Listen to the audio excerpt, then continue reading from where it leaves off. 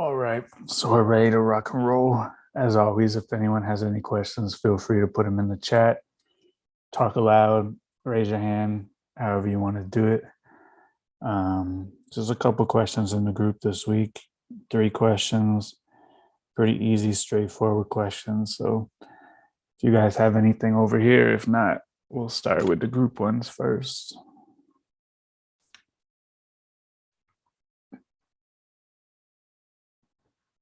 All right.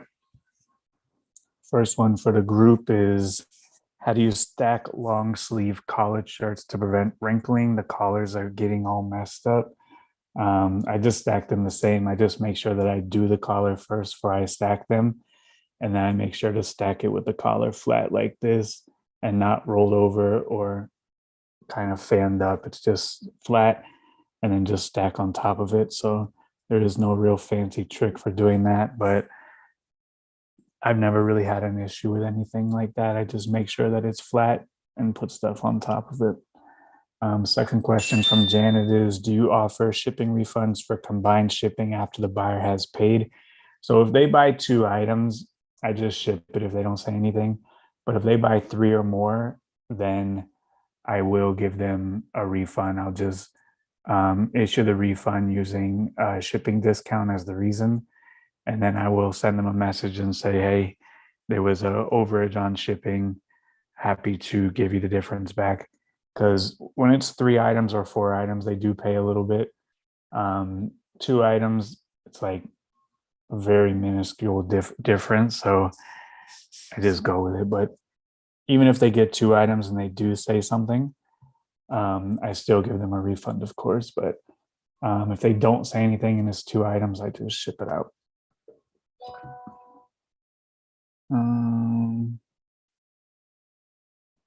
So Becky says her items vary in size and weight. So should I weigh accurately at the time I'm listing or estimate the weight? Sometimes I'm a little over and I thought I was making extra cash on the overage. I'm wondering if putting the exact weight in the listing would be beneficial since eBay charges on what the buyer pays for shipping. I measure the package dimensions only for priority when preparing to ship. I stopped measuring first class after hearing in one of the podcasts that is not necessary. I prefer using calculated shipping, but perhaps that should change. If you are doing calculated shipping, then you should enter the accurate weight into the listing at the time that you're preparing your listing and making it. Otherwise, if you're wrong on the weight, you're going to come out of pocket or the buyer is going to pay more. The whole idea of calculated shipping is so the buyer pays the rate of the item. Calculated shipping can be a little bit tricky. It is usually on the expensive side. I know that they were looking at a pair of shoes. I think from Beth to Isaiah. Beth's in Miami, Isaiah's in Mississippi. And I think it was something like $15 for a pair of shoes that probably cost around $8 to ship. So calculated shipping when it goes coast to coast is usually way more expensive and you potentially are losing buyers.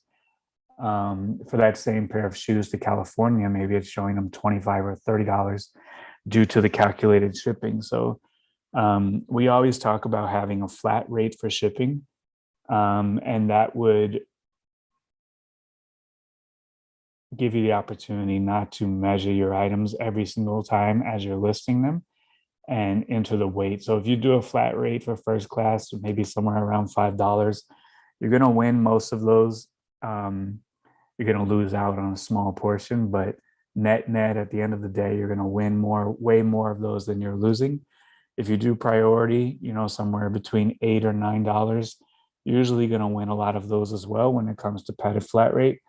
Anything bigger or bulkier, maybe $9.99, $14.99, $19.99, whatever you want to do. But calculated shipping, if you are going to do calculated shipping, then you should accurately put in the dimensions and put in the weight if you want to utilize that tool the best as possible.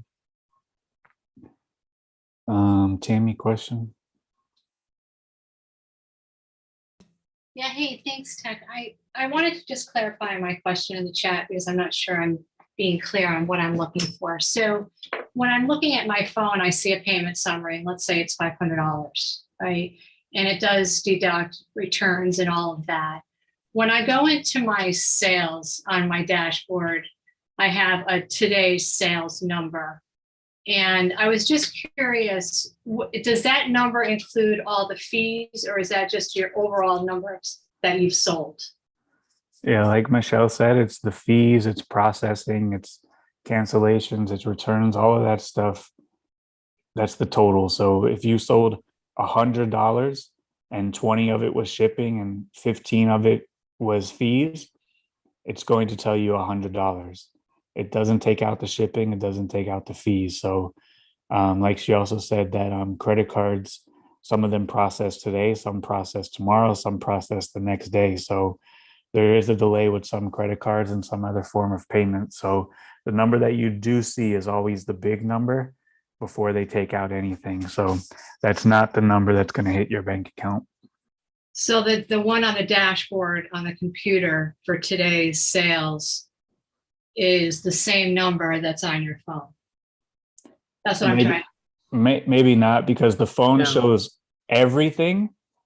So like if you had a cancellation today, the phone still shows it, the dashboard doesn't.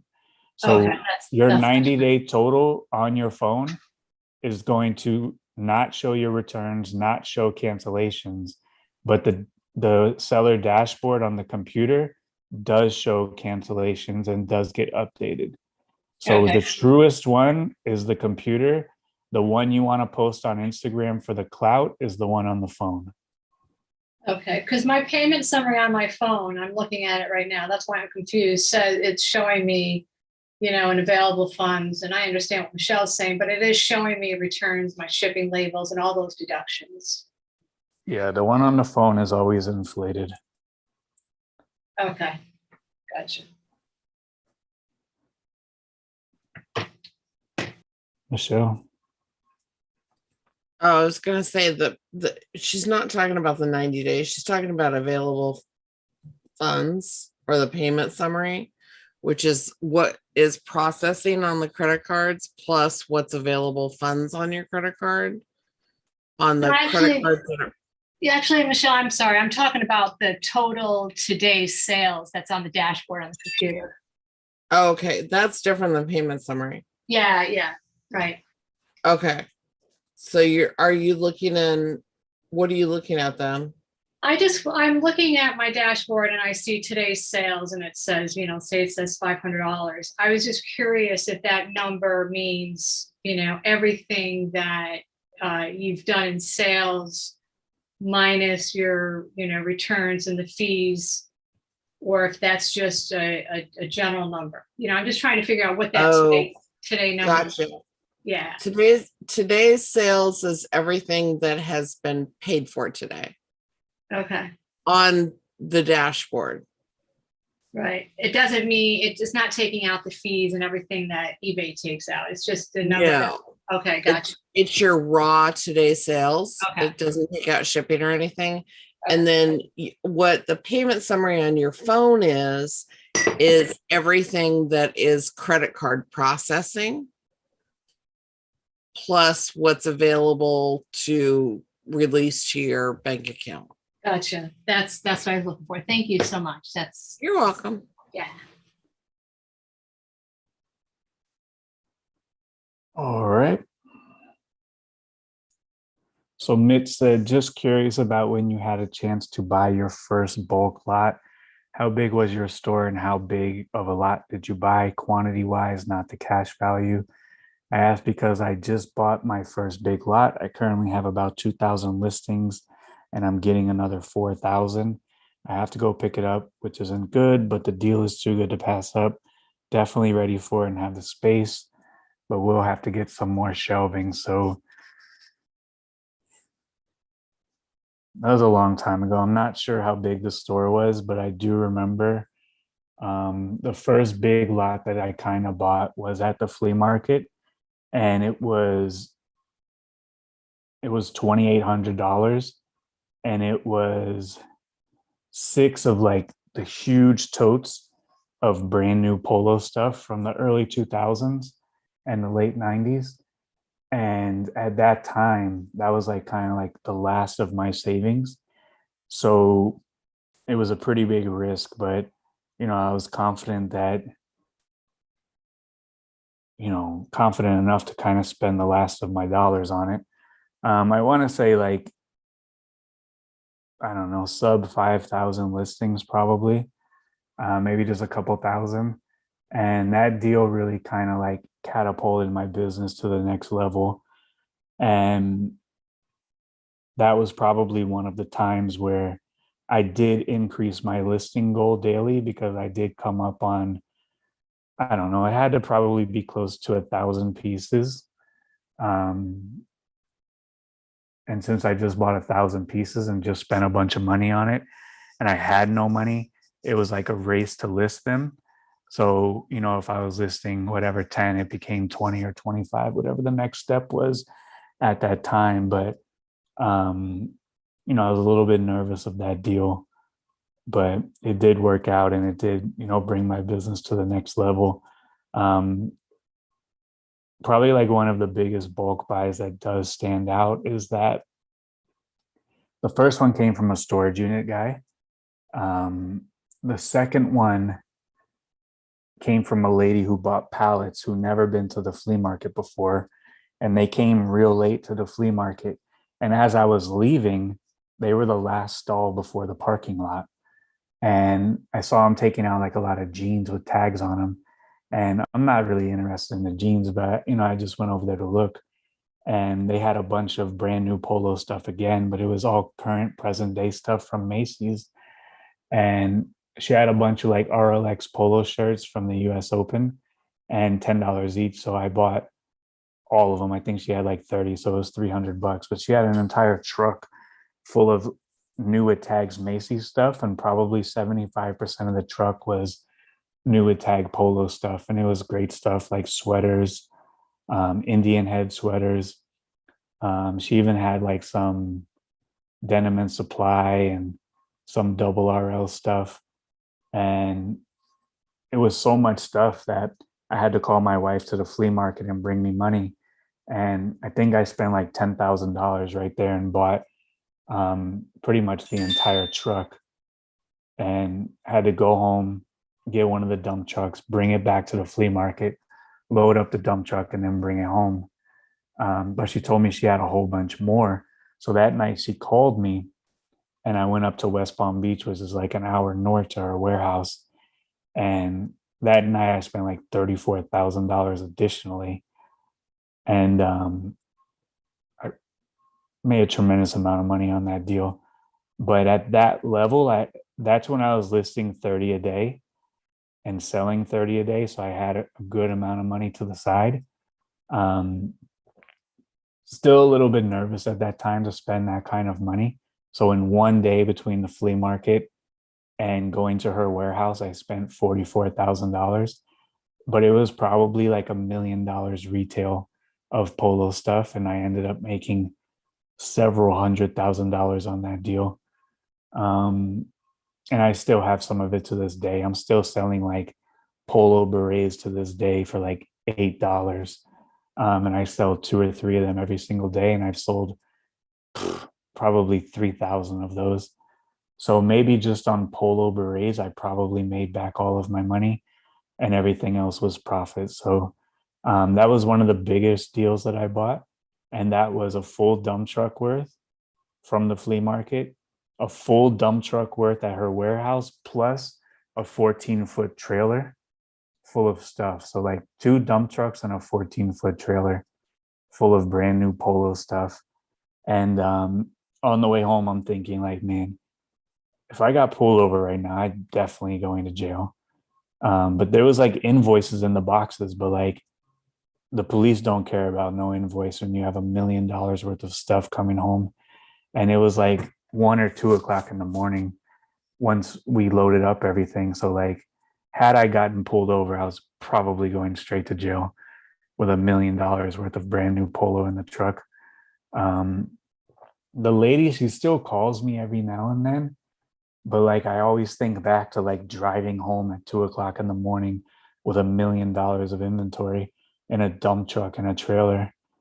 And like I can't go back there anymore, man. So I think now she has like a lot of like jeans and the last stuff that she showed me pictures of was like diesel and stuff that I don't buy, but she just buys pallets or whatever. And I don't know. It was all right, I guess. I'm still here, not in jail, and I'm still selling berets from like 5 years ago, but we made it. But yeah, every time you get the opportunity to do those bulk buys, if you have the cash to do it, it could really take your business to the next level. I think probably literally just selling that polo stuff probably paid for my entire house at this point. So, it takes time to break it down. It takes time to sell all the stuff, but if you can get it for a good price and you can, move it relatively quick. And I think it probably took me probably 2 years to really sell through the bulk of that stuff. Um, but that was a very lucrative deal. So, every year it's going to pop up as long as you kind of, keep your ear to the streets and you kind of have your feelers out there. Every year you're going to come up on some kind of bulk deal that hopefully you've set aside the capital to take advantage of. And if you could take advantage of it, that can take your business to the next level. And, it's happened um, every single time that I've had the opportunity to do it. So, you know, when I bought the first polo stuff from the storage unit guy, and it was like 28 or $2,900.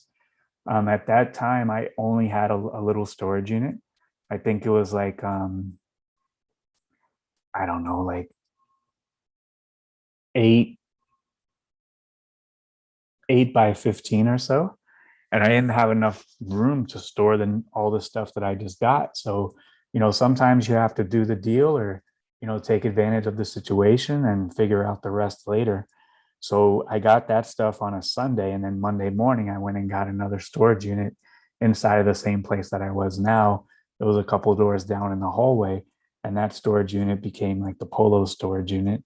And, when I made the buy, I didn't have the space for it, but you got to get in, you got to figure it out.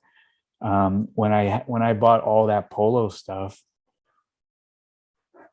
um, I was working out of the duplex. So the duplex was 1,200 square feet. And when I did buy the polo stuff, I had to go back to the storage facility and get a storage unit. And I think I got a pretty big one, like a 10 by 20. And I put all the polo stuff in there. So I was working out of the duplex and out of the storage unit with the 10 by 20. So, and then after that, I ended up buying this place, moved everything into here. And then like 10 months later, outgrew this place and then got like a 1,200 square foot warehouse. And then about a year after that, outgrew that. And then got like a 2,500, 3,000 square foot warehouse. And then a year later, doubled that. And then a year later, got another one of those. And that's where I sit today. The processing for the polo deal was very, very easy because it was all in boxes straight from Polo. So it came on a pallet and it had special tape on it, like special tamper tape on it that I learned what that tape was. And every time I saw that tape at the flea market, I knew that person had brand new polo stuff. So I made sure to look around and buy it all whenever I saw that tape again. But it was all in like long boxes that were able to be stacked on a pallet. And it was like shelf pulls from Macy's. So you would open up a box and it would be a full box of the same item. So it was great. It was easy to process because you would open up one box and it would be 75 of this kind of polo shirt, or 125 of this kind of polo hat, or 60 of this kind of jacket. So the processing was so easy. The only thing that I had to do was that since it was like the same SKU in every box, I just had to sort by size. And then on the box, I would just write the quantities that I had. And some of that stuff I didn't want to tell everyone. I had like 60 polo leather jackets that retailed $2,000. So I would just put like one up at a time. And whenever I sold one, I would just cross it out and I would say, okay, we have 59, we have 58. I didn't want to show I had 60 of them because then people might have lowballed me because they knew I had a whole bunch. So I would just create a new listing every time one of those sold. So I would just write on the end of the box how much quantity I had per size and just kind of went from there. But the processing was very, very easy. And I also do remember that I had this particular barn jacket. It was a Denim and Supply. It was kind of burnt orange, red, and green. It was made of wool and it retailed for like $1,200 or something crazy. And for whatever reason, this jacket didn't really move very well. And I had like 20 or 30 of them. And one morning, someone bought it and I relisted it and it sold immediately again. I relisted it, sold immediately again. And like that day, I sold like 20 or 25 out of the 30 that I had. And finally, I messaged someone and said, hey, did like a celebrity wear this? Or did like, why is everyone buying these today when I've had them up for sale for 9 months and no one has bought them? And they said that they were part of some some rockabilly Facebook group in Australia that had tens of thousands of members. And somebody posted that jacket in the group. And from that group resulted in like, it had to be like $5,000 or $6,000 worth of sales that day, just because someone made a post and linked the jacket inside of that Facebook group. And I think I sold out of them or like might have had one or two left after that. But that was very crazy and very unexpected that as soon as I was relisting them, they were selling. So it was a little bit ridiculous. But, like I said, when the opportunities come, hopefully you have your money set aside where you could take advantage of those opportunities. Since we don't have a lot of questions in the group today, that's why I'm kind of going into a little bit of story time. But I do remember when I first moved into this house, I've told my son forever since he was a little kid, I told him, you got to get up and go to work. You got to work. You got to work for what you want. You got to work for what you need. Nobody is ever going to knock on your door and offer you money. It's never going to happen. And like shortly after we moved here, I was still storing my stuff in the garage. And a guy was out for his morning walk. And he walked up the driveway and he's like, hey, you sell clothes? And I was kind of like, a little bit coy. And I was like, a little bit here and there. And he's like, all right, cool. My son sells clothes, I'll tell him to come by. And like, that's the last thing that I want. So I'm like, all right, sounds great, man. And the son came by the next day and he said he had a whole bunch of concert shirts in the truck, brand new. Snoop, Fall Out Boy, Green Day. And I'm like, well, how much? He's like, just give me $2 each. And I go, all right, let me go look. And in the back of his truck, damn sure he had about 100 concert shirts, Snoop, Green Day, Fall Out Boy, all this stuff. And they all had Hot Topic tags on them. And I asked, like, how did you get these? And he said that he used to work for a guy who bought out the company that wholesaled concert shirts to Hot Topic.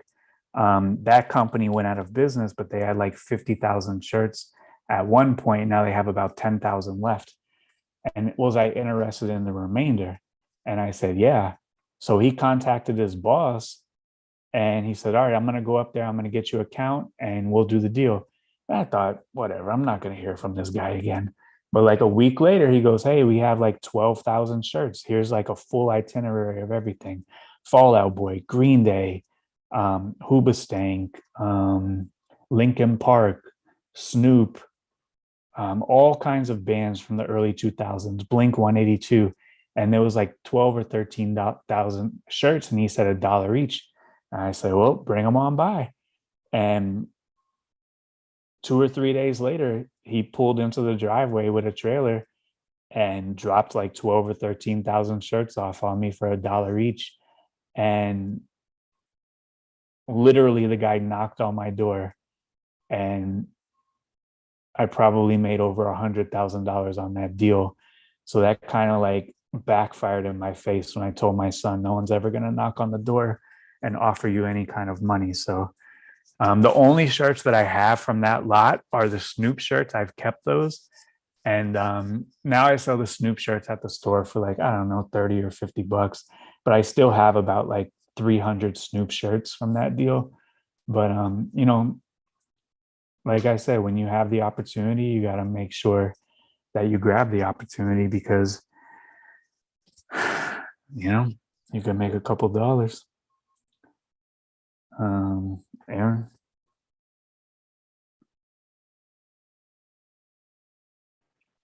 Yeah, so when you bought that polo deal, like when it's so many items, how are you guys able to like come to a price? Does she just say, hey, this is what I want for it? And you're like, all right, I'll take it. And like, cause you can't, there's no way to look through everything, or is it like you just kind of have to go by feeling?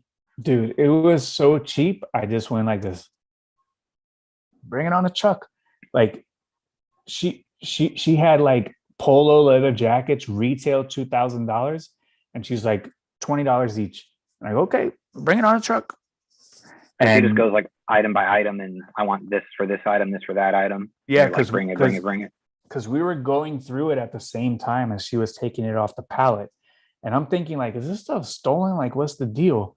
But she had paperwork on every single pallet, and she's going through the itinerary, and they all had cut tags or markered out tags. So they were all shelf pulls, and they cut the tag and they put marker on the tag because they don't want you to return it for full value of $2,000. So like everything added up, and she had this huge warehouse of all clothes, and that was before I knew what a rag house was. So we would open up a box, and it would be, 20 leather jackets, and she's like $20 each, and we go, okay. And she had like her dad there, and her dad was staying there with a notebook, and we would go, okay, there's 12 jackets, $20 each, and he would write it down. And then at the end, we added it all up, and I went on my way, and I got the hell up out of there. But the price was so stupid cheap that I bought as much stuff as I could, and I filled up the trailer to capacity, and I went home. And she was thrilled, and I had a lot of work to do, and I was thrilled. But yeah, they counted every single thing. So like even the berets that I have like thousands of, like we sat there and we counted every single one of them. Like I was like, do you just want to like make an estimate and I'll just pay? And she's like, no, that's not fair for you. And I'm like, I'm okay. Just say there's 1,000. I'll pay for 1,000 at this point. But they counted them all up, and like every box would have like 300 polo berets or like 292 polo berets. And they just had this notebook that they would flip the pages and they would update the quantities whenever we came across something new. And I just paid. What else can you do? But no, they counted That's awesome. everything, man. Yeah, they counted everything. And it's like, I'm like, you want to just say there's 1,000? And like, I don't care if there's less at this point. I don't care. But no. But it was so sketchy, man, because it was not in the best part of town. It was like in a warehouse district. It was getting late into the night, like 1 or 2 o'clock in the morning. And I think I went there. I know I got there before the sun went down. So like maybe 4 or 5 o'clock. So like you're talking 8 hours of like counting stuff up and loading it on the truck. And it was crazy, man.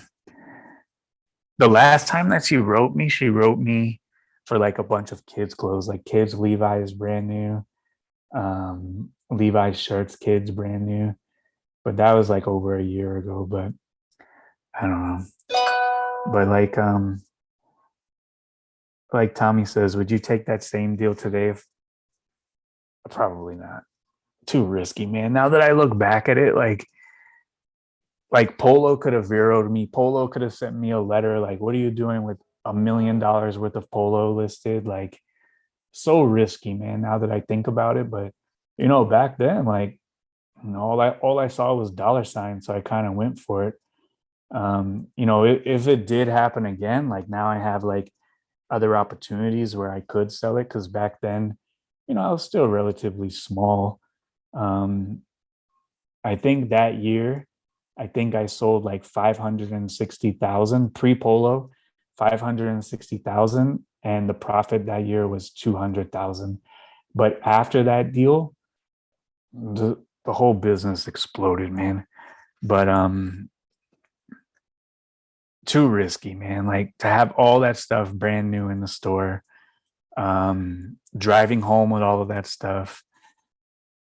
I don't know. I would have to figure out a different way to move that stuff rather than putting it all on eBay. Because you can get suspended, maybe. Maybe Polo gives me a bunch of Veros and says, you know, why does this guy have all of this SKUs?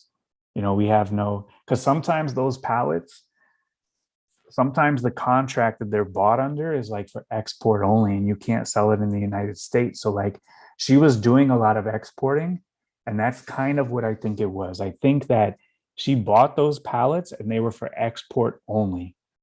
But instead of exporting them, she sold them to me. So like if I turn up with all of this stuff that's supposed to be export only, like maybe I can get into a little bit of trouble, but we made it. Taylor, question? Wow, that's super cool. Fascinating. You know, one thing, something that comes to mind with that is I'm curious to your perspective on kind of how to manufacture that sort of luck. And I say luck in parentheses, right? You know, it's like, what do you think some of the situations or circumstances that give rise to the ability to do these big deals? You know, it's probably having the cash on hand. It's probably telling people what you do and what you're looking for, and kind of being in the right place at the right time. Do you have other thoughts on, you know, how to kind of attract that circumstance arising? Yeah, so on the first deal that I bought from the storage unit guy, it was like 2,000, 3,000 bucks. I was just kind of starting to make my name at the flea market that I do buy a lot of clothes. And when he saw me, he whistled over and I went over there and he said, I know you always buy clothes for me. I have a lot of clothes, but you know, he kind of like big dogged me and said, like, I don't know if you could afford it, something along those lines. And I looked at it and I'm like, man, I don't know if I can afford this, but like, I'm gonna make a way and afford this because this is a lot of money right here. It was like Polo Bear t-shirts. It was a couple, you know, polo sweaters, and all of that stuff was from Marshalls. So, you know, it was still polo stuff, but it just went to Marshalls, and for whatever reason, whoever bought it um, never wore it and just put it in storage and had their storage unit go for sale. So, you know, he knew that I bought clothes. That's why he called me over. The polo lady, um, I came up on her, but when I was spending a lot of money from her, she did ask the other vendors around her. She was a Haitian lady, and she did ask them in Creole, like, is this guy good for it? Is he good? Like, is this guy serious or what? And they all told him like he's legit, he's serious, you could do business with him. And even this other guy, Gerald, who I used to compete heavily with, he was always respectful, but like I was in competition with him. He was a Haitian guy, and he was looking at the women's jeans, and he knew I didn't want those. So like that was fair game for him. Like he could have the women's jeans, no problem. And the lady asked him in Creole and said, you know, is this guy good? And he said, he's no problem. He probably told her like, you know, that guy's the big dog out here. He's no problem. And from there, like she totally opened up, and whatever I wanted, she was ready to rock and roll with. But had he said like, nah, that guy's no good, he could have killed the whole deal for me. And I didn't know he said that until like a couple years later when we were talking about that lady again. And I said, what did she say to you when she was talking over there? Because like you could have got all the stuff, but you were looking at the women's jeans. And he said that she asked me if you were good. And I told her, yeah, you're good. So, you know, if you have a good reputation, you know, people, even if they're your competition, they still have no other option but to still respect you. So like even like my biggest competition, like even though I don't like them, like I still respect them. And like if someone asks me a question, I'll say, yeah, they're legit. They're the real deal. You know, they do their thing. Like I'm not gonna be a hater about it. So, just having a good reputation, just being out there, and then also to have the money. So, you know, just like with the Grateful Dead shirts that we bought last year, the dude who works at my store, somebody wrote, because he buys a lot of Grateful Dead, he collects Grateful Dead, and someone wrote him and said a guy in California bought a storage unit with thousands of Grateful Dead shirts from the 90s, all brand new. And I think he wanted like $50,000 for it. And, the kid at the store, he doesn't have 50,000 bucks laying around. So he told me about the deal and I said, yeah, let's do it. He showed me the pictures. It was all brand new. It was all good stuff. And that was on a Sunday. And Monday at 12 noon California time, the dude who works for me at the store was in California. The guy already cashed the check and they were boxing everything up, bringing it over to FedEx. So like less than 24 hours later, that dude was in California, check had been cashed, and the shirts were on the way back. So, to have a good reputation, the guy in California who bought the storage unit, he was able to look on my Instagram and knew I was like a real player for the stuff and not going to waste his time. He also saw that I had the brick and mortar store and I had the ability to move a lot of clothing. And I showed him a screenshot of the guy, his plane ticket is already booked. So like when those opportunities come, like you have to make moves and you got to go out and get it. Otherwise, the people get cold feet, they backtrack. And that's why I booked the plane ticket immediately, because like I don't want that deal to get away from me. So the second we agreed on a price, I said, okay, I'll be back in 10 minutes. I'm going to fly my guy out there with a check. You go to the check, you go to the bank, you cash the check.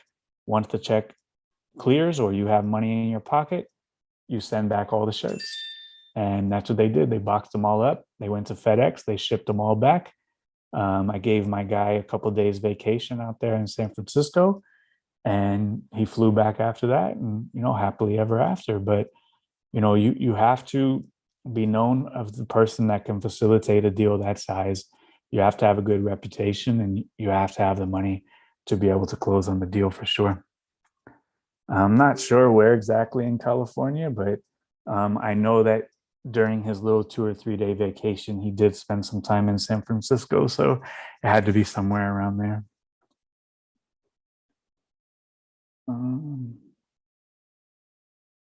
Carl, question?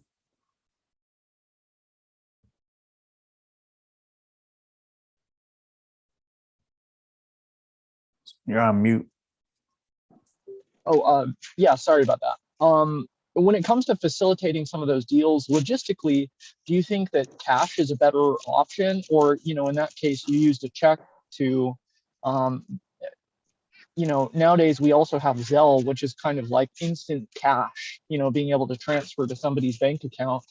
Do you have some thoughts on a little bit of the logistics of doing a deal and doing it safely for both parties? So, you got to have a paper trail, of course, for your goods or your costs. So like me paying cash, like $50,000 for one, I can't put that dude on an airplane with $50,000 in cash. Otherwise he's going straight to jail.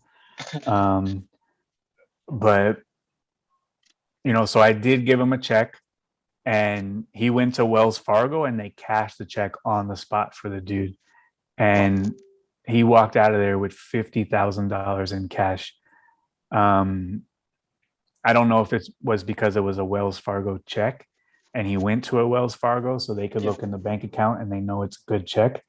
They didn't even call me. They didn't even worry about it. So like, the best thing would be a check, but the problem is like checks take time to clear. So had he went to the bank and they would have hassled him about cashing it, and they said, okay, we got to put it in today, it'll be ready tomorrow. That's why I let the guy who works for me stay out there for a couple of days, because I didn't know if they were going to cash it and then hold the funds overnight or for a couple of days until they cleared. Because, I don't expect him to give up the money and then I cancel the check.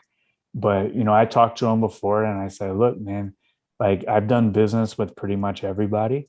You can't find anyone that has anything negative to say about me.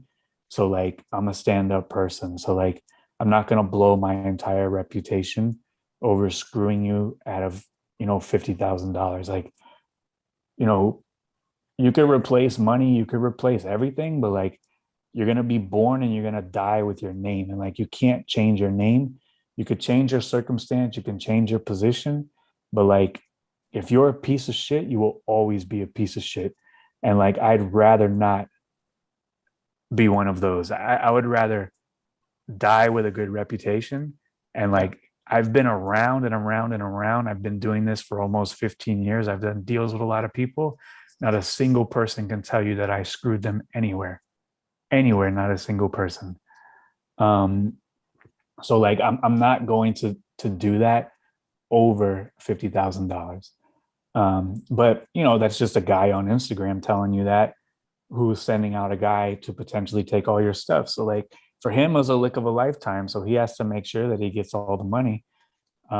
So the best thing to do is with a check that way, or a money order. That way you do have the paper trail for your taxes, for your costs. The second best, like if you have to pay with cash, maybe get a receipt, maybe get a contract, draw up one in the parking lot. Like, I'm Taylor, I bought $50,000 worth of stuff, but like that's not the greatest thing, man, because like the government wants to see all those transactions over $10,000. So that is one way to do it, but like Cash App, Zelle, all those things, like I don't want to move $50,000 through Cash App personally. Yeah.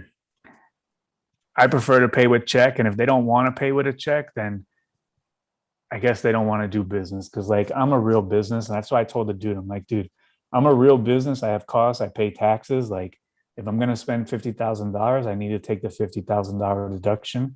And like, I can't just give you $50,000 in cash. That's not how it goes. So like every deal that I do is with a check.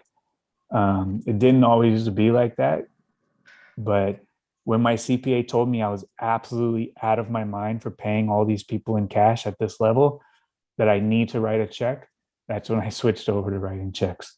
But before that, I was spending hundreds of thousands of dollars in cash, buying product for eBay. But now I'm check. So I would always go check. And if they don't want to do check, then be up the road. I mean, if it's a couple $1,000, maybe you could do PayPal, maybe you could do Cash App. But like, if you're talking like $10,000 or more, like, you got to have paperwork on that stuff, man. And awesome.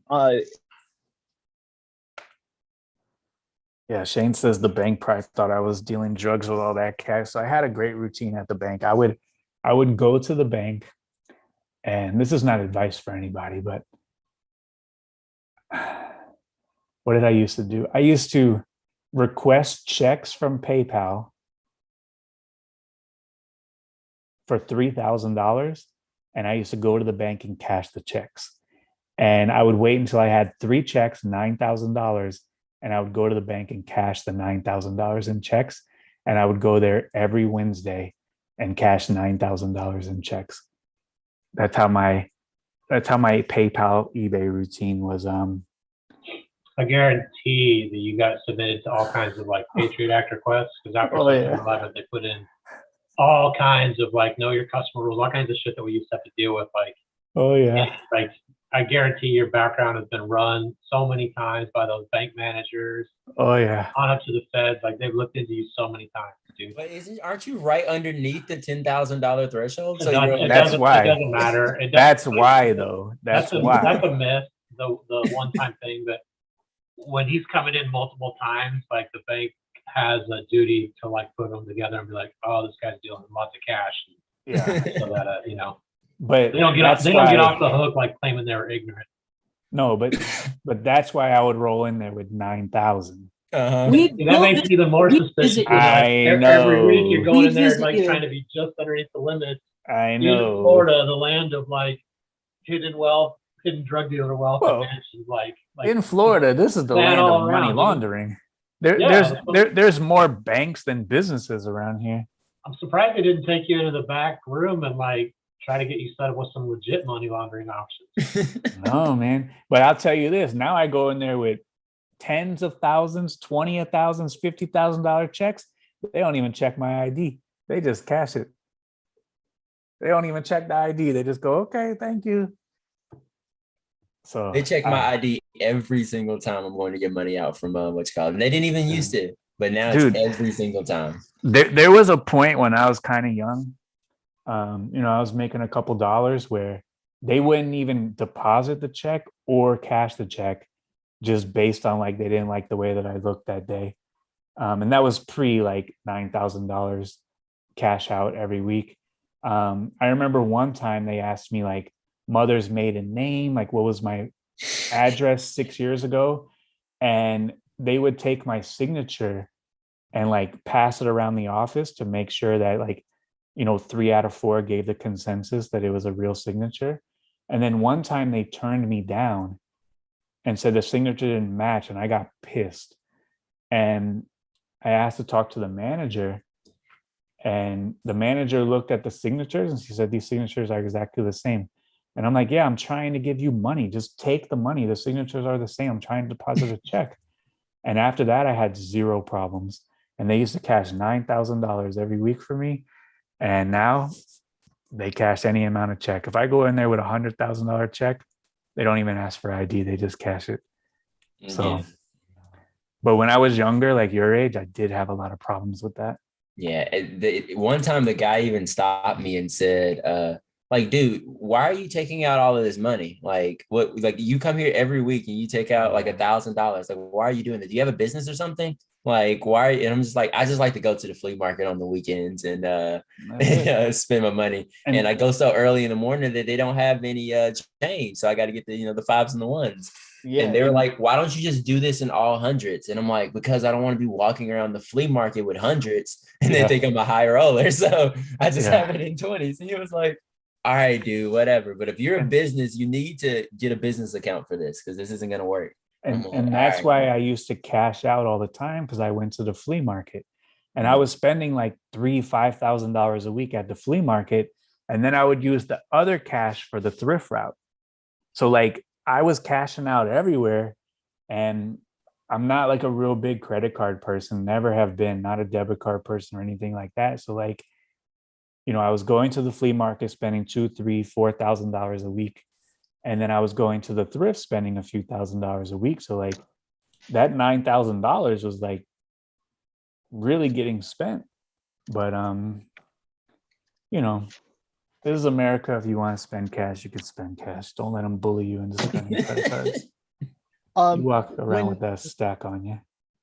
When it comes to some of these buys, do you have some thoughts on preferences when it comes to different sources such as flea market, storage unit guys, kind of referrals through mouth, word of mouth, or, what do you see as some of the advantages and disadvantages to different sources for some of these bulk purchases?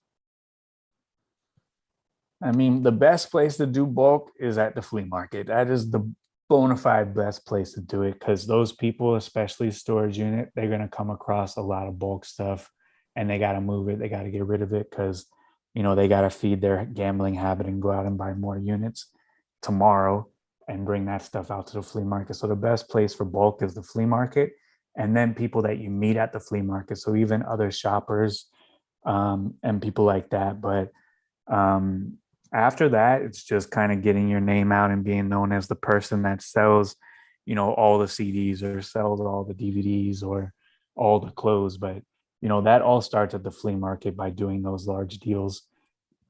And when you're at the flea market, walking out like, carts and carts of stuff, people know you just dropped a lot of money, and people know that, when they do have stuff that, to call you over, because you will make that buy. So starts at the flea market and the people around the flea market. And then after that, the word spreads that, you could take on any kind of deal. But, and anyone, like, you could buy the deal, but like you have to be able to facilitate the deal and process all that stuff and get all that stuff listed on the computer. So like when I bought the first one, like the 2 or 3 thousand, those 1,000 pieces or whatever it was, like you're talking like maybe 10 days, and I had all that stuff up making money. All the polo stuff, like you're talking, I had all that stuff up in less than a week because it was quantity, it was brand new. So it was easy listing, and I had all of that stuff up within a week making money. So every bulk deal that I get, I make sure that I hit my listing goal, and that bulk stuff is additional. I got to get that stuff up. I got to make money on that. You can't let it just sit around because it's going to bog you down, and you just spend all your money on this stuff and it's sitting in the corner and it's not getting dealt with. So, yeah. That's awesome.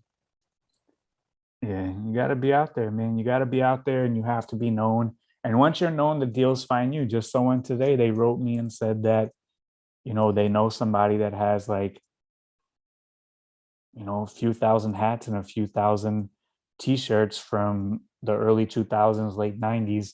And that person says that it's worth 200,000. So like just today, that deal came across because that person knows that I can afford it and I can facilitate it, I can process it, and I can sell it.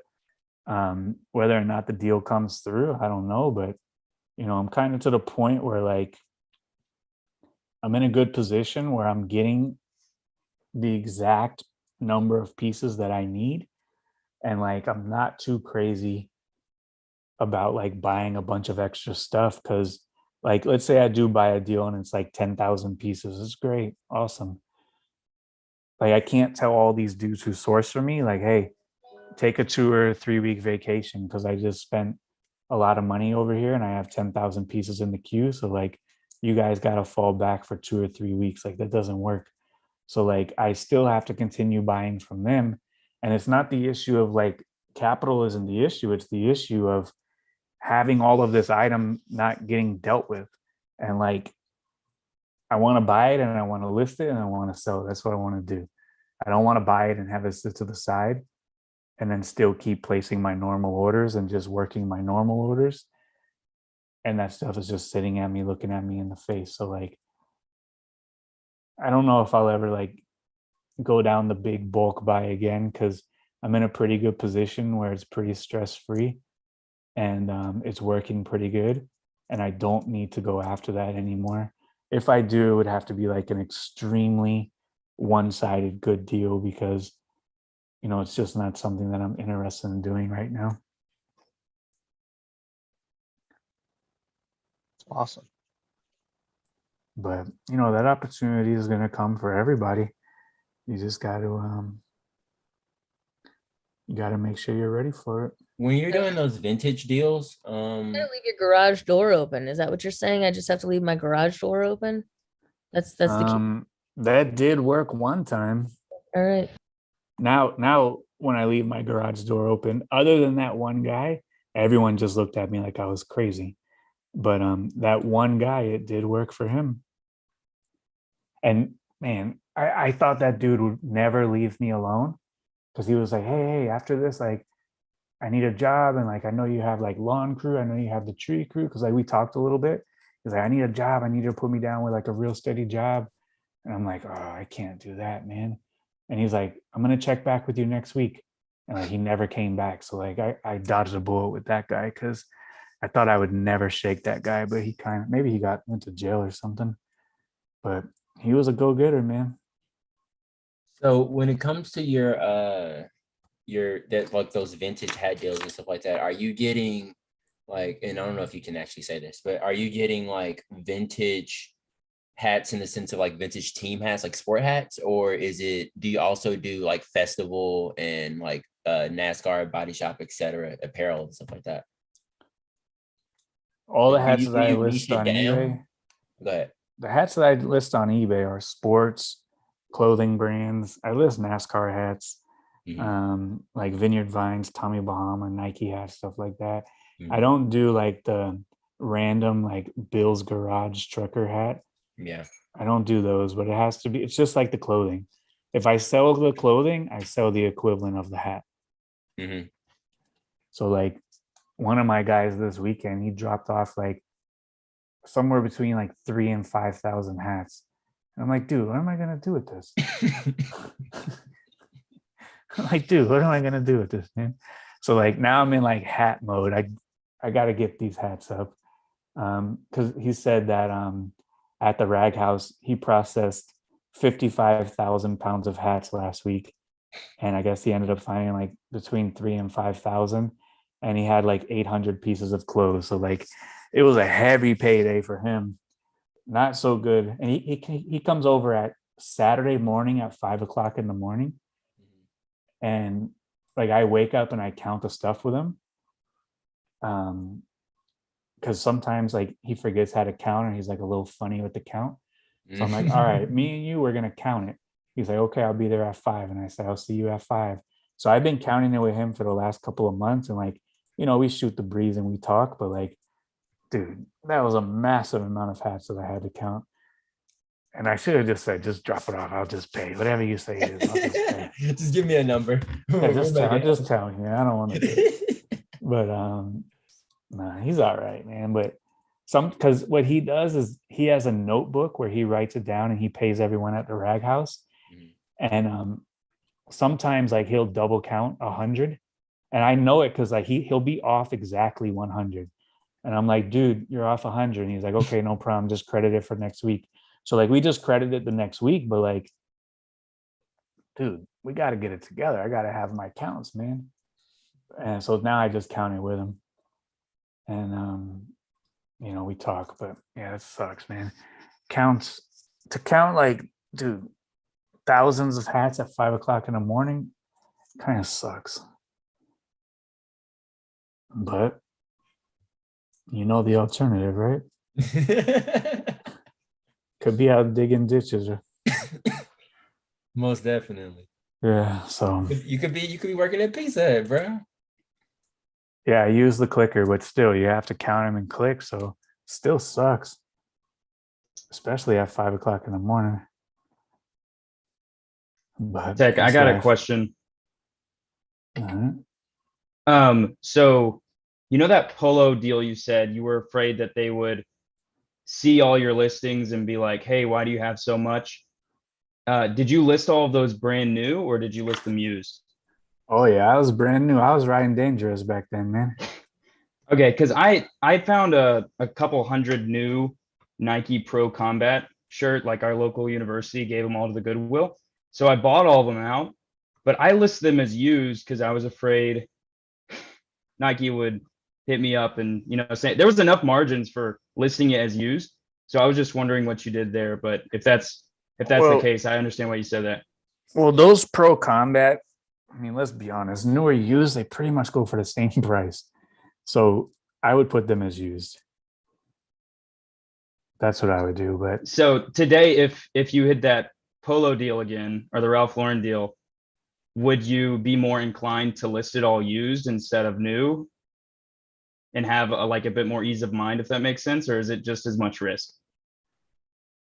I don't know, man. That's a good question. Because polo new versus polo used, especially $600 leather jackets, new are still $400, $350. Pre-owned, you lose a lot of the value, man. Honestly, I wouldn't do that deal anymore today. But back then, like, that was a chance I had to take.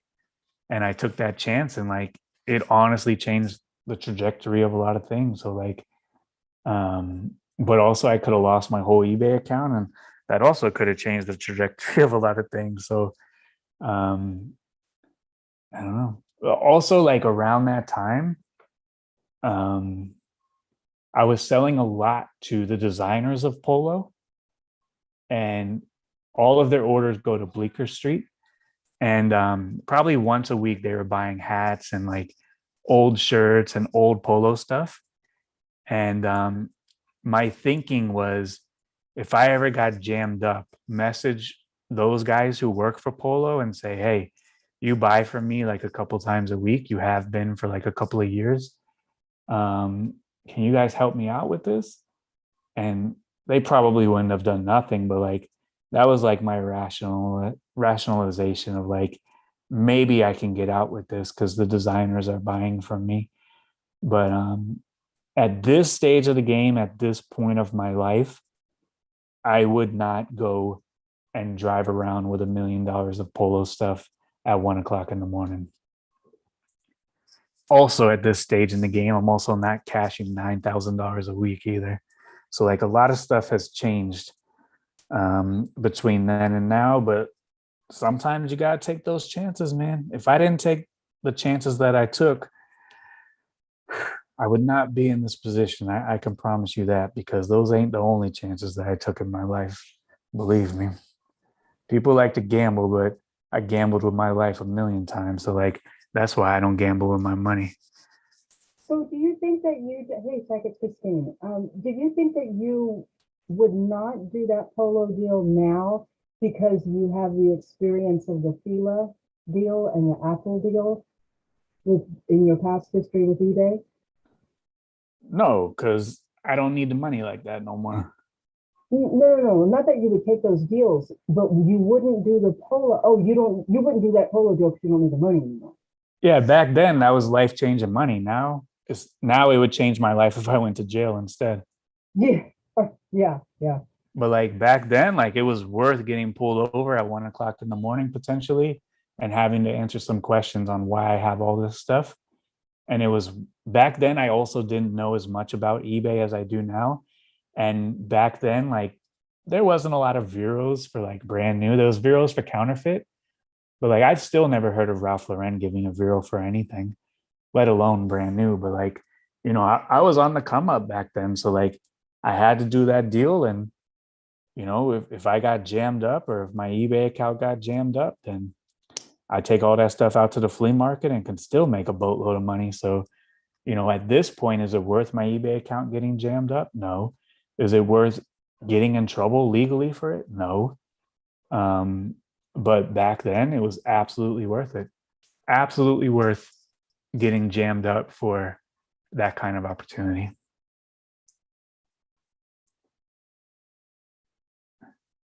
Absolutely worth it. So, you got to figure out, business, life, it's all about taking chances. Every investment you make is taking a chance. It could go to zero. There can be repercussions. Knock on wood, someone can slip and break their neck and die at my brick and mortar store, get sued to the Stone Age. I don't know. Everything is about taking chances. Opportunities are about taking chances. And, as you grow, you limit those chances. So like the ultra wealthy, they just invest in like very safe funds where they're guaranteed 1%, 0.5%. Ultra wealthy, they don't need to take any chances. As you don't have any money, the more chances you make. The people who I grew up with, we didn't have any money. Those dudes took chances, and a lot of those dudes, their chances ended them up in jail. That's the chance you make when you have absolutely nothing. But, hopefully you get past that point and you don't have to take those same chances anymore. So I'm pretty much like risk adverse at this point, because like I got away with a lot of chances that probably shouldn't have gotten away with. And that's not just speaking eBay wise. Like, I've been through it. So now I'm kind of just straight and narrow, easy street, risk adverse. Now I list Under Armour as pre-owned. I don't even go down that road. So, but that's life, man. You gotta take chances every now and then. Tech, when you listed all those and you have 30D XL, 30D 2XL, are you listing each size by itself so it's considered a listing, or are you listing a variation with all of the sizes in one? So back then there was no variation listing, so that was easy. I just listed each listing with that particular size. But now I would still do the same thing. I'm anti-variation listings. I don't want to do variation listings. I think variation listings, unless you're like selling iPhone cables, I don't think that they're very good. So I would still list them individual listings with their own size. So, leather jacket large, one listing, leather jacket medium, one listing, leather jacket small, one listing.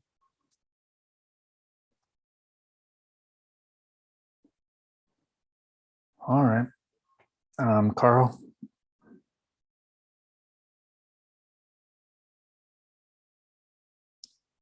You're on mute again, Carl.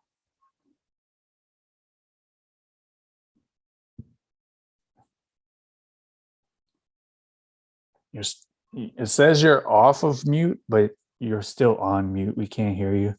So maybe your microphone is not plugged in or something, or you got something else going on.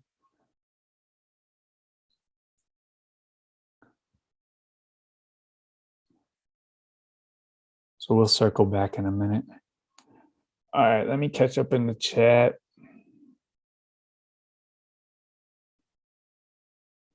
Yeah, like Brandon said, that was the Wild West. Like, this is eBay. Like, eBay's come a long way, man. Like, even the last 5 years, like 5 years ago, it was kind of the Wild West as well. It's like eBay has come a very long way. Tom says, with apparel or hats, if made in Korea or Taiwan more often than not vintage. Kind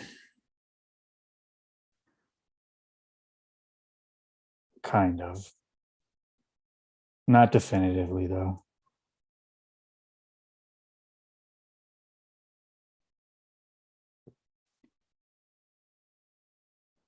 So Vasquez says, when you got the polo deal, did you prioritize listing all of it at first, or did you sprinkle in some of the polo with some of the standard inventory?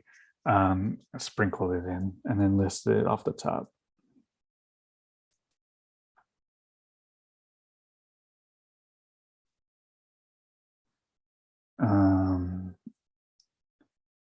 No, that wasn't the guy. I don't even know his real. It wasn't that, but I don't know his real name. I forgot.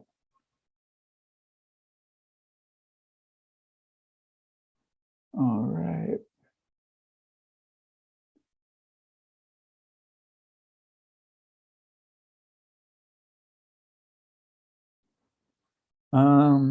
Vasquez says, do you prefer credit union or standard bank? So I'm not like a real I'm not educated at all in credit union or credit cards or anything like that. I have accounts with Wells Fargo and with Chase Bank. And I think I have a Navy Federal Credit Union account with like a couple dollars in it because my cousin is in the Navy and he was receiving the mail at my house. So I was able to open up an account with them. He told me it's very good to have. I've never used it or utilized it, but I do have one with that I'll probably die and forget the money's in there. And you can fill out one of those forms online that says, like, do you have unclaimed money? Because that's probably over there. But I figure you go with the big banks and whatever. If credit union can do something different, I'm not sure. But Wells Fargo, they always did me okay. Catherine says, did you ever plan to teach us all of these things at some point? Was that your goal? Did it just sort of happen? I don't really plan on teaching you guys anything. It's pretty much, if you guys ask a question, I'll answer it. And that's pretty much how it goes. There's questions that people have never asked. And if you guys never ask, then I guess they'll never get answered. Caesar said he's integrating hats into his shoe store. Would you still pick up youth size hats? Is it better if it's a sports team? Youth size hats sell very slowly and they usually sell for around $10 or so, but I list them just because I get them, but like I wouldn't like seek them out.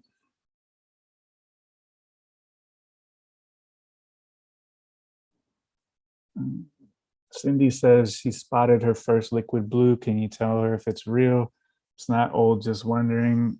I mean, there's not a lot of bootleg liquid blues out there. There is a couple starting to come out, but like those aren't going to be at the thrift already. But you can go ahead and show. It's either going to be a white tag with kind of like a blue logo, or like a silvery tag with the same liquid blue logo, or it's going to have a screen print liquid blue. Those are pretty much how the tags go.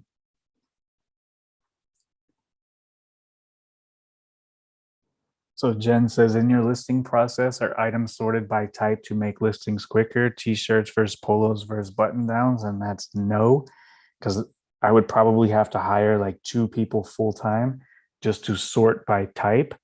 and it would probably take 80 extra hours a week just to sort by type. And then I would have all of these different piles of different types of clothing scattered about. And, one polo pile, one button down pile, one pants pile, one shirt pile, one football pile, one baseball pile.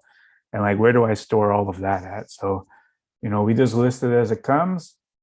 They list it as it comes, pants, jacket, sweater, doesn't matter.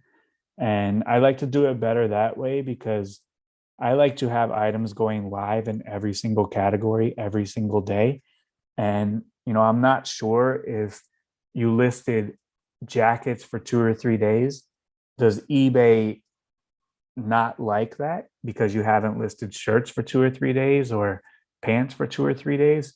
Or would you rather be active in all the categories? So I would rather be active in all the categories. That way, all my categories stay fresh. Again, that's speculation, and like no one knows if it goes all the way down to the category base. But if you look in the listing quality report and like all the communication you receive from eBay, it's all category based.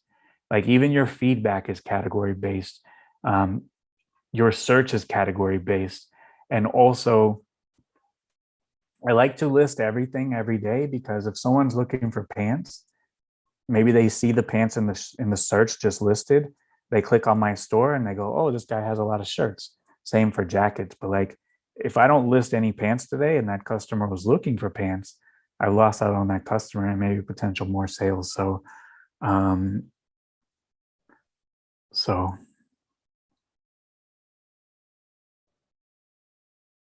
So can I say something, Pat? go ahead. So it's been 3 weeks now that I stopped separating my items. I actually listened to one of the previous video or shows. I don't know what we call this, tech calls, and y'all were talking about separating clothes, and I stopped doing it then. And I've saved probably about 45 minutes a week because I was separating them. And now whenever I'm doing my prep, whatever needs to be washed, whatever needs to be folded, I fold, and I just put shirts, shorts, pants, everything on top of each other. I don't do that anymore. And it's actually even easier whenever I'm searching my own store, whenever there's different things, because I can remember, because my store's only almost 1,300 items right now. I can still kind of remember what I have, So when that's like the middle of the first page, if I remember it. You see what I'm saying? Anyway, I stopped separating them all, and it saved me time. Yeah, definitely. It's just an entire process. And, if I had to sort enough items to get 250 items, then I would just be a professional sorter. So I've never sorted before. I've never, bulk listed anything like that before. The only thing that I do kind of bulk out is the concert shirts, because I like to put those all in a row because we have to take dates of that stuff. And I want them to know, like, when you're on concert shirts, we need to be looking for dates. And I don't want them to forget a concert shirt that's mixed in with regular stuff. And we forget that date, because I like to have the dates on the listing for Vero reasons. But and then I just hold those until I get like 100, and then I just pass them over there. But I don't do that for like speed. I just do that more so for safety. But yeah.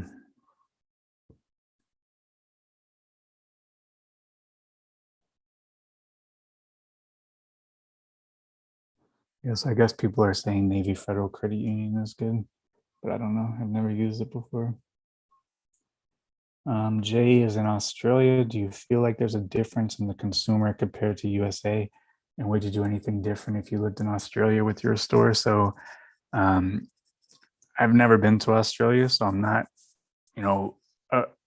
a professional in the Australian buyer. I do know that pretty much everyone that sells vintage in Australia, they buy from me. So I think if I was selling in Australia, I would be just fine, because those guys buy thousands of pieces a month from me. and they're able to sell it in Australia and New Zealand. So if they're able to sell it, I would be able to sell it as well. And I think that the model that I use and that I practice would work anywhere and everywhere. And I think that if I was in Australia and I was smaller, I would primarily focus on the things that these guys are buying from me. And that would be the vintage sports shirts, football, baseball, basketball. They don't even have to be fancy. They like the vintage American sports stuff. And I would concentrate on trying to find that stuff and then supplement it with the other brands as well. But I think that the model that I use works everywhere and it works for everybody. You just have to do it. Yo, Tech, I have a question for you along these same lines. So we were talking to someone who I think they're in the UK and they sell car parts. And what they noticed when they were looking at the listing quality report was that only 70% of the top 10% of sellers like offer free returns on their items. And then when they were looking at the no, offer returns at all, not free returns. Only 70% of sellers offer returns, period. And then only like 11% offer free returns.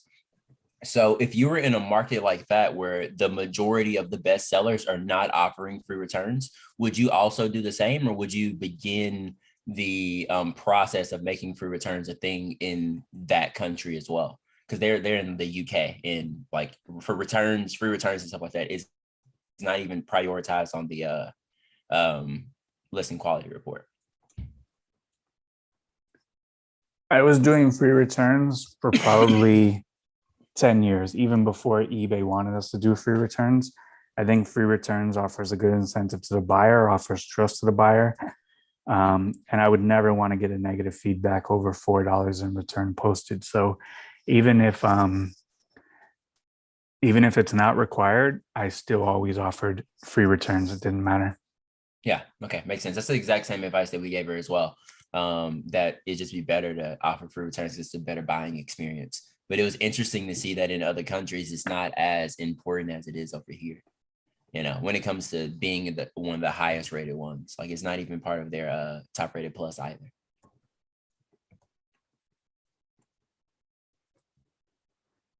All right.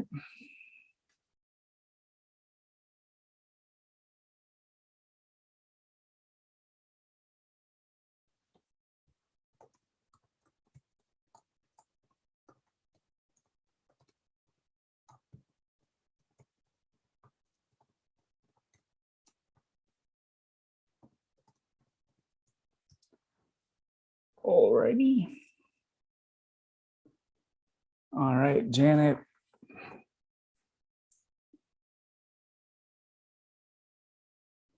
So she says she's full-time grandmother, 2 homeschool little boys. Needless to say, she has a busy life. I've been doing 15 daily listings for 45 days, like to push to 20 listings, but don't know that I can do it every day. Is it worth it to go back and forth between 15 and 20? 15 and 20 is like a small variance. So like, it's not going to kill you at all. And I think 15 and 20 is beautiful. When you could do 20, do 20. If you could only do 15, do 15. Let 15 be the baseline.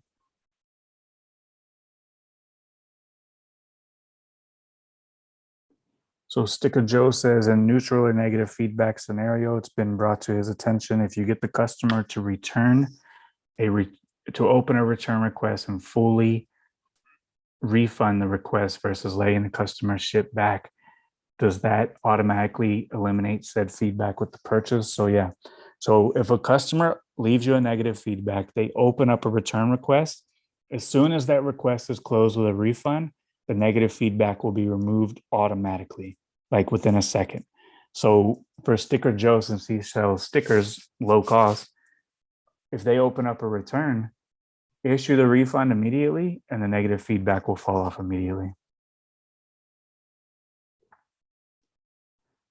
Chris says, the vintage community going to get mad for listing 2002 as vintage? They shouldn't, because 2002 is vintage. 20 years is the rule. Alex says, what was your average sale price when you were 30 items listed and sold a day? It was $30. So it was 30 items listed, 30 items sold, $30 average sale price.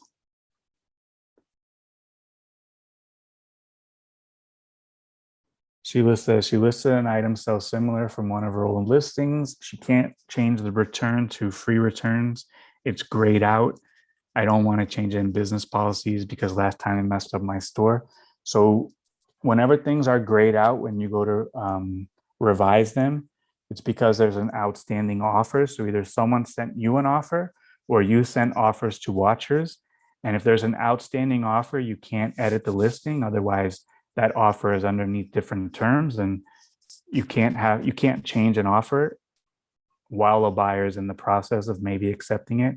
So what you'll have to do is you'll have to circle back to that listing in 48 hours when that offer expires, and then you'll be able to revise it. But if there's an outstanding offer, you cannot edit or revise any listings.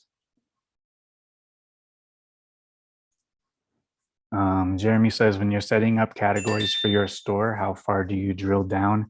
Is it better to have one category for women's jeans, or should you have multiple subcategories that account for size, type, and similar items? So the way how eBay is set up now, it automatically defaults to giving you categories.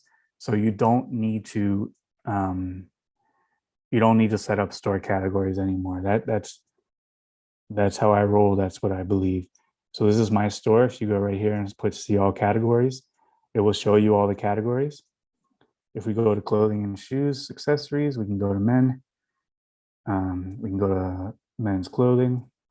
And these are all categories. If you want to go to men's pants, that's going to show you all the different sizes you have to offer. So if you're looking at all the 32s, 64 32s, and you say, okay, I only want, certain color, I only want a certain brand, that will give you the categories by default. You don't have to go in there and do them individually with an edit.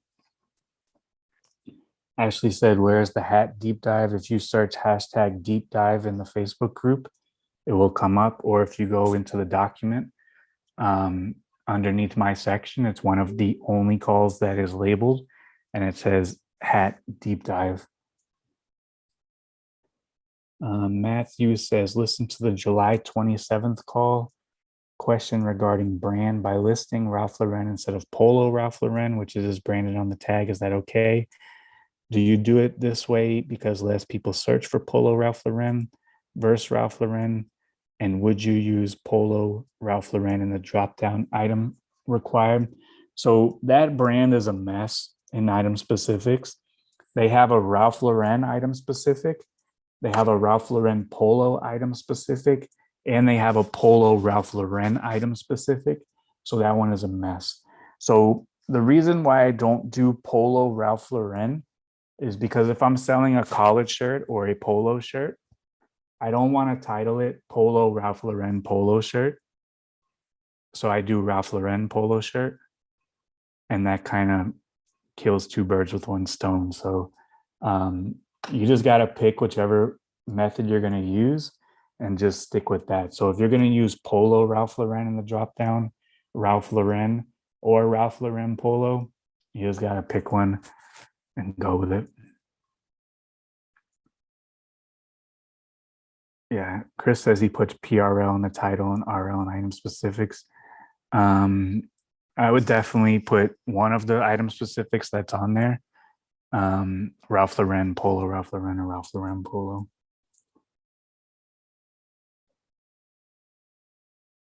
Craig says, can you do an example of using the eBay fee calculator? Do you know where, if you spoke on this in the video? Yeah, I have. I think I do it pretty frequently. I did it last week, but we could do another one. They're always fun. So what do you got, Craig? You got some inputs. So if you search eBay fee calculator on Google, the one that I like to use is this one, ebayfeescalculator.com. So what do you got, Craig? One of those things you secretly own, like that ruler. I wish I owned this one. Look at all these ads, and when you scroll down, another one's going to pop up. I know. I wish I owned this. This isn't techandsports.com. No, I wish. This thing's making bank. Look at all these advertisements. Craig, are you out there? On my computer, it freezes too. Yeah. And then it makes it so that like when I click the sold price box, it makes it so I click one of these ads. So they're just increasing their click through. This has so much ads on here, man. Yeah. Craig, are you there? Yeah, can you hear me? Yeah, we got you. All right. So do you want me to just give you a sold one? Yeah, sure. I didn't know if you were gonna have me do it. Well, if I do it, I've already done it. Yeah. And I started doing it, and I was like, I don't know if I have.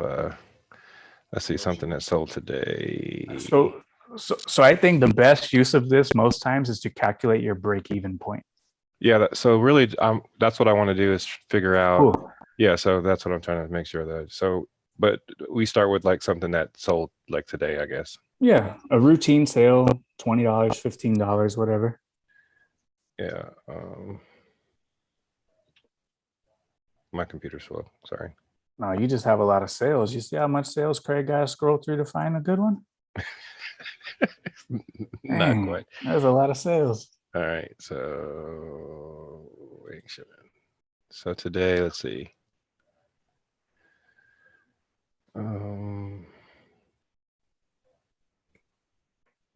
I have a bunch of stuff up. That's why it's lagging. Hold on. Jason, we'll go to you right after this. It's probably because I have Zoom up. That's okay. So let's just do Sorry. $15. Yeah. All right, $15 sold price. How much do you charge for shipping on a first class item? We'll say 950. $9.50 Oh, I'm first sorry, class? 555. 555. I was gonna say, holy Toledo, man. All right, $5.55 for the shipping. And how much was the item, or how much are your items? $3. Okay, $3. And how much did the item actually cost when you shipped it? $387. Perfect. $387. Perfect. And it was one item. Mhm. What size eBay store do you have? Premium. Premium. Mhm. Top rated? Yes. Okay. You're on eBay managed payments. You're not on PayPal or anything like that? No. All right. Domestic sale? Yep. Do you do promoted listings? Yes, usually recommended. Which Plus is one. how much for you? We'll say 6%. Okay, 6%. Perfect. Donated to charity? Mm-mm. Okay. Sales tax? I always put like 5% just in because some places are 10, some places are 7. I just put 5%. Yeah. Because we can't control who's going to buy this item. Right. So 5%. Clothing category? Yeah. Okay. And women's handbags, athletic shoes, or everything else? Everything else. Okay. So $15 sold price, $5.55 charge for shipping, buys the items for $3. $3.87 was the actual shipping cost. So you made a couple bucks up here on the shipping, or maybe like $1, which is great. So we entered in all the parameters. So spending $3, selling something for $15, you make $9.76. Okay. So All right. if we want to find your break even, let's try $9. That's still going to net you a good return. That's over 100%. $6. That still gets you $2. So even if you sell something for $4 because of this discrepancy right here, that's where you're making your profit at. You're charging $5.55. The actual label was $3.87. You still make 70 cents selling an item that weighs this much. But let's say the item actually cost what you charged, you would lose money on this deal. You're down $1. So your break even, if it weighs the same amount as you're charging, is a little bit over $5, $5.15 or so. So now, when I first started listening and coming to the store, or whatever, I was doing bad. I was doing bad with shipping. So I actually converted the majority of items that I would ship priority to $9.50, so like a flat rate. And then so basically we ship between $9.50 what we charge and $5.55. So like my hats, for example, I charge $5.55. Now nobody has complained. I think I've had one complaint of someone that said, why is your shipping so high? So I've kept it that way, but sometimes those same items I can still ship at for first class because I ship the same day every day. So they're getting their items fine. I'm not downgrading their shipping. So is that okay? I mean, I'm making money off I of it. think that people would rather have their item faster than worry about a couple dollars on shipping. Okay. If like So- all of our feedback is fast shipping, you know, they don't have any problems with it and nobody's complaining about it. So I think I would Then prefer it's to all stay good. that way. Okay. Yeah, it's all good then. It's all good. So like I try to make like $1 or so on shipping myself. I have never ever had anyone say anything. And Did he just ask if they thought they were paying for priority and you can ship it first class? Is that what you were asked?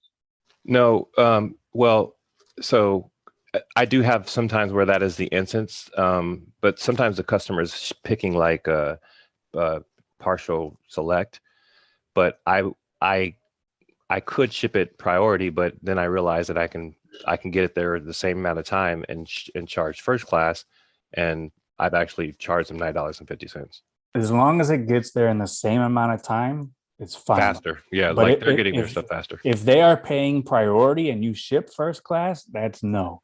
Okay. Or if they're paying priority and you can ship the FedEx equivalent for cheaper for you, as long as it's going to get there in 4 days, like the listing says, that's all good. But Okay. like you can't charge priority and then ship snail mail. That doesn't work because that's going Right, to get a mad customer and that's going to get a late delivery. But like if you're doing parcel select, which is very slow, or like you're doing media mail, which is very slow, Mhm. and you want to do first class, if it's cheaper, as long as it is the same time frame or faster, then it's no problem at all. Right. So I have instances where I know that we're charging priority. The customer pays priority. I would not ship it first class, but Yeah. I add $9.50 for the item and ship for shipping, but I'm not intending on shipping it priority. I will ship it first class and it'll get there faster because I'm shipping it basically same day or the next day. Well, that could be a little tricky because it doesn't always work.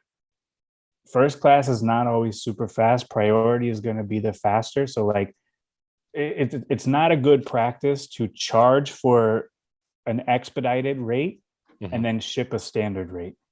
Okay. It matters what you have set up in your shipping policy. And so when you go to print the shipping label, you'll see like the little blue thing next to buyer selected.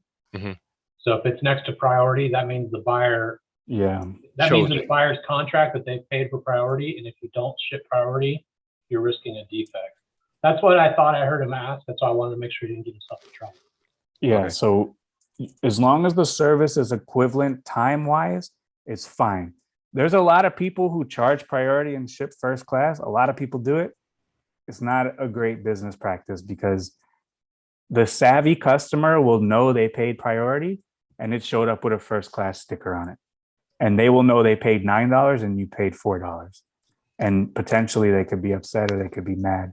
But you know,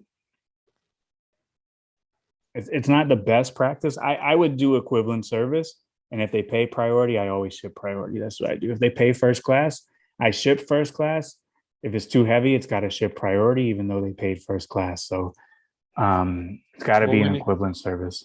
Sorry. So when you say equivalent service, and on my screen, I mean, maybe it's the way I have it set up, but it'll say like the customer expects it to arrive on the 28th, for example. And then it gives me a range of like the 21st through the 26th or 27th, maybe even the 28th. Whatever item I ship, I make sure that it says that it's going to arrive at that time or by that time frame. But you're saying not only that, but rather make sure that they're not paying more and I'm giving them a lesser service, even if it gets there faster. Yeah, because like I said, the savvy customer will know they paid priority and you shipped it first class. Okay. And Well, if I they can leave look you up- negative feedback that says, I paid priority, this guy shipped it first class, you call eBay and say, hey, I got a negative feedback, help me out. They can see the label. Yeah. And they can for- see that you charge priority, they paid priority, you shipped it first class. Okay, fair enough. Thank you. So When you go to print your label, in those list of options where it says priority, first class, da, da, da, da, Mhm. whichever one has that blue thing next to it that says buyer selected, that's what the buyer thinks that they're getting. That's what they paid for. That's what's in your contract. Okay, So well, if it's a got lot that- of if it's times, got that blue next to priority, then you're expected to ship priority. so lately, a lot of people have been picking partial select, which is slower, and I utilize a service that's faster. Yeah, then you're good in that. fine. Okay, all It's right. only if they've picked priority and you like ship it out first class or God forbid medium mail, which takes forever. Yeah. Roger that. Okay, thank you. Michelle, I was gonna say, one thing you can do to offset all of it is just change all of your shipping options to standard. Just say that it's standard shipping, and then you can pick priority, you can pick first class. You can't pick parcel or media, but you can pick, because I think those are slower, but it gives you if you just pick standard shipping, it's a generalized term that covers first class, and priority would actually be an upgrade Okay, and Michelle, are you can talking about you- in the business policy? Can in yeah, your can you business change- policies. Okay. and can yeah. you change all of them like at the same? Can you change all of them? Yeah, At the in your same time? business policies. Okay. So you just go in and then change it from first class to standard shipping. And that'll change all of your listings all at the same time. Thank you, guys. And then Thank if you. you send it priority, it's a bonus for your customers. But then they can't tell, like they're basically getting the first class estimate. Right.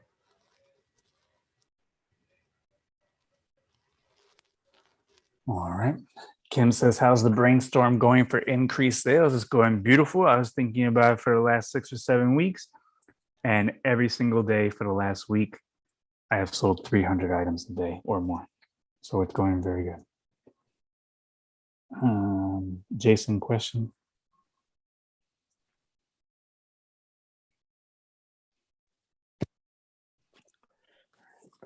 Yes, I wanted to go over the item not delivered thing I put in the Facebook. So just what happened is it was shipped with UPS, and then it showed delivered, and the guy said, I didn't get it, I want a refund. And I said, shows delivered, talk to UPS. So he did. He filled out all the forms, and they directed him to go to me because I'm the one that has to get the refund. And so there were a lot of forms for me to fill out. I didn't really want to do it, so I put the post on Facebook. And then the guy messaged me again, well, what's going on? So I just said, the best thing for you to do is just open a case on eBay, item not received. Because I knew he wasn't going to leave me alone, and I didn't want to deal with it. So I just want to know what you think of that and what will probably happen there. Is that the one where you called, sat on the phone for like 60 minutes, filled out a bunch of paperwork, needed a scanner, all of that jazz? No, I was on the phone 20 minutes to get an email with the forms that I would need to fill out, and had to mail or fax it back and wait for a check.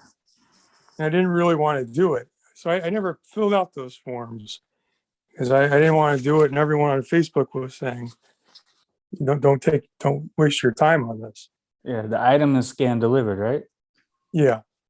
All right. So you fulfilled your obligation, so you can move on with your life and you can get more listings up.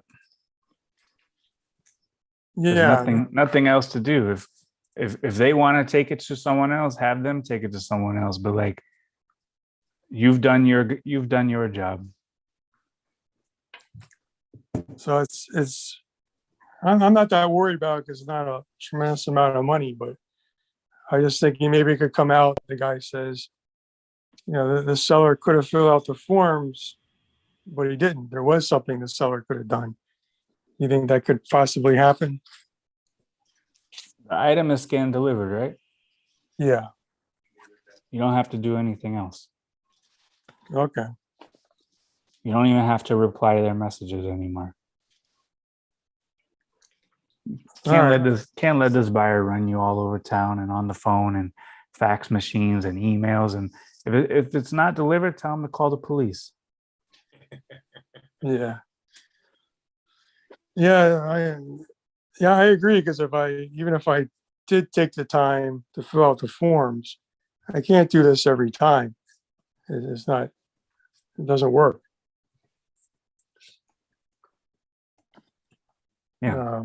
There's nothing else for you to do. Once your item is scanned delivered, you have fulfilled your obligation. If someone stole it off of their porch, tell them to call the police. If it was scanned at the wrong house, tell them to call the post office, call UPS, call FedEx. That's their responsibility. That's not your responsibility anymore. Once it's scanned delivered, that's their responsibility. If it is not scanned delivered, then you're right. You got to jump through all these hoops if you want to still keep the money. But if it is scanned delivered, it's not your problem. List more items on eBay. The fact that you engaged with this is kind of endlessly hilarious. Yeah, we talk about this every single call. If it's scanned delivered, tell them to contact someone else. Contact the post office, contact UPS, contact FedEx, contact the police, contact your neighbors, contact somebody. If it's stolen, contact the police. If it's stolen, contact International Office for Internet Crime Division. That's a real office, a real government entity. Contact them. If it's scanned delivered, there is nothing else for you to do. You don't owe them their money back. You don't owe them the product.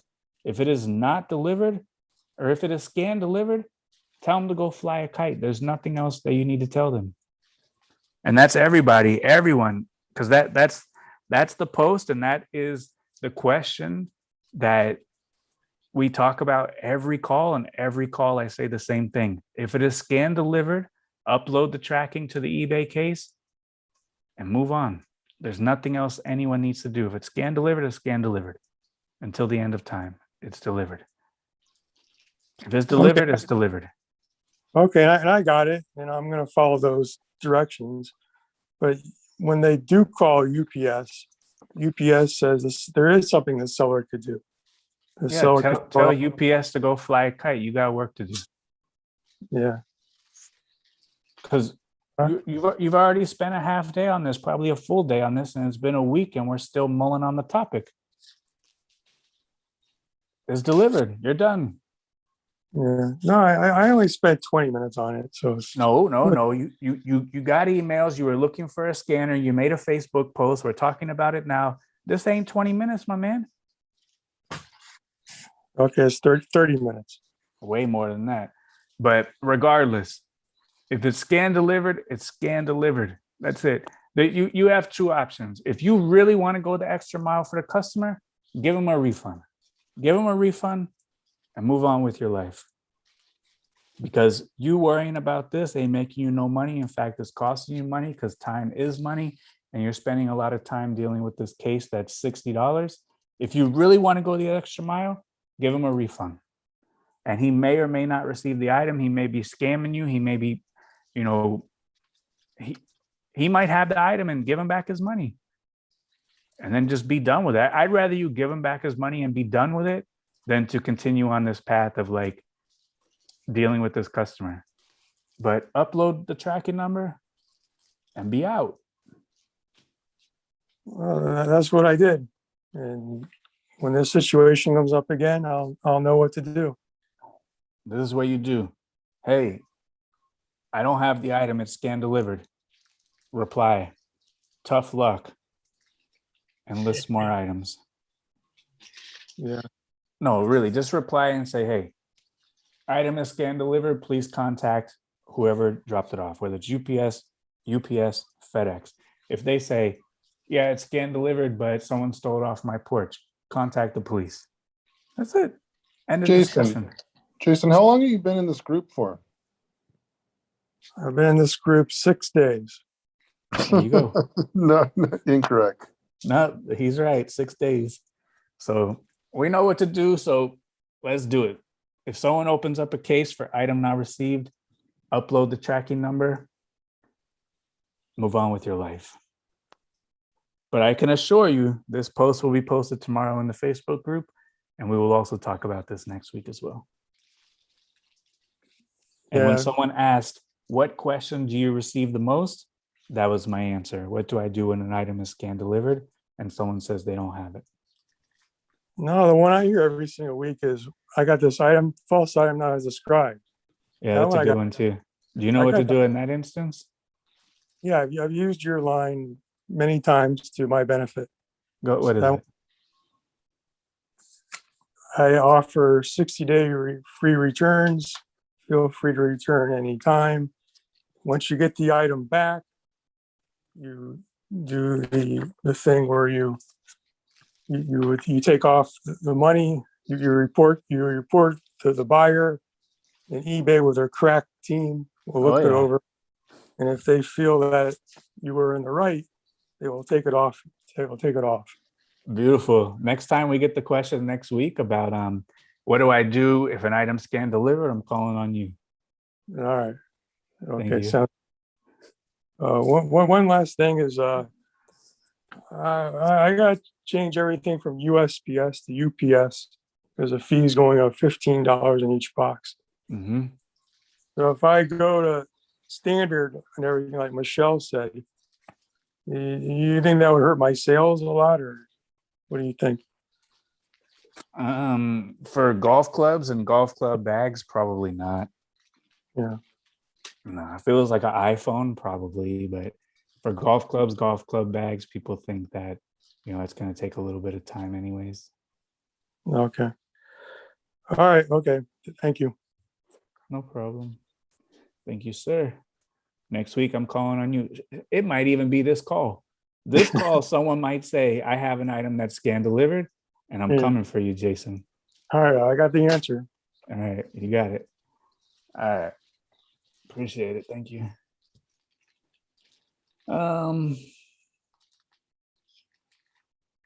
So Cindy says, if you haven't listed for a couple of days and you were on time away, is it better to come back and list a few and build up a draft bank, or put everything up that you can?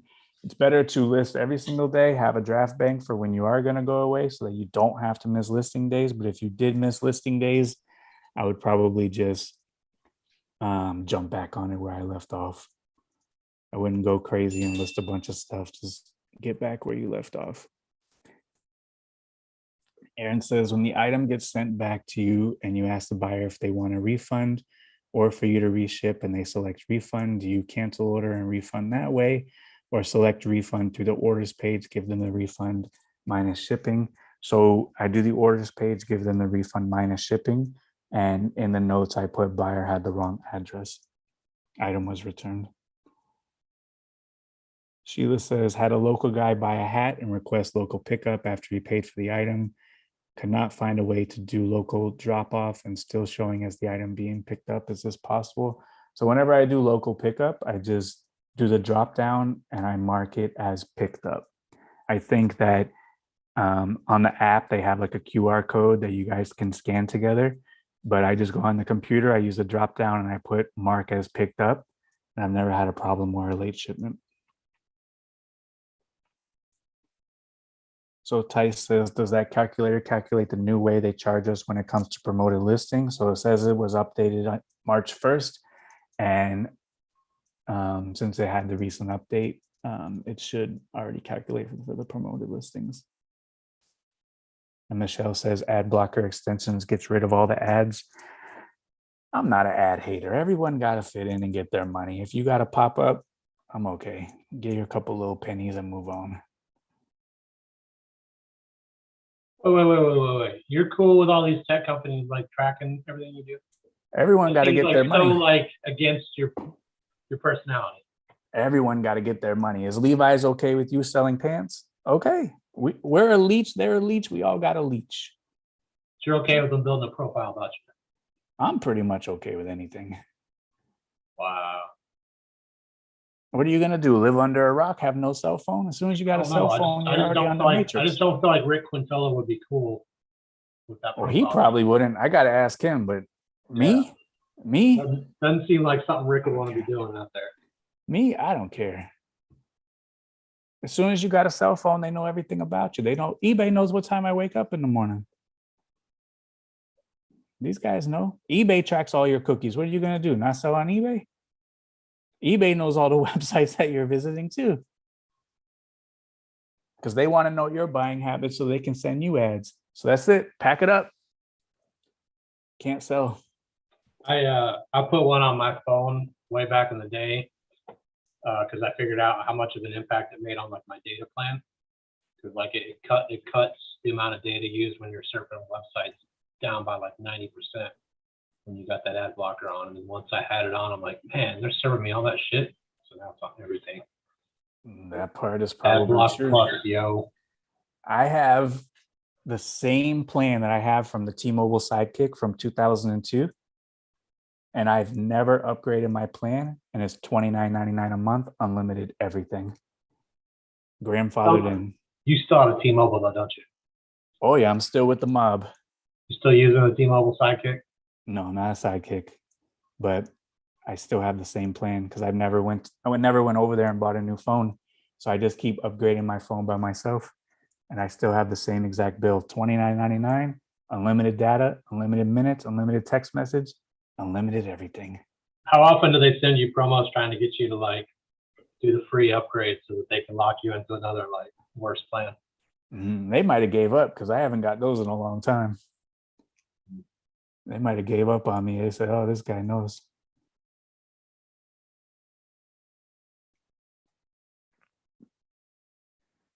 Debbie says, on the podcast the other day, you mentioned we should not ship priority mail due to higher cost to us.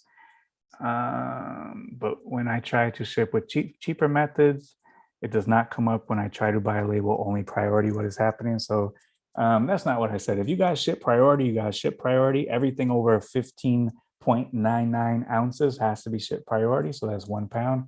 1 pound and over has to be shipped priority. There is no other way. But what I was saying during that conversation probably was, since they are assessing fees on priority shipping is going to be $8, $9, $10. First class shipping is going to be $3, $4, $5. If you do ship priority, you do pay more in fees. You do have less profit per item.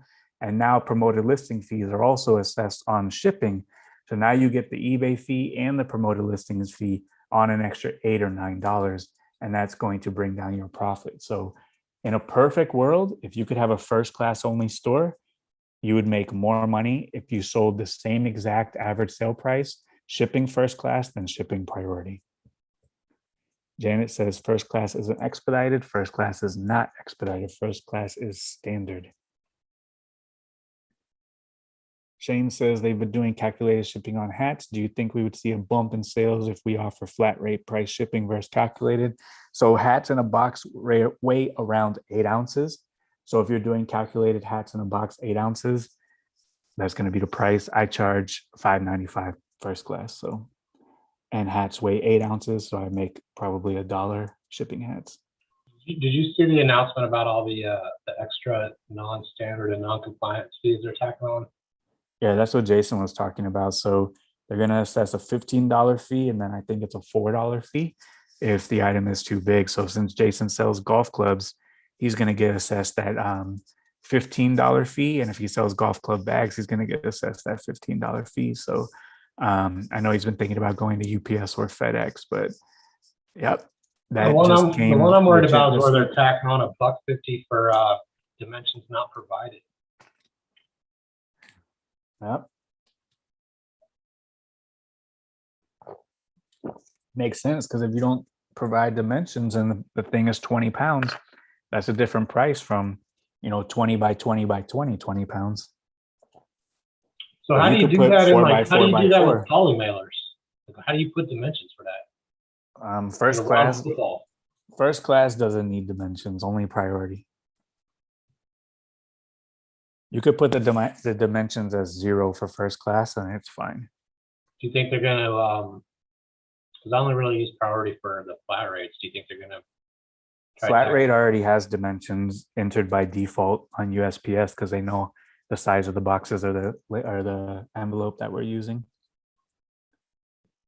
So when you go to your shipping page and you go to medium flat rate, it'll say like 11 by 15 by 3. So it already has the dimensions on there for those boxes. Retail ground, that's not first class, right? Is that the Retail parcel? grounds is parcel post or parcel select. Yeah. But that's a horrible service. They're trying to phase out that parcel. That's why they have all these extra fees and things going on. Because parcel is a horrible service. You see in the announcement, it says retail ground and parcel select ground. Yeah. So are those different things? I believe parcel select is through the computer, retail ground is at the counter. But it's the same service. But they're trying to phase out that parcel select and that retail ground. But so this in theory only counts if the post office, after they get your package, is actually taking out a tape measure and measuring to see that you didn't put it in, right? Right. Or maybe they have like a machine that can do it, but like their machines ain't doing too much. So like, unless you get someone in there that can like put a tape measure on it, I think a lot of these are gonna slide by. Unless maybe if they're putting them in these, in the big like regional warehouses where it goes to, they've got some kind of new facility like. I couldn't imagine it going and doing it at the branch level because those people are just too lazy to do an extra step. Maybe at the counter they'll hit you because they have to measure it. But like if you drop it off and it goes to the sorting facility, like I've talked to all the post office people and I've seen a lot of pictures that even they have showed me. All of that equipment is like 50 years old. There ain't no new equipment in there. There's no new equipment in there. So like they don't have new equipment that can like 3D scan a box and tell you the dim. So like I think someone manually is going to have to get out their tape measure and add it up and say, okay, this is more than 84 inches. Hit this guy. But I think at the counter, they're going to go, yep. The postage would have been $16, but now it's $32 because you get a $15 charge because it's an oversized package. Yeah, it'd be interesting in April. If people get hit with this, like put it in the group. It'd be interesting to see like how they tell you, how you find out. People aren't even going to know because it's probably just going to go on their bill and they're just going to pay it. I don't think like they're going to send you a special email. It says, you know, your item length time, width time, height was assessed a $15 extra fee. Now, if you have a huge box, like Jason's shipping a golf club, that one will probably get checked more than you just shipping a regular box. Yeah, of course. So they might look at that one and scan it and see if he paid the additional 15. If he did, he gets to skate. If not, hit this guy with the additional 15. And I think that's going to go on his account. And I think that's just going to get taken out of his money whenever it hits or at the end of the month. And I think unless you really look at your numbers, I think you won't even know it's happening. That's my opinion. Probably right. Yep. Just like a lot of people probably get hit with oversized dimensions and weight on their FedEx, and they don't even know because FedEx, they bill you at the end of the month. And I always add an extra inch on every corner, and I always add an extra couple of pounds because when FedEx whacks you, they whack you hard. They do counter price, they don't do computer price, and there is no appeals process. You just pay the extra $100 or the extra $80. And I think a lot of people get hit with that unless you're paying attention to the numbers. You don't even know, you have no idea. Patty, question? Yeah, so I've got my promoted listings on, and I've noticed that probably like if I turn them off and then turn them back on, the only reason I'm doing that is because I've noticed like every 3 or 4 days, they just completely tank. Like my impressions are just today are just down like an insane amount. Like everything's negative. I'm like negative 22% in impressions, like negative 23% in promoted listings, like negative 73% in organic impressions. Like what is that? Is that just eBay just decided like, hey, we're just not going to give you any sales in the middle of the week? What are we comparing it to? It's comparing it to my Saturday traffic, which I guess really isn't a good thing to do because Saturday's probably busier. Bingo. Also, Yeah. if you check during the day, It hasn't it's even always gonna look updated. like it's way down because it's only counting part of a day against an entire day. Yeah, it hasn't even updated yet for today. And you can't compare Tuesday to Saturday. Saturday and Sunday is always going to be your best traffic. And you're looking at a very small sample size and making knee-jerk reactions. But if you just let it ride for 2 weeks, 3 weeks, a month, indefinitely, yeah, there are going to be variations, but net, your impressions, your views are going to be what they are. But you can't compare a weekday towards a weekend. Yeah, it just seems like my sales literally every week it's like fantastic like 4 days, and then eBay's like, well, that's all the love I'm giving you, and then it goes back down. But nothing else has changed because I'm keeping up my 20 plus listings a day. Everything's going up, like nothing else has changed. Yep. So it's pretty That's- much they're That's just like, you get that's no, everybody. that's just no love. That's everybody. That's even Walmart. That's CVS. That's Target. They don't hit it out of the park every single day. Well, damn it, I want to. Yeah, me too. But we're not in business for today. We're in business for the whole year. We're in business for 20 years, hopefully. But like, if you had to pay all of your bills for the rest of your life based on today's sales, and today's sales were no good, then you got a big problem. But unfortunately, fortunately for you, you get to wake up tomorrow and you're open again for business again. So, for the last 4 days, you're good. One day you suck. 80% of the time, you're great. I think that's pretty good. But even when I used to work for CVS way back in the day, almost 20 years ago, they used to have a daily goal that they had to meet. And I remember the manager would have to fill out the paperwork. And if they didn't meet the goal, they would have to list why. And one of the reasons why was heavy rain. One of the reasons why was like carnival in the community, or like community event, or accident in front of the store. So like, if they didn't hit the goal, maybe it was due to heavy rain that day. It's not because no one liked them. It's just no one wanted to get out of the car and come in that day. So like, we're going to have good days. We're going to have bad days. Not every day for me is tremendous. Hopefully you have more tremendous days than non-tremendous days. And you just got to roll with the punches. Keep trusting in the process. And like I told you guys last week, every single time that I trusted eBay to take care of me, every single time eBay took care of me. They don't make you a millionaire every day, but like if they make you have a couple dollars in your pocket 80% of the time, and 20% of the time you just do all right, like you're still profitable, but like not home run profitable, then I think you have a pretty good thing going. But even at my brick and mortar store, like if it rains all day, like I know it's gonna not be good. I want to hit it out of the park every day, but like, unless it stops raining, or like we're gonna advertise like concierge umbrella service from the car to the store and a red carpet, like people aren't gonna come when it rains. It's just how it goes.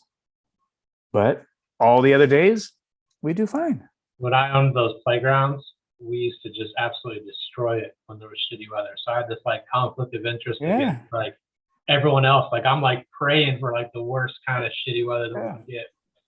And that makes sense, because instead of people going to baseball practice or to the playground, they went to the bounce house inside. They had to come pay our tax. Yeah, that makes plenty of sense. And if it was a day when like schools were out of session and it was like raining, like we would literally have to have somebody at the door allowing people to come in as customers left. Yeah. And there's similar ones around here. So like they have indoor batting cages around here that have like, I don't know, like 2,000 square feet grass, fake turf for like hitting grounders or whatever. Yeah. And every time it rains, all the baseball teams, they go there to practice. So that guy prays for the rain. Oh yeah. Because every single kid goes in there and hits balls at the cage, or they go in there and take grounders inside when it rains. But if it's a beautiful day, 80 degrees outside, that guy's, he's cleaning cobwebs. Yeah, I felt like Mr. Burns, like just like sitting around waiting for everyone else to have a bad day so that I could make money. It's kind of funny. Bring that rain. It works. Taylor, question? Hey, yeah, I've got a question about photos and cameras. So I do flat lay, and somebody asked this question in the Facebook group as well, and I was curious to your opinion on it as well. I sometimes, if I take a photo straight up and down, it will rotate the photo 180 degrees. I know that there are some cameras out there that have a camera lock orientation. And there's a camera that I've looked at but it's kind of expensive, so I'm holding off for the time being on purchasing it, maybe at some point. But I was curious to what camera you're using for flat lay. I propped my table up just a little bit in order to make the angle a little bit easier to make it so I don't have to rotate all the photos. But yeah, what camera are you using? And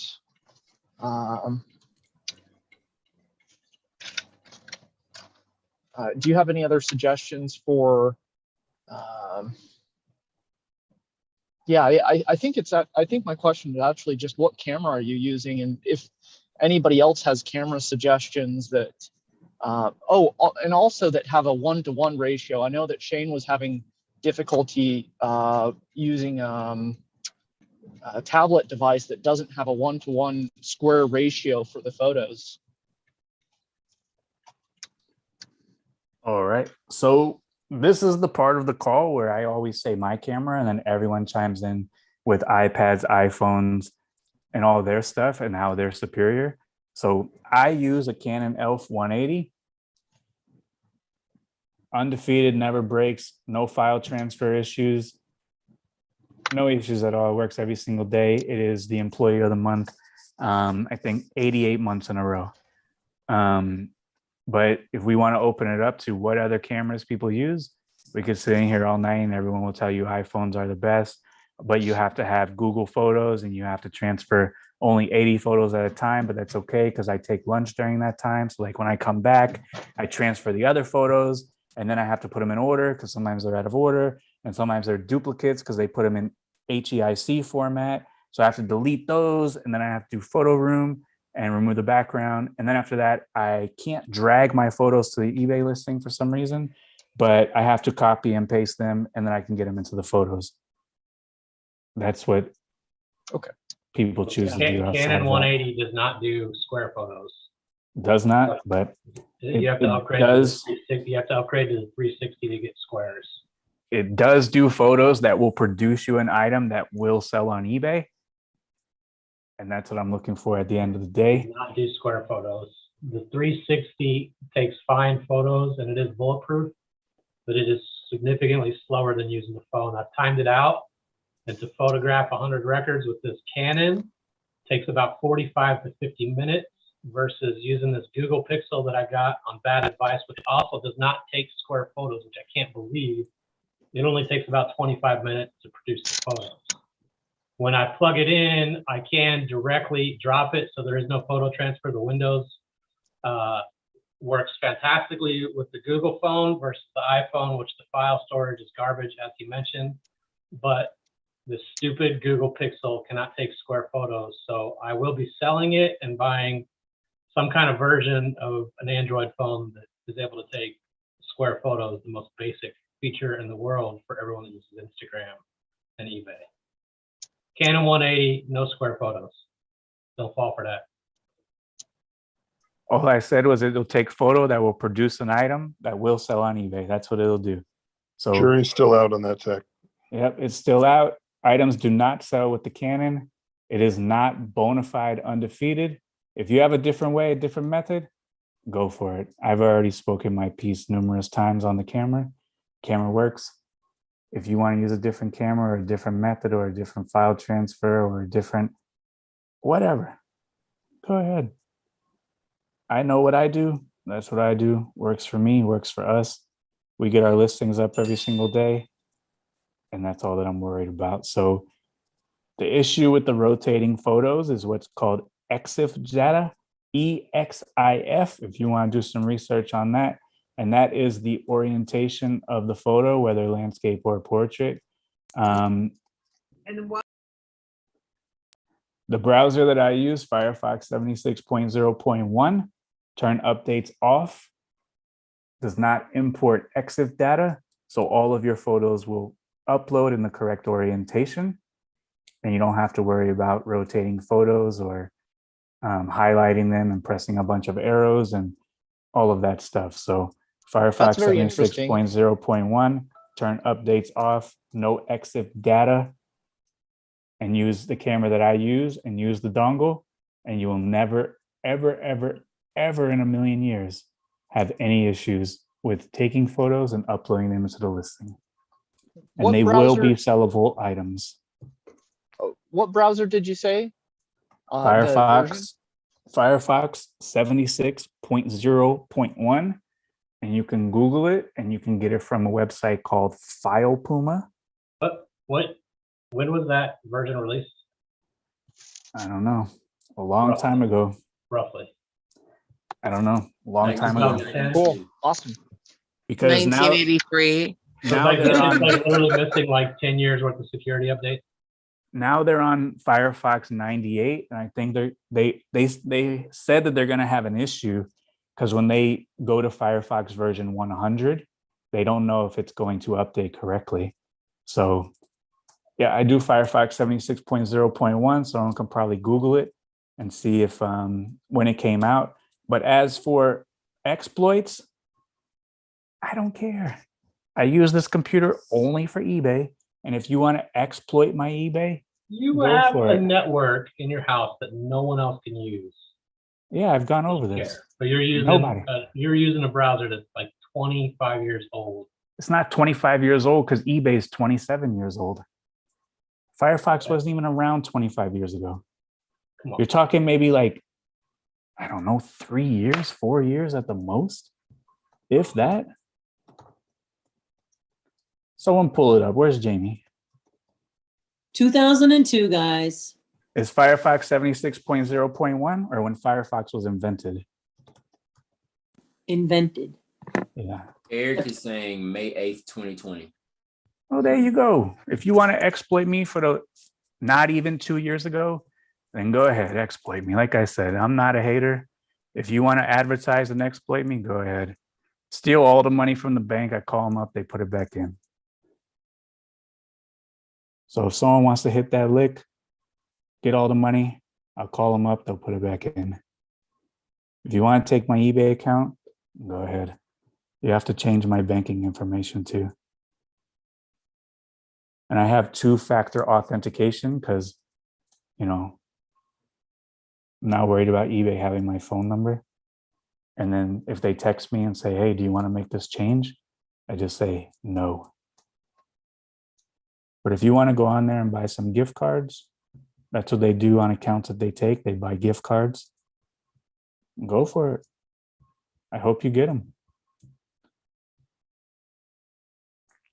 Because if that's your hustle, that's your hustle.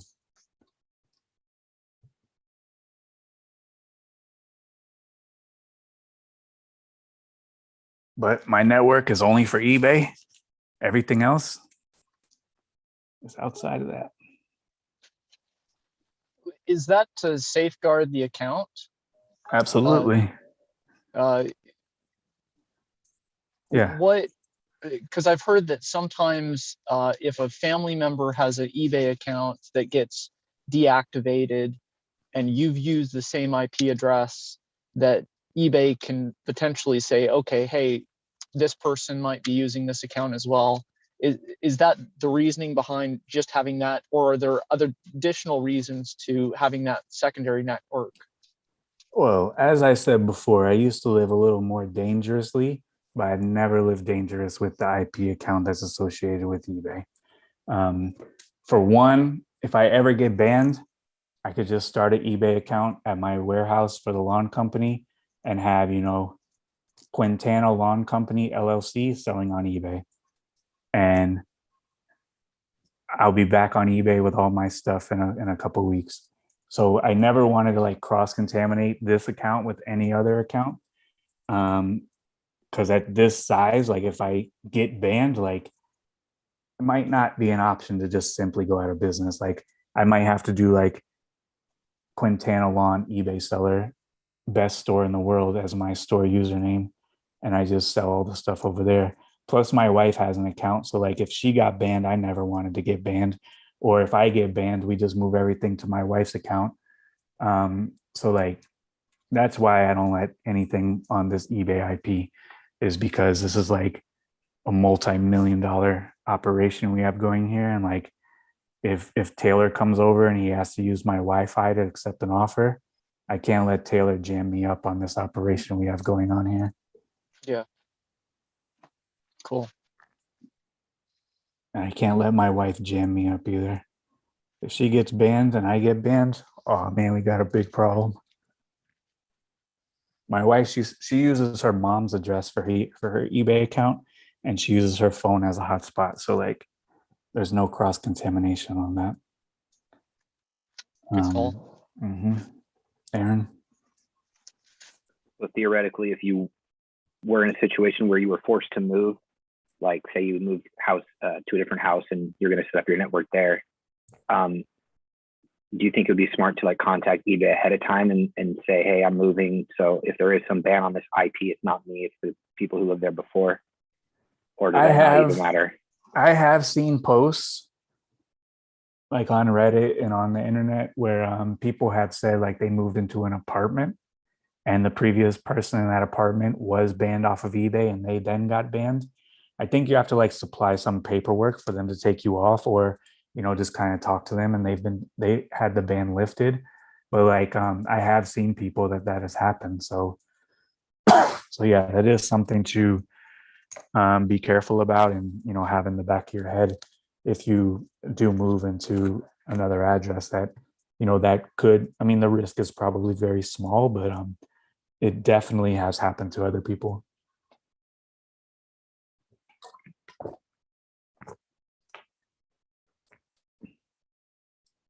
But if you guys want to do other people on your IP, go for it. All right, catching up in the chat.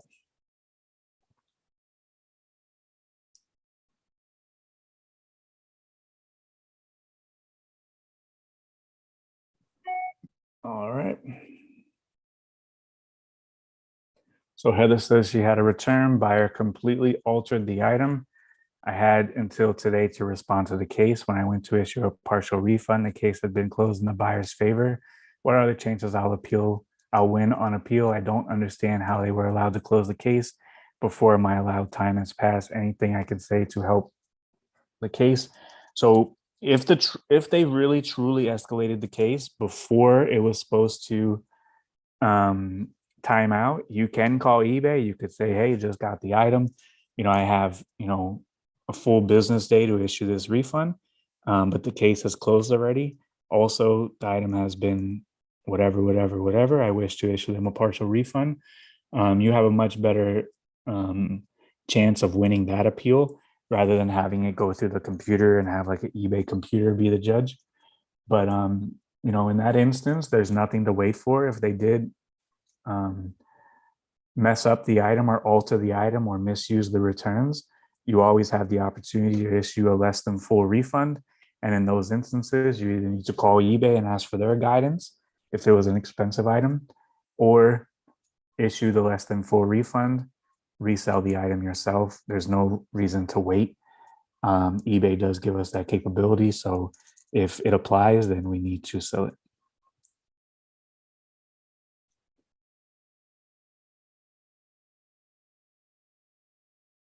All right.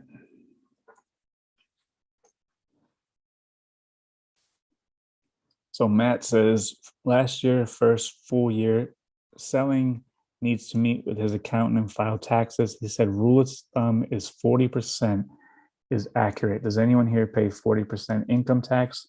Or do you find everything possible with deductions? Well, of course, you find everything possible with deductions. It is possible to pay 40% if you do, if you are in the highest tax bracket and maybe live in a state like California. But like, unless you're balling out of control first year, making millions and millions of dollars, I think you're safe from the 40% income tax bracket. But of course, you want to do all the possible deductions that are legal and, you know, get some help on your earned income.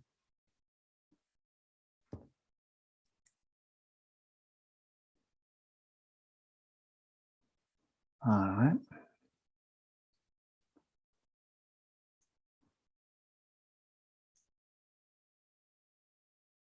So Megan says, remember on a previous call that I said I do a coupon every day. Do you schedule them out? I do not, because I think the coupon takes less than 12 seconds to do. So I just do it in the morning, 12 seconds while I'm on the treadmill and keep it rolling.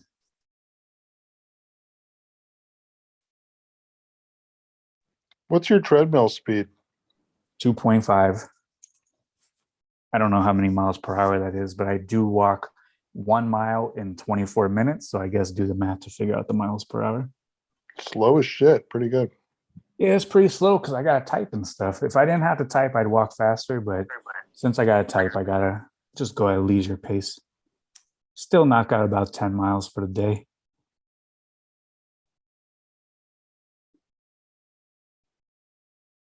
All right.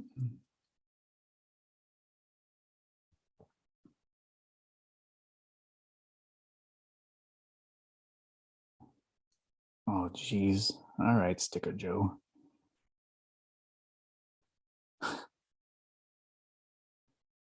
Okay, so here's Sticker Joe's recommendation. Keep in mind, Russia is coming with cyber attacks, and we know that the landscape will look like when they jam eBay and Amazon and the Wall Street computers.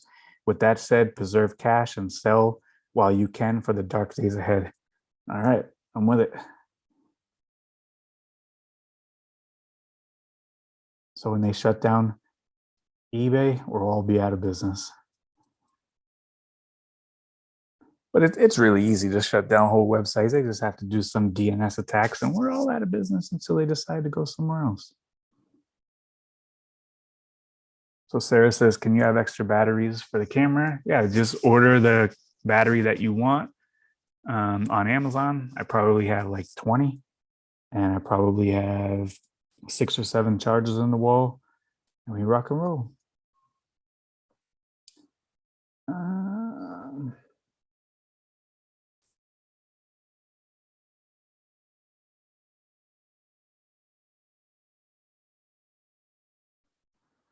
All right.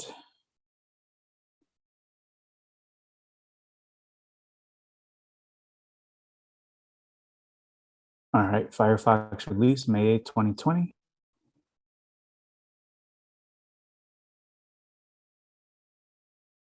Josie said, had a customer contact her, said the shoes were too big. I said, just send them back for a refund.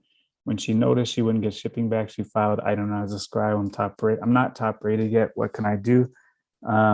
So you just issued a refund, report the buyer, let them know that they misused returns, say that they said that they were too big, but then they filed item not as described. And, you know, eBay's crack staff will take a look at that and hopefully remove it for you.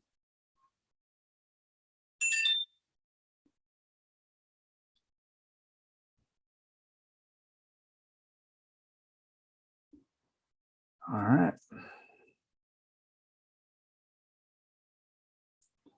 All right. So, Julie, question. Okay. Oh yeah, I got a quick question. Health insurance. Do you insure yourself? Do you? How does that work? Insure yourself. Like, is there something specific that you use? Whatever one my wife got. No, we have some kind of private insurance. Oh, okay. But if you could do, you know, Affordable Health Care Act, then go for it. But I think they have some limitations on who can use it and who can't. But if you could use it, give it a go. But we have some sort of other kind of insurance, some insurance that probably wouldn't work if I needed it, but they do take my money every month. But if I needed it, I don't know if it would work as well. That's how insurance goes pretty much. If you have kids, you can get your kids on the All Kids program. At least I know in Illinois you can. And then depending on your income, yeah, you can go to the marketplace. Yeah, they have income limitations on that. Yeah. Yeah, so I haven't done it in a while, but the marketplace, I could do it even if I didn't have the income limitations. You just had to pay a full rate. You didn't get the discounts. And I'll just let you know, it's crap insurance, but it is insurance, but there it's you go. not very good. Yeah, So if you can get private, I would do private. yeah, and even most private insurance is probably still crap anyway. So I guess you just got to pick the less amount of crap.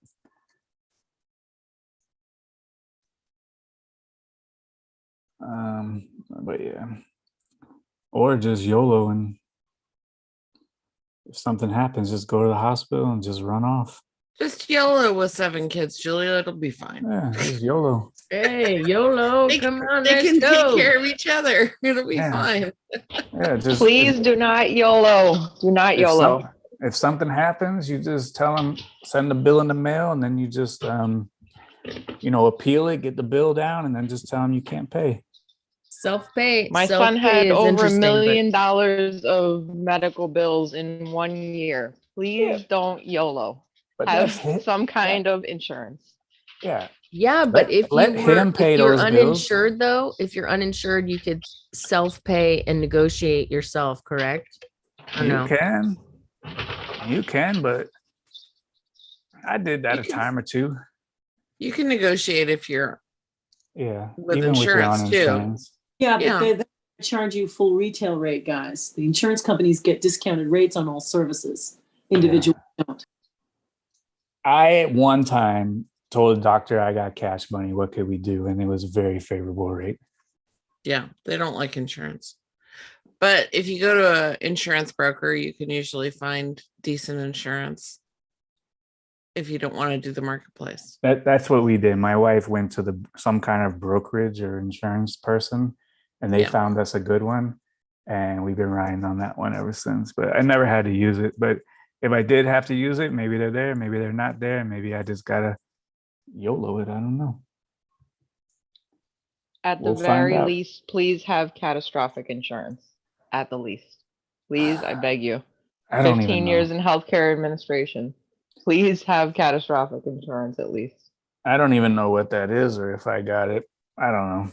It When sounds something serious. catastrophic happens and you end up with $1 million in medical bills, Well, please have some. What kind is of insurance. catastrophic? Is that chopping off your arm, or is that not qualify for catastrophic? Where's Well, the if you line for chop off your- catastrophic, if what I'm asking? It's If you chop off your arm at work, then it's workers' comp, and then your own insurance doesn't even apply.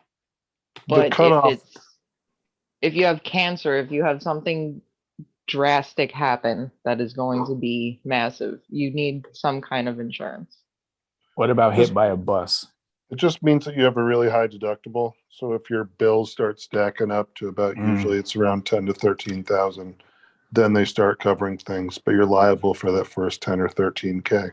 So you got to get hit by Right, like but the if you short- have something awful happen, you're gonna hit that 10 or 13K real fast, and then it'll kick in, and then you don't lose your house. You know what I mean? Sounds like yeah, a good that's what I'm deal. saying. I'm just saying, so like if tech Well, gets hit, it's not you just actually get hit. true because all those plans also have like a cap and the maximum amount that they'll cover. So when you end up in those catastrophic things, insured or not, you still get screwed. That's why the number one reason for bankruptcy in America is medical bills. So insurance isn't just a get out of jail free card. Yeah, just do bankruptcy and just move to Belize or something. Belize has no extradition to the United States. Just There you run go, off Jim. on the hospital.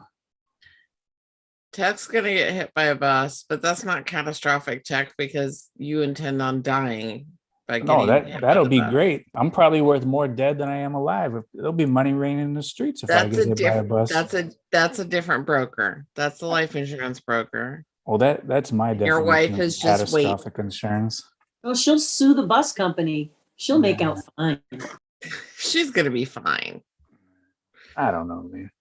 You just gotta be on the up and up and try to be on the up and up for as long as possible. And we're all gonna get hit eventually. And hopefully when you get hit, maybe you got a property in Belize, you just run off. This is giving me heart palpitations. Hope you got insurance. I just do. I have joking. awesome We're insurance. joking, Kim. We're just I know, but I don't want anyone to be uninsured. It's That's good, terrible. Tech. Well, this is America. A lot of people are underinsured and uninsured. I would say the majority of people are. I know, and I work Don't you to got help that get people that- insurance so that they wouldn't be in this situation.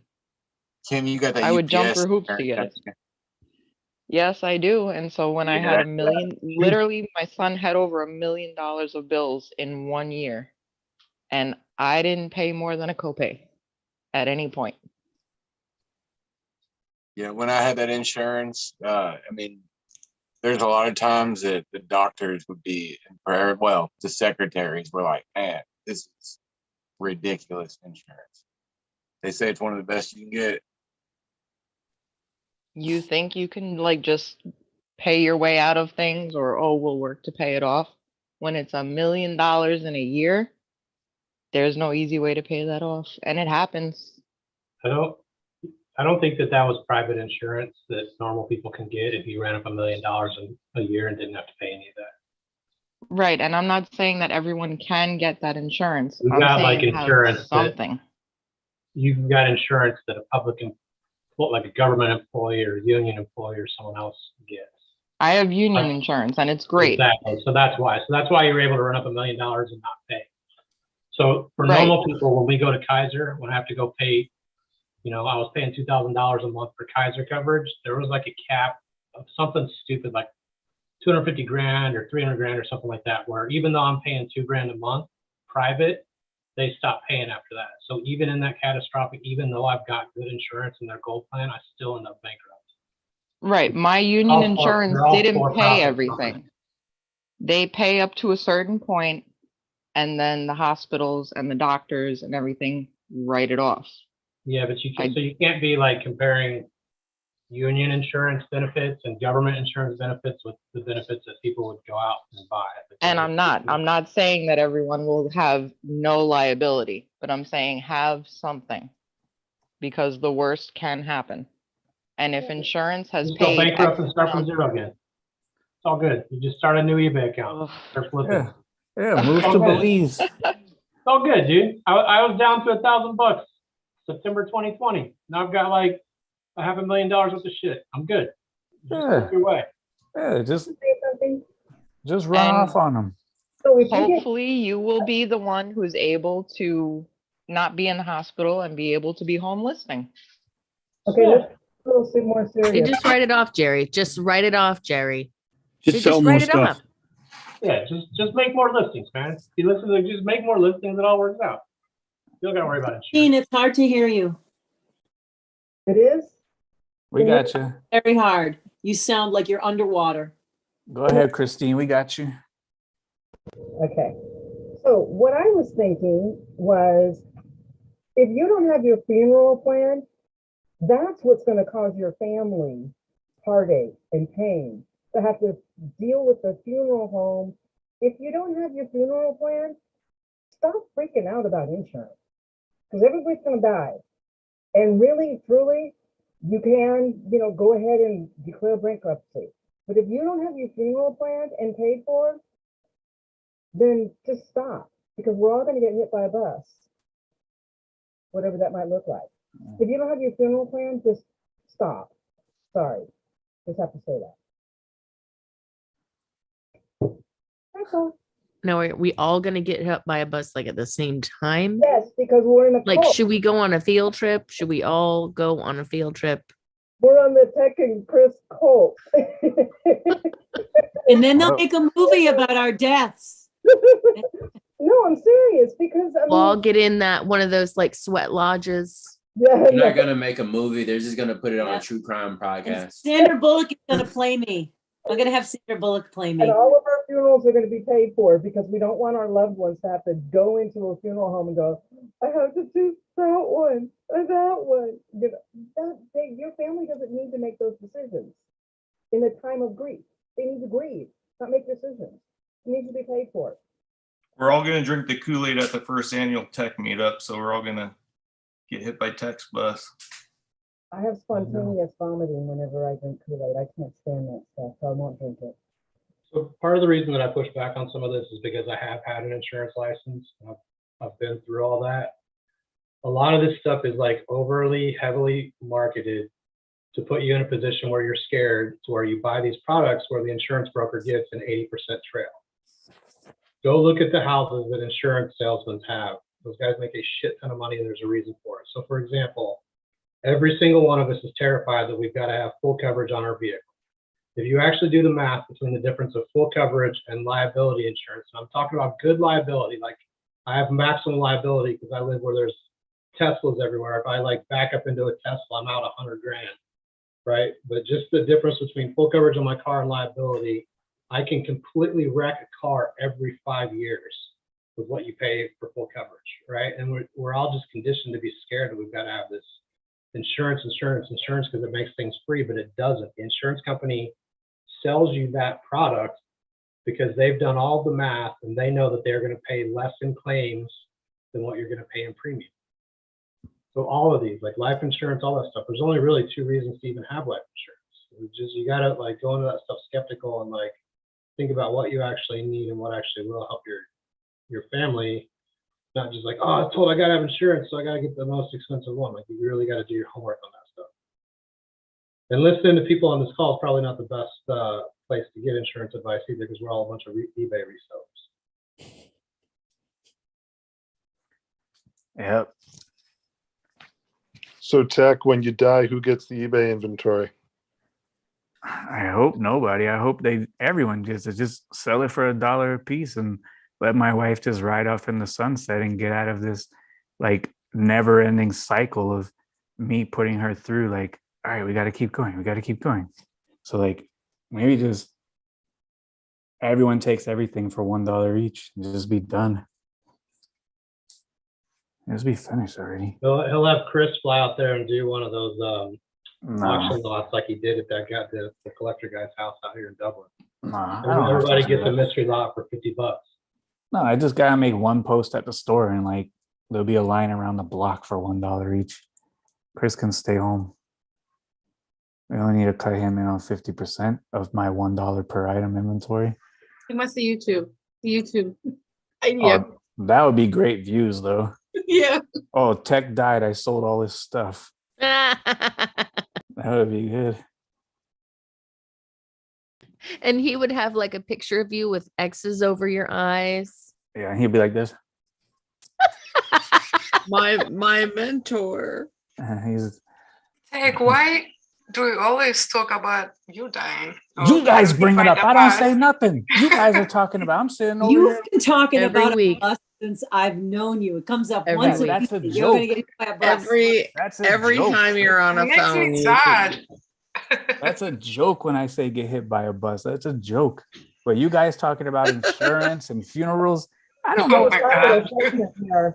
Maybe there's gonna be a bus that comes through that window right behind you, and it's gonna be sad because If you've it like comes, brought it it on your comes. you brought it on yourself. You manifested a bus. We need to have Sticker Joe make us bumper stickers that said I hit Tech. I'd rather go out by a bus. There's a lot of worse ways to go out. So if I go out by a bus, I'll be all right with that. I actually know someone that got hit by a bus, but he's okay. They could have went out a much worse way, man. See, I bet he wishes he had insurance. I don't worry about any of this stuff. I just live, man. If it's gonna happen, it's gonna happen. I already made it this far. It is gonna Could I ask happen you a for all of question? us. Please. I got a question about items value. Thank you. So, kind of a general, if you've got a really good item and you put it on the bathroom floor and you got your feet in the photo, the item might sell, but it also might decrease the cost or the value of the item. I'm curious to if as sellers there are things that we can positively do to increase the value of the items that we have, such as good item specifics, good photos, maybe a good description, or if I'm curious of all the ways that we can possibly increase the value of the item, and then also things that we can avoid to make sure that we're not decreasing the value of the items that we have. Do you have some thoughts on that? Probably photo is going to be number one. Return policy and feedback are going to be the other two things that you can do right off the bat pretty easily. And I'm not talking like loads and loads of feedback. That's not important, but percentage. Like if you're at like 98%, 99.2, it's a little sketchy. If you're at 100%, that's beautiful. If you have free returns, that's beautiful. Free returns and good feedback will increase the value of your items.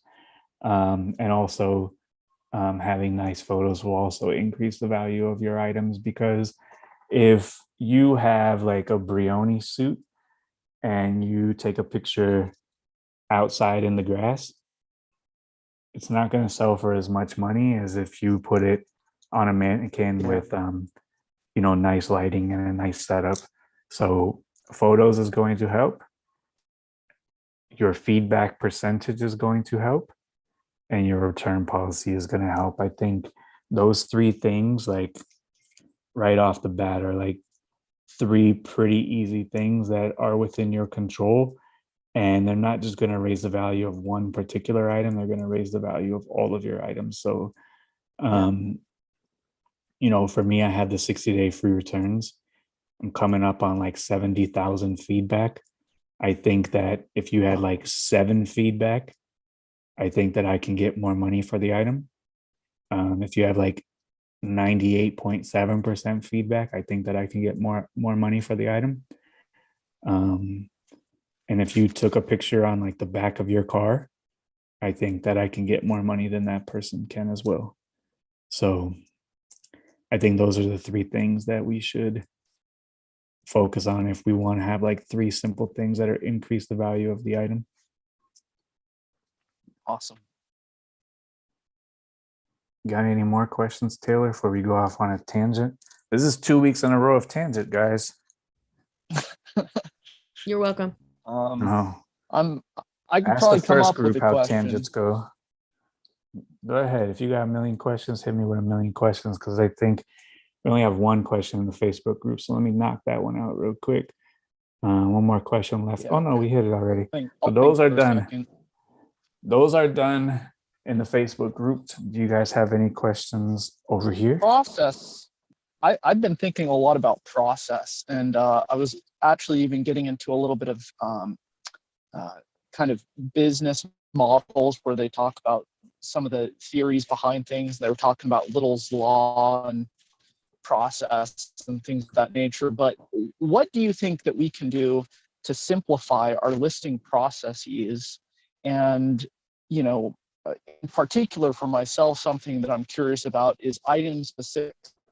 Are there things that we can do to reduce the number of clicks, of scrolling, of looking things up? It seems to me that your listing process is very streamlined. You can pivot with it. It's Taylor, what happened I almost to the want to say shades? it's easy, right? I know they're gone. I So- felt like it'd be good. So if you want to reduce the clicks and you want to have the least complex way of listing, then you should do it exactly the way that I do it, by selling similar off of your own perfect listings. I think when I do a listing, I think it's 6 clicks and the listing is done, and it's 23 Whoa. seconds. There is no faster way to do it. So 23 seconds, 6 clicks, listing up. If I could find a way to do it in 5 clicks, that would be the only way to do it. But you can't do it in 5 clicks. So the fastest you could do it is 6 clicks, selling similar off of the same exact item. If you don't have a same exact item, sell similar off of a similar item, and then maybe you have to do 8 clicks. Oh, well. So if the item has a flaw, takes 32 seconds. If the item has no flaw, takes 23 seconds. And that's the fastest way to do it. It's the fastest way because the title is almost the same. Even if it's not the same brand, you just change the brand. If it's not the same size, you change the size. If it's not the same color, you change the color. You upload the photos, change the brand and item specifics, change color and item specifics, change the brand and the description, finish. Listing is done. That's the fastest way. Yeah. Yeah. Now, if you want to do it differently, no problemo, amigo. Yeah. Something that I've been trying to figure out is, I've been pursuing the high sell-through rate, and a lot of my newer items with more properly constructed titles and all the item specifics filled out. And, maybe say for a pair of pants, it's like I make sure that the inseam, the waist measurement, the material, if there's a flaw, I list the flaw and I describe it in a couple sentences. What do you think the trade-off, I'm trying to figure out the balance between putting more hooks in the water and sell-through rate, because it feels like they almost kind of fight just a little bit. If I sit down and I spend a little bit of extra time really constructing the listing, and I have a photo of the front and the back of the item as the first 2 photos. And then for the last 2 photos, I do the same, because some people look through all of the photos. And is pursuing more hooks in the water just a better route to this? I might be a little bit perfectionistic with trying to construct the perfect listing so it's well received by, sell-through rate's really nice, but more hooks in the water, it's like if you've got 10 more hooks versus 3 perfect listings, then maybe the math balances out. There's a cap to like the ultimate sell-through. So when you have a more aggressive listing goal, the ultimate fast sell-through, it's not possible to achieve anymore. Because if you can point me in the direction of 250, 300 items every single day that have a 2-week or a 30-day sell-through, I would be thrilled to list them.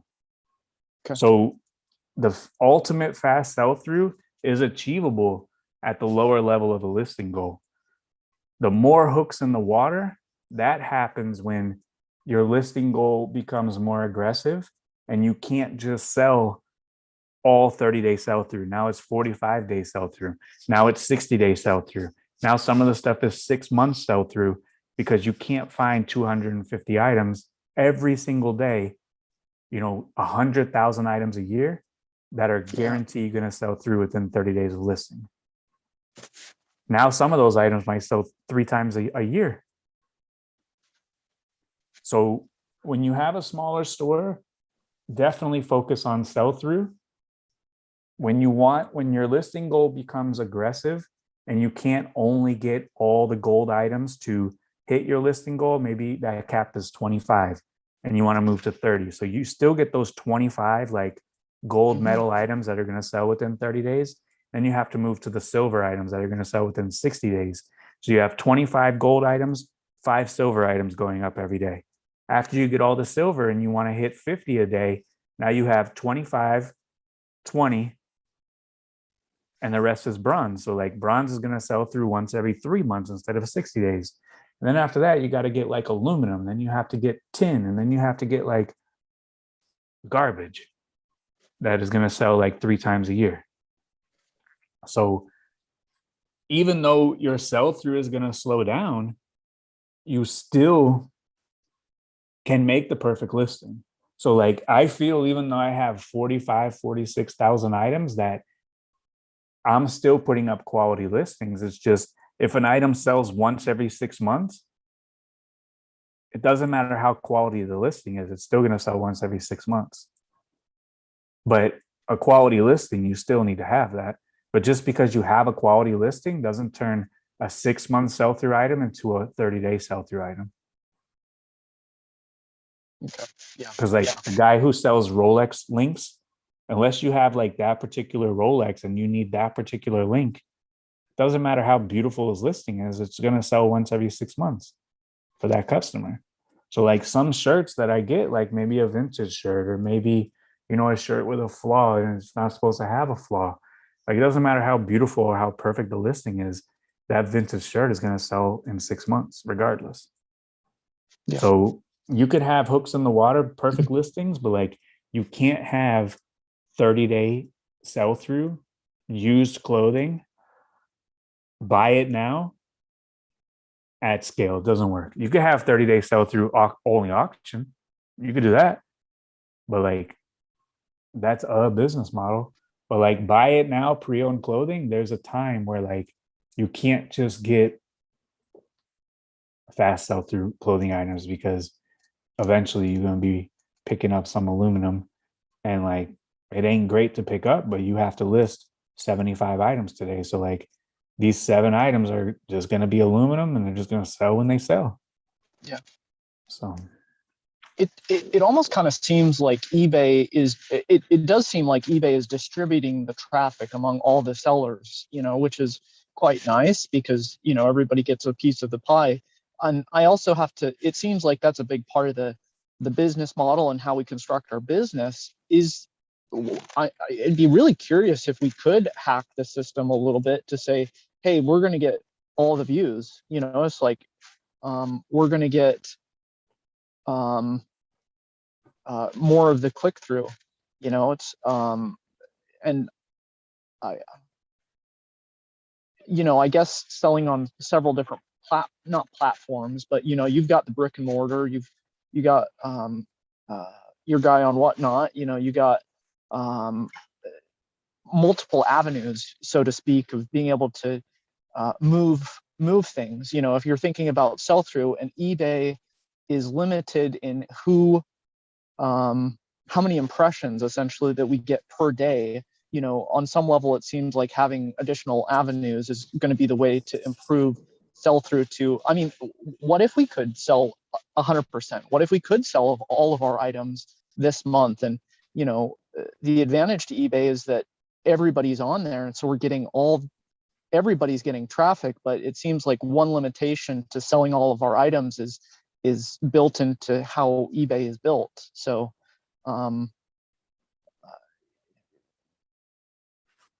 I don't know. It'd be really nice if we could sell all our items this month.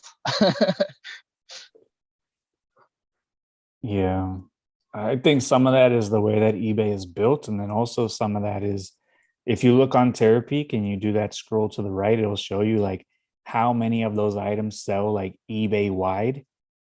And like, yeah, you know, in June, 4 girls North Face jackets sell on June 16th. Yeah. There's 4,000 of them.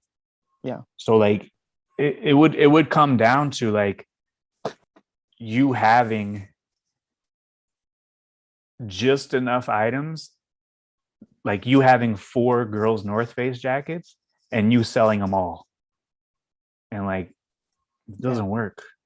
So, you know, it's difficult to do that, and at scale, impossible to do that. And like, I wish I could sell 1,000 items a day. That would be beautiful. But for whatever reason, whether it's, you know, there's not that many people, 1,000 people every single day that want to buy, you know, these brands that I'm selling, or it's eBay doesn't want me to sell 1,000 items a day. Yeah. I wonder, have you ever thought about, I mean, you've probably thought about wholesaling, you know, that's selling all of the items. But you know, the profit margins are substantially different on wholesaling. I would probably make more money if I just wholesaled only, because I could scale that to 20,000, 50,000 pieces a week and just make $1 off of each piece and make $50,000 a week and not list anything. Yeah. That's easy. Sometimes I think about, why don't I just do that? But like, I can't, I wholesale to other people who have brick and mortar stores, but they just want the same kind of stuff that I sell in mine, or they want like particular things that they sell in their store. And I'm fine selling to those guys. It's fine. But like, as long as I sell on eBay, like I can't in good conscience like wholesale men's clothing because like you're not going to get the best stuff because I'm just going to get the best stuff. So like if I wholesale, like whoever buys wholesale from me is just going to get not the best stuff. And like I said earlier, like I've done business with thousands and thousands of people and nobody could say that I did them wrong or did them dirty. But like I don't want to do wholesale and someone just accuses me and going, oh, this guy keeps all the good stuff and they send me the crap.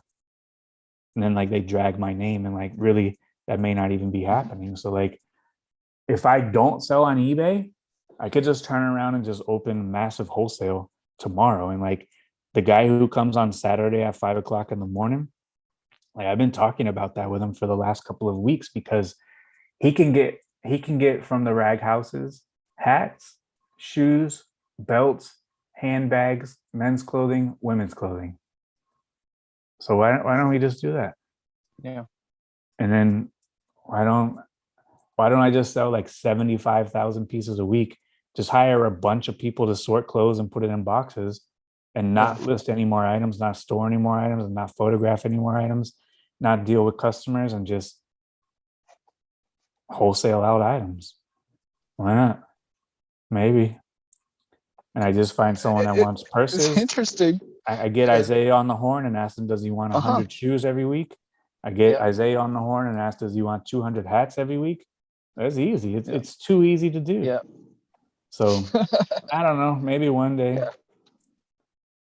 But Maybe one I day. hear you. Yeah, it sounds like it's kind of got to be one or the other. Because I can say like, look, these items that I'm going to wholesale, they're pre-owned items. They're the same exact inventory that I get and I list and sell millions of dollars. Same exact items. People will buy that. Yeah. But like, as long as I'm selling on eBay, like I can't do that.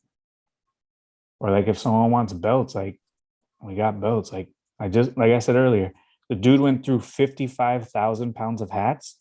And he told me that he tossed a lot of hats that still have value that I don't buy.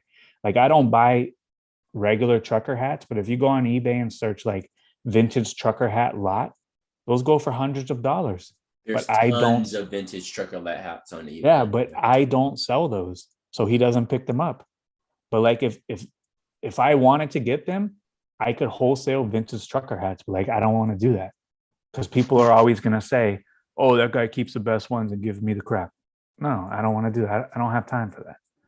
So like one day, maybe I just shut it down and convert, my 8 or 10,000 square feet, whatever I have over there, into just a bunch of Walmart picnic tables with Home Depot boxes on top of them. And they just go down the line and everyone gets five items from each station at random. And it's the same exact items that I list personally on eBay that I've sold millions of dollars worth. Maybe one day, but good. We'll figure it out. But the opportunity is there. And I know my buy costs would be super low, but it's just something that I have to want to do. And if I don't want to do it, then I'm not going to do it. And as I said earlier, my name and reputation being tarnished is worth no value. So like, that's like a multi-million-dollar wholesale operation that I can open tomorrow. But like that amount of money is not worth tarnishing my name by someone accusing me of keeping all the good stuff and wholesaling the crap, even though that's not is what's happening. How do you like let go of, because right now your identity, a good portion of it is you list 250, 300 items a day, and you have the largest pre-owned clothing store on eBay. So how do you let go of that business model, let go of that person that you are, and then transition to the biggest clothing wholesaler in the United States? Like how do you let go of that? Because you know that this is way more profitable for you, but there's a lot of things that are holding you back from accepting all of that profit. You might go from making $2 million a year to making $6 million a year, exclusively wholesaling clothes. So what is keeping, how do you actually go about making that transition? Does that make sense? I probably transitioned to a beach first before I transitioned into wholesaling clothing, with full honesty. You just don't like the idea. It doesn't like you don't enjoy it. I've already worked a million years, dude. So sometimes that decision gets made for you, Isaiah. And so Yeah, if I get banned tomorrow, maybe that decision gets made. Yeah, but you're young. It's worth like, like life is going to throw curves at you that you don't expect. Right. At one point, your identity is that, I'm working on building a chain of these playgrounds. And then all of a sudden the next night, the government decides magically everything's shut down and you're fucked. Right. So then you got to reinvent yourself. And those kind of things are just going to happen throughout your life, and you just got to be resilient and ready to reinvent yourself when it happens. But I mean, you're in your 20s, dude, like you're going to have a few of those things happen over the course of your life where stuff happens that you don't expect. And now all of a sudden that sense of self you're tied to that you're talking about, you either got to change and adjust or you just like collapse it upon yourself. Like that's the choice we all have. Yeah, because everyone has chapters. Like this is just a small chapter of us. Like in previous lives, like I've cut trees, I've cut grass, I've worked at CVS. Like this is just a chapter. This isn't like the entire book. This is just a chapter. Yeah, like eBay could like magically decide tomorrow that used clothing isn't allowed to be sold. Yeah, and then either you find something else or you quit. Reinvent yourself, right? That's when you become a wholesaler. Yeah. So like if I wake up tomorrow and eBay bans me, I can go, okay, let's wholesale, or I could say, okay, let's just go to the beach, either one. Yeah, so I don't think those reinventions happen by choice. I think it's external factors that push you to have to. Sometimes, because like I could do it. I could tell this dude, say, yo, let's rock and roll. It's just, do I want to do that at this stage in the game? Do I want to do that at this chapter? And from a, I'm trying to like from a risk, get more simple than more crazy at the moment. And I had a real conversation with my wife this weekend about maybe sitting on a beach. So like, you guys say I talk about getting hit by a bus a lot, but I'm talking more and more and more about go sitting on a beach. So doing little reseller lots on your nail in the wall platform actually sounds pretty interesting, right? Like let everyone go in there and I do bigger than that. Price where they think there's some margin on it. Nah, that's too limited. I know there's thousands of people that would buy wholesale if I quit eBay and said, this is the same exact inventory that I list on eBay, delivered to your door. I think it's a huge opportunity, right? Because if you go like back in time, the people that made money when they came to California was not the idiots looking for gold. It was the dudes selling the shovel to the idiots looking for gold, right? And that's always the case. And like the .com, it's not these people starting these like tech startups making the money. It's all the guys that own the real estate that are renting office space to them. And so the same thing where Chris and other people have created this like little gold rush with their YouTube videos of everyone thinking they can go to the bins and like make this giant business. You could be that guy that's selling them the shovel, selling them their little reseller boxes. Make a ton of money, dude. I could, but I'm trying to simplify. From a risk management perspective, I have to, sometimes when it comes to doing a new thing, it's like branching out sometimes comes with new opportunity, but you already have a system that works. You already have a system where it's like, okay, I buy this clothing and I'm able to sell it. Who knows with the wholesaling thing, maybe there's unforeseen things that come up that make it a non-viable business model. Maybe it works, but we don't know that for 100% in that the system is not already set up yet. And I think there's definitely something to be said about the exploratory seeking out new business models, but like, all of your business already works. It's like your printer works. You keep using the printer. It delivers the results. But this is the problem. Yeah. This is the problem though. At this level where I'm selling hundreds of items per day, this is a 24-hour, 7-day-a-week thing. Yeah. Never, ever, ever ends. Never ends. Like we're printing twice a day at this point. It never ends. And like, since it's 7 days a week, never ending, this never ends. So where's the ending? Maybe the ending is stop and do wholesale And everyone that orders, I say, I'm leaving for 2 months. I'll be back. I don't have to Yeah. ship for 2 months. I'll be back. There is no, I'm not shipping for 2 months. I'll be back. There is no, let me leave for 2 months and hope everyone shows up for work because I'll be back. This never, ever ends. So the only way this ends is if I end it. That's the only way this ends. Because the flip side of building a business that doesn't break is it never ends. Yeah, yeah, yeah. Like it's still going. And like, Yeah. even though it never breaks, now. like, even though it never breaks, like people still don't show up for work sometimes. And like, you know, maybe it's a couple times a month or once a month, but like still I have to get items out every day. If I don't ship items out, like it's so hard to catch up. Like it might be impossible to catch up.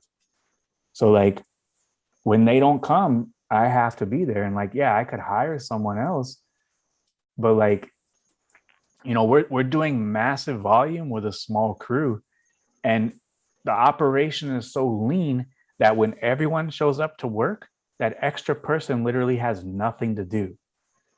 And like, I can't hire someone for the time where once a month someone doesn't show up.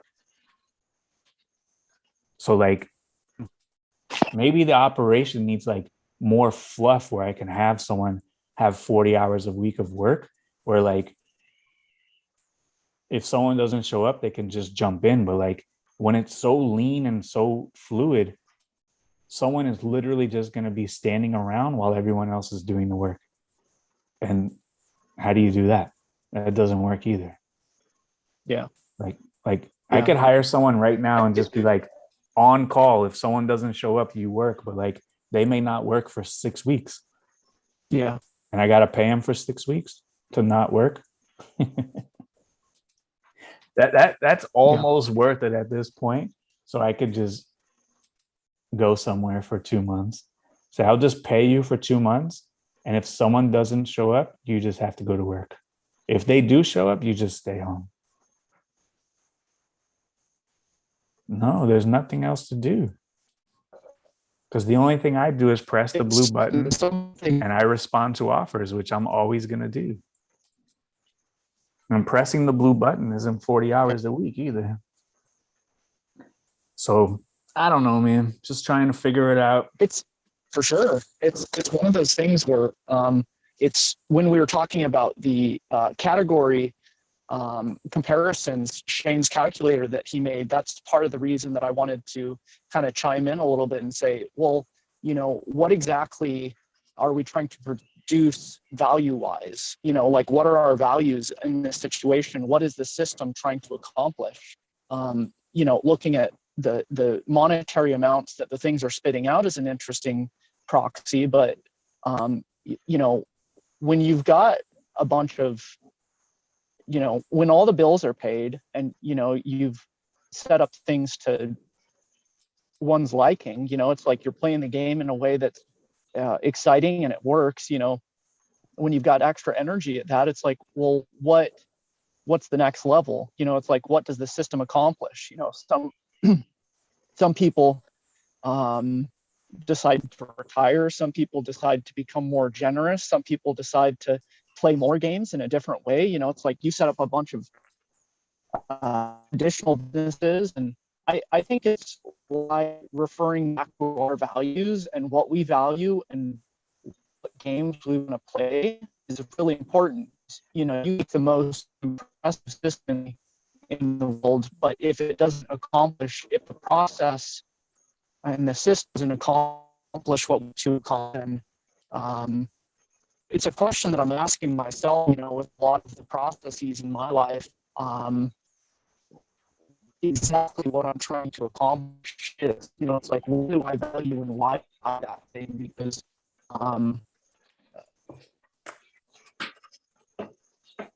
if you build a perfect machine, it's just like the machine to accomplish. And then You're going robotic, man. You're breaking up. Can't hear you anymore. You're in the matrix for real.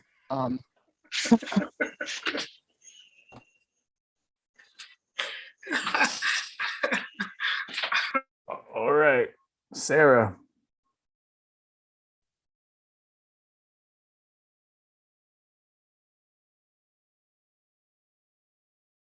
Sarah. All right, Sarah's gone too. Matt, if Walmart selects the type of brands that they allow in their stores now, do you see eBay heading this direction at a time when they will remove our ability to sell the majority of brands we are now selling, bureaus across the board, and only owners of the brands can sell it? You know, the whole selling pre-owned items is kind of like, once you buy it, you're free to do with what you want, but you know, there is nothing stopping from a certain brand of just blanketing, zeroing everything. Some brands do that, Beachbody, all of those. And I know Fila hit a lot of people this week, even for pre-owned items.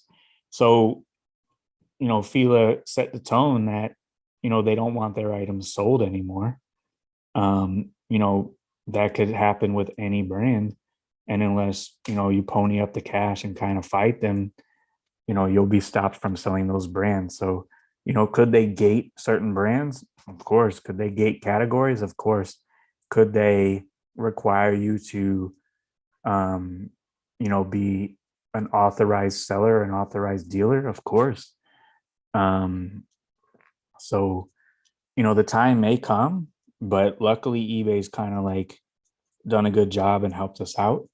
But there is like legislation going through the government that will, you know, help brands kind of protect their brand even more with the pre-owned items. And, you know, we see the trends with the brands, Levi's, Allbirds. A lot of these brands are buying their pre-owned items because, for one, it's good PR, it's sustainability, and it's also cheaper to just resell an item that they buy rather than, especially with the supply chain issues, manufacture import items. So there's no better money than like selling the same item twice, you know, renting the same room twice, renting the same parking spot at the flea market twice. There is no better money than making 2 times money on the same item or same service. And now that brands potentially may step into the pre-owned market, with the pre-owned market set to, you know, take off from, you know, a couple billion to like several billions, tens of billions over the next few years, you know, the brands do have an incentive to control not only the sale of their new goods, but now also their pre-owned goods. So we may see, you know, in the next 3 to 5 years, and that is probably going to be the timeline on what is going to happen. So if in 5 years' time, brands are starting to, you know, take down all of their listings for pre-owned and only allow authorized sellers to sell their listings, then that's going to be how eBay is going to go. If in 5 years or so that doesn't happen, then I think we're still free and clear like we are today. But, you know, brands are coming after the market that we are at, vintage, sustainable, pre-owned. And as they do come for that market, I think they are going to be more protective of the secondhand or the used clothing as well. So we'll have to see. I thought that like 10 years ago, they tried doing that like direct deal with a bunch of the big retailers where like Best Buy and I think Target was selling direct on eBay. There was a whole bunch of these like big companies that they tried doing that. But that's new. It didn't work. And it pushed a lot of the small sellers out of there. So they backed off away from it. It didn't work. That's new though. They're not buying pre-owned from Best Buy or Target. So. Yeah, it was new stuff. But yeah, so they already tried they to still do it. partnerships of like, let's deal directly with the big companies. Well, they still do, because Best Buy has their own store, Target has their own store, Reebok has their own store. They pay probably no fees or little to no fees, and they get to sell their new items. So that is essentially a partnership, because it's not an even playing ground like us. They pay no fees. Their feedback is hidden. You know, they get that little icon next to their items where we don't get that icon. But as for pre-owned clothing, we'll have to see how that goes. And I think that's going to shake out in the next 3 to 5 years. Have you ever tried having some of those conversations with them? Like being like, hey, I'm doing X, I'm doing this much, like, why am I not getting some of these like big boy perks? Nope. No, Nope. why I'm not? not looking for any favors, any handouts. I'm just trying to do what I got to do and be up the road. eBay doesn't talk to me. They don't acknowledge me. I don't ask for them to acknowledge me. And if they never acknowledge me, then that's fine. If I wanted acknowledgement, I would move in different ways. I Some- would post more than one time every 8 months on Instagram. I would have like, a social media presence to try to gain attention, but that ain't me. So if they never want to acknowledge me, fine. If they want to call me up, I'll tell them that they should drop www.ebay.com/help and just let me show everyone how they should sell on eBay, because the way that they have isn't conveyed very well to the eBay seller. But other than that, I don't need anything from them. Something that I think isn't discussed or I think understood enough is that it's in eBay's best interest to allow us to sell pre-owned stuff. So we might all like kind of be afraid and say, oh, eBay's going to crack down on us. If Nike is telling eBay like, hey, we want to cut off a whole lot of this pre-owned thing, there's probably a ton of backdoor talk going on. eBay's probably also in Nike's best interest too, right? If Nike cuts Yeah. off, if Nike No, cuts off StockX, all these sneakerheads aren't out buying these like drop things that they think they can flip, right? So they've got a vested interest in keeping that market going too. Yeah, like all of the stuff that we're selling makes eBay money. So if another brand says, hey, we don't want you selling, our stuff on your website, eBay is definitely bringing up how much money they're making from people selling Nike and saying, okay, Nike, like, we understand that. What if we just pay you, $2 million a year and people have, free reign to sell stuff? Because eBay knows they only make money when something sells on it, not when someone lists something. So we might be really afraid of eBay cracking down, but they actually bring do up- kind of have our back. Can I bring up an argument? Because Nike did cut off Foot Locker. So then what would be the difference if they cut off eBay too? But this is the thing, like if Nike calls eBay and says, hey, we want to crack down on these used sellers, and eBay says no, because it's in our best interest, then Nike will say, okay, it's in our best interest for you not to sell anything Nike related on your platform at all. So you can't sell pre-owned, you can't sell used. Anything that's on Nike from here on out, we will sue you to the Stone Age. And So now you can't I- sell any Nike on eBay. Yeah, no, like I totally understand that, but I'm saying like there's a push and pull between both groups. Yeah, absolutely. Absolutely. Yeah. I'm saying like it's not all bad for Nike that, and we're just using Nike, even though we Yeah. probably shouldn't just because it's so big. But there's a lot of good things that come out of people selling pre-owned stuff to Nike. There's some bad things. There's a lot of good to eBay selling, allowing us to sell used stuff because they make money. I think if it was totally up to Nike and there was like no laws, like right now there's laws saying you can sell an item that you own. If Nike had their way, they would not let any of us sell any items. That affects their bottom line so much.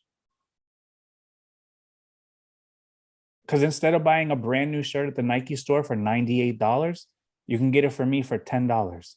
I disagree. Nike is a special one. Like Apple. them to Who cut do you out want the to pick? secondary market, they cut out all the hype beasts, all the people that are paying up more for Nike than they are for like an Under Armour or something. Like the secondary market is a big competitive advantage for Nike versus the other sports retailers. Wait, any brand, they would rather you buy it from their store than buy it used on eBay. Sure, but what I'm saying is the reason that you buy it from their store and the reason you pay more is because people know that there's a secondary market. Right? Like people aren't going and like standing out to buy Under Armour because there's no market to like flip Under Armour. There's no hype, right? So by having that secondary market, that itself helps push Nike's new stuff up more. All right. So what about Woolrich? If Woolrich had the choice of not letting pre-owned items being sold, they would absolutely say no pre-owned items sold, only come to Woolrich.com and the Woolrich store and buy from Woolrich. There's no hype on Woolrich. I agree. Yeah. Except like if- Woolrich isn't big enough to fight back like that. I don't think. Well, it's going to take a big company like Nike or Apple to say, get this used stuff out of here. And if you don't, we don't want to see any of our items on eBay. Well, but And there as are, soon as I mean, one those are the domino companies- falls, the next domino will fall after that. But Because the they have to advantage set that to- precedent. The advantage to Apple or Nike or any of these hype brands is the fact that they're getting free advertising for everything that we put up. Exactly. Nike We're wouldn't building be, the hype. Nike wouldn't be where it is today if it wasn't for the secondary market. You wouldn't be selling kicks for thousands of dollars if it weren't for the secondary market. But They're Nike selling- doesn't get thousands of dollars for those shoes. Right. Nike but just it's- got their money, the $300. Yeah, they got their $300, but they got their $300, but it encouraged them to come out with the next model and the next model and the next model and the next model and had LeBron do this and this, you know, it made them number one. But what does that have? What does Nike's $300 have anything to do with Chris reselling a pair of Kobe's for $60,000? They're not hyped up because Chris sold them for 60. They're hyped up because they're Kobe's. Well, they're Kobe's because had they not had the original Kobe, you know, they wouldn't have had all these additional shoes. So they so would how have just come? So how come at the mall there's no like pre-owned Nike store? Shoes and apparel pre-owned. So the reason that there's no pre-owned stuff at the mall is because all those companies have master lease. All right. So they don't allow Next to TJ Maxx, and there stuff is no pre-owned anything. Right. It's because the retailers that sell new retail won't allow them in these big strip malls. They have master lease agreements that specifically prevent you from going in.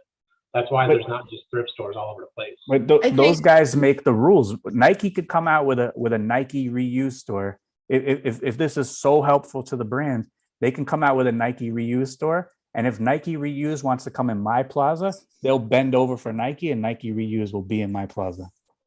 but it's only because the people have built it up. It's the Yeah. people that have built it up. No, that- Michael Jordan built it up. Kobe Bryant built it up. LeBron James built it up. It And has Nike nothing to do can with us afford- selling $9.99 shirts on eBay. Nike spent a lot of money developing it. I mean, Absolutely. Yes, I I totally was get gonna what ask, you like, did. where do we come in building their brand by selling their stuff for cheaper? We're online? costing them a lot of money. Yeah. I don't see how That we was would my help point. Nike at all. Nike's just But we're not though, and that's the whole thing. We're legally allowed to do so because this is the United States of America. But like, if they could change the rule and say don't sell pre-owned, they'll be more than happy to sell only new. They already have the rule where they say don't sell new because of this exact same reason. No, I mean like I the don't rule think with that the that's true. government. 'Cause if they do already have the rule, they could push bureaus on every single person and get them all off of eBay. So yeah, they could do that. that and would then be like people would bad boycott PR, Nike, maybe. and Because like people when, would boycott Nike. yeah, and but they that's There are bad some brands that PR. we know we can't sell used because we're going to get a bureau. Yeah, and maybe that's bad PR, but like if Nike can get all the money, believe me, Nike would get all the money. But they are getting Yeah. all the money. They're getting all the money because everyone goes to buy Nikes because they get all this. But how much money does Nike make when I sell $120,000 worth of pre-owned Nike? Right. They get $0 from me this year. I don't Yeah. pay them a royalty. I don't cut them a Yeah. check. But not everybody's buying pre-owned. You're still having But the- people that are going to the store and buying new. If there was no option to buy pre-owned, they would go to the store. So instead of spending $120,000 with me on eBay, they would go to the store and they would spend that Yep. money. I mean, but We we don't- have laws. Laws say that you can sell pre-owned goods. So like it's a mute discussion until one of these big players comes in and says they don't want to do this anymore. And as soon as one company sets a precedent, that Well, they opens the door have. for another Chanel brand. does. And that was my Chanel whole does. point I was making too, was Yeah. that, you know, I can see, and again, I agree with you, Thomas, as well, that, you know, it is in best interest of eBay, but, you know, it just like, when you think in terms of the corporate backroom handshakes, it makes you wonder if there's a 5 to 10 year play on how can they own this market, so to speak. And again, this is just hypothetical, and I know that we don't like dealing with it, but it's just a thought is all. They can gate it on Amazon because Amazon is in possession of the items. That's why they can tell Amazon what to do. Because with Amazon being in possession of the items at their warehouses, Amazon has full liability. And they always take the angle of counterfeit or fake. Oh, that's fake. And Amazon can't be housing and facilitating fake sales. That's why eBay is no questions asked. You get a Vero, hands up. That's on you. That's on you. That's not on eBay. That's on you. You get a Vero, go talk to them. Don't talk to us. But when Amazon is holding the item, Amazon can't facilitate that deal. That's why they can gate items. That's why it's different on Amazon and eBay, because Amazon has a different liability than eBay. Perfect. Thank you. Appreciate that. But I think these brands, some of them, the bigger players, they will find a way to get their pre-owned stuff out of there because they are coming for the pre-owned market. And they don't want us to compete brand new. They hand out Veros sometimes. If they're going to compete on used, it's in their best interest to also do the same thing. So like, someone brought up Chanel. Chanel don't want you selling their stuff. They want to get the money. So Chanel always comes with, it's fake, it's counterfeit. And you have no argument. Nike can do the same thing. Every single Nike item on eBay, counterfeit. And what are we going to do? We're going to go home with our tail between our legs with our brand new stuff or our pre-owned stuff that's legit that Nike said is counterfeit. And we'll all make posts on Facebook and on social media and make YouTube videos and say, that's it, guys. We can't sell pre-owned Nike because Nike's telling everybody it's counterfeit, just like Chanel does. Chanel's dealing with a different clientele, though. They're not dealing with some second grader who wants shoes like, Michael Jordan. It doesn't matter the clientele. Money is green at the end of the day, whether you're low end or high end. So Tech, what do you think the percentages on eBay wise, new versus pre-owned market? Is it like 90% new and 10% used? Like, because, like if Nike comes in and they say, hey, 90% eBay, if they tell eBay, they say, hey, 90% of your revenue is new stuff. They have a huge say in saying, we're going to take that 90% away unless you do what we'd like to. Like, I think I don't know what the percentages are, but like technically speaking, the new on eBay is heavily skewed because you're talking widgets, you're talking all of that stuff. The majority of eBay is brand new. The pre-owned makes up a smaller portion, but you could do an eBay search right now and you can find counterfeit stuff on eBay, and that's going to be their angle, that there's new counterfeit and there's pre-owned counterfeit. I can pull up a counterfeit right now within 10 seconds, I'm sure. So they're going to say, okay, this is a blatant misuse of our trademarks, a blatant misuse of our brand. You are, deteriorating our brand. You are cheapening our brand, and you're allowing pre-owned items to be sold counterfeit. So that's it. We need to wipe the slate. But isn't part of that why eBay is doing branded outlets? That's probably what they're going for with Nike and these other places. Right. eBay's doing their branded outlets. They're probably wanting them to do that, but I don't think they're going to take away I think what's happening with Levi's and what Nike reselling is they're knowing their consumer, and they know that the consumer is more earth conscious. Plus they also know about the whole transport and all that. That's what they're marketing towards their consumer. And they're saving the earth. There might become a day where you have to be an authorized outlet or an authorized dealer to sell a brand. If it comes, then we go back to that was the washing angle dishes I or was something. expecting. Like, I think if they're gonna play an angle, it's gonna be they're gonna boost up the authorized dealer program and make it so that if you want to sell Nike on eBay, you need to be an authorized dealer. Here, look, a 10-second search. We have one item that has 3 counterfeit issues. We have Air Jordan 4. We have Michael Jordan's name and likeness without his approval. We have the number 23, which is Chicago Bulls, without his approval. We have Air Jordan Grateful Dead logo on a comfort color tag, and they're using the term Nike. So we have 4 or 5 different claims on this item alone. Jordan, Chicago Bulls, Michael Jordan, Nike, and the Grateful Dead. Like this is 10 seconds. 10 seconds it took me to find this item. And eBay should know this because it says bootleg in the title. Yeah, but they don't care. But eBay ain't putting it down. There you go. Well, that You kind of you should crap be a lawyer should for be the taken brand. down. But that kind of crap should be taken down. But the problem is, the problem is it ain't taken down. So that all this kind of stuff kills us. It hurts us because eBay allows it to be sold. Can I say something? Go for it. I don't know if anybody remembers, but there was a girl on Instagram, and God forgive me, she's in this group right now. But she bought something from a brand from Goodwill, and they messaged her telling her to like take it down because she put it all on Poshmark. She threw this whole big fit on Instagram. It should be her right to sell it, yada yada yada. They threw in the sewer. Then when she kind of made even more of a fit, they kind of just let it go. But I mean, she has a following. We don't have a following. So I'm pretty sure if one of the brands say, hey, we can't sell, we throw a fit, nobody's really going to care. But at the end They of the put day, her I out of mean, business. Did they really? They put her out of business because she was selling samples, and the company told her to take it down. She said no because she acquired them legally. The company sued her to the Stone Age, met up with her at a coffee shop and offered her something like $2,000 or $3,000. She said no, and then they ended up collecting all the money. She's out of business. I did not know that. I thought she got her way. No, out of business. So you guys, I'll forfeit this on you, but only time will tell. And I'll remind you once again, I'm thousands of hours of pre-recorded content. Undefeated.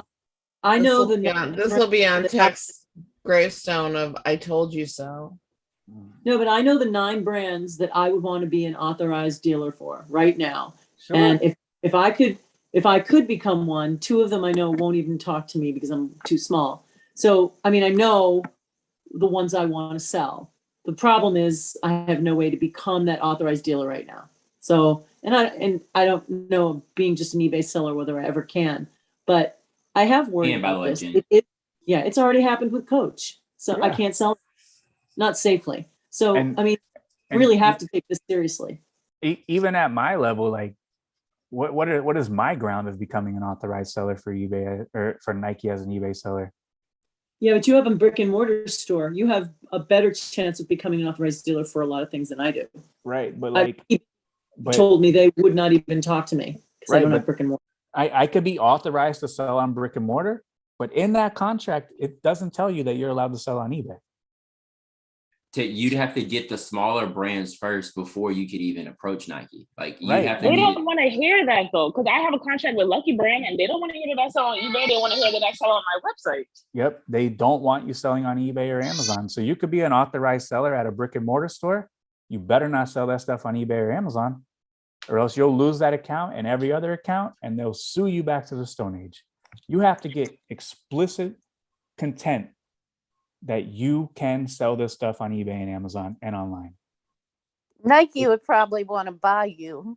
No, they don't. They want me out of the way because I'm selling too much of their stuff. Yeah, they want to buy you. No, They'll- they could buy me with a handful of euros. That's all it takes, and that's an intern. When he's not getting coffee, he's clicking buttons and sending euros. So like, this is another thing. Like I've been trying to tell you guys, like this is the golden age. This might be the back 9. So you need to take advantage of the situation because you guys could think this ain't never gonna happen, but I've been around the block. I've seen a lot of stuff change. Yeah, that was my whole point. That was my whole point. Because all eBay has to do, if the bigger corporations start squeezing eBay can squeeze us out in fees, in limitations in sales. And again, it's hypothetical, but yeah, you might be able to retire sooner than you think. These bigger brands could have made that decision at any time in the last 20 years that eBay has been in business. Yeah, it's These not bigger worth their brands, time. they all sit down with that exact spreadsheet that I It's not did worth their last week, time. and they look at, if I do this, how much money do I make? If I do this, how much money do I make? And they've ended up at the decision where I don't Yeah. do this because I make more money. Right. Some brands, on the other hand, like Chanel, have ended up on the decision where I make more money by this not being on eBay, so I pursue Veros, right? Yeah. Like Yeah. they've all made a decision on whether they're going to support that secondary market or not. Right. So right now it's not worth their time, but if they are competing with us in the pre-owned market, it might become worth their time. Yeah, so like Levi's, for example, where they've advertised that they're doing secondary and they're making this thing where you send them, now they have an economic incentive to step on everyone's throat that's selling used Levi's on eBay because they are competing with us in that game. Nike doesn't sell used stuff, so they have Right. no economic incentive to try to take anyone down. Right. And that's what I said in the beginning of this, that these brands potentially, they are going to see the pre-owned market expanding. They are going to see the market cap expanding. They are going to see the good PR. They are going to see the sustainability. They are going to see that, selling the same item twice instead of manufacturing a new one and shipping it over is cost effective. And they are going to start getting into the pre-owned game. Once they start getting into the pre-owned game, maybe now it's worth their time for you to become an authorized seller in order to compete with them on the pre-owned level. But we have laws in place that prevent them from dictating what we do with our pre-owned clothing. But they can I'm change the surprised that law. Patagonia doesn't push it harder, right? Because Patagonia is pretty active in the Well, sell your stuff. They have Patagonia, their own website for that. Patagonia also offers a huge warranty that we as resellers cannot offer. So that's their angle. All these companies can find an angle to get us out. It's just a matter of, are they going to pursue it or not? Yeah, I'm Maybe surprised today, that they maybe don't pursue tomorrow, it, is what I'm saying. maybe in 10 They years, maybe in did. 5 years. And Nike is buying back their shoes. They're buying them back to recycle right now. I used to be an Yeah. authorized dealer for Patagonia. And So, but they on pursue eBay, it I used to have a badge that was on all my Patagonia listings. to sell new Patagonia. New or used, it didn't matter. And then what happened? They cut you out? And for some reason, all of them went away. Like, I don't know what happened, but it was not very long ago. It was less than a year ago because I had it last year. I know. They never sent out any notices, but all of a sudden, the badge was gone. So did they tell you that you couldn't sell it, or do you still sell it? Oh no, I can still sell it. I just don't get the badge anymore as an authorized dealer. Maybe because of that warranty thing that Tech was just talking about, that when people bought it, they expected to have a warranty or something. No, around 2 years ago, they made a big push, not a big push, maybe like a medium-sized push to get people to become authorized dealers or authorized sellers because it gained buyer, what's the word, favorability or buyer confidence. Yeah, it gained buyer confidence to buy from authorized sellers. And that's the same angle that they can take going forward. And if you're not authorized in Nike, find another brand.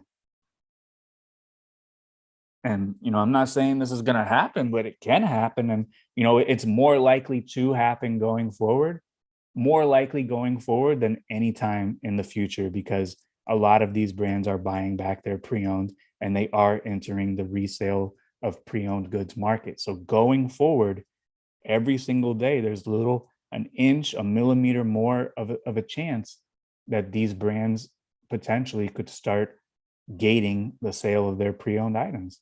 And if you guys think that it's good for these brands to have pre-owned items sold and rather than go to the store and buy new ones, then that's your belief, no problem. I have an opposite belief, but time will tell. And maybe they change a law, maybe they unionize together, and North Face, Patagonia, Nike, Tommy Bahama, they all say, hey, pull all of our items, or we're the only ones that can sell it. Your choice. And what is eBay going to do? And their choice is going to be, okay, we're going to do that, because if their choice is opposite of that, of we're going to side with our buyers because we're buyers first and we love the community, then I hope we all pay our dues, because they're going to get sued heavily. So which one is it going to be? Are they going to side with us, the little guys, and litigate with the biggest companies in the world? Or are they just going to comply and say, okay, no problem, you got it? So you guys can think it can't happen, but that's up to you. I'm just a guy who takes pictures on upside down bins. What do I know?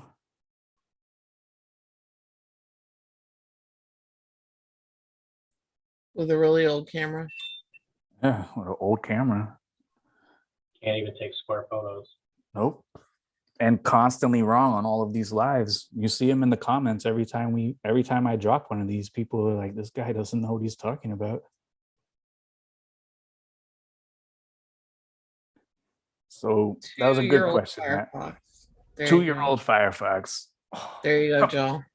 Shane, We I need, can't we believe need you Carl came for calling my you bozo about Firefox. now. It's time for Carl. Where's he at? Call him bozo. Shane, I can't believe you came after my Firefox. Dude, I can't believe you're using a 2-year-old version of a browser. It's just ridiculous. Can't believe you came after it.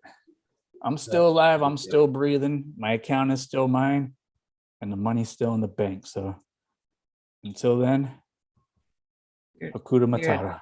You're a With- dinosaur tech. It makes me every time I think it's worth remembering every once in a while that just how lucky we are with the opportunity. Like you were saying, Tech, it's like it's the golden age here. It's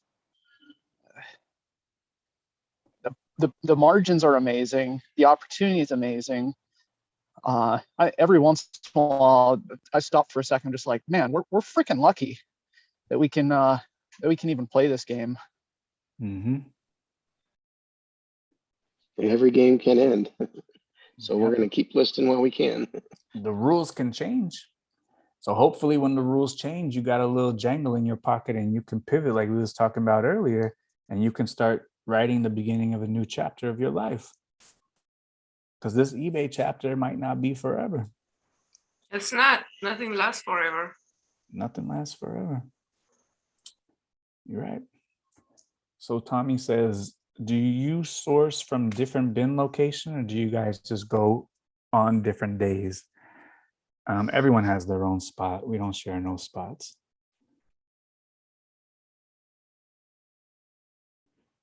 Gene says, when you launch drafted items, do you list them one by one or list them in bulk? I've heard people having a problem with bulk listings.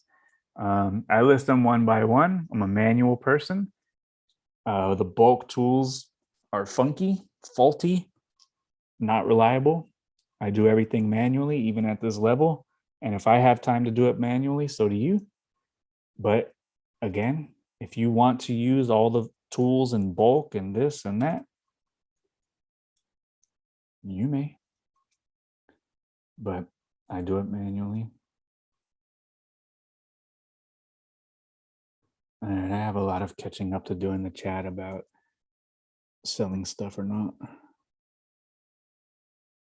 So I'm just going to skip it because I think it was a lot of that. All right, wasn't that much.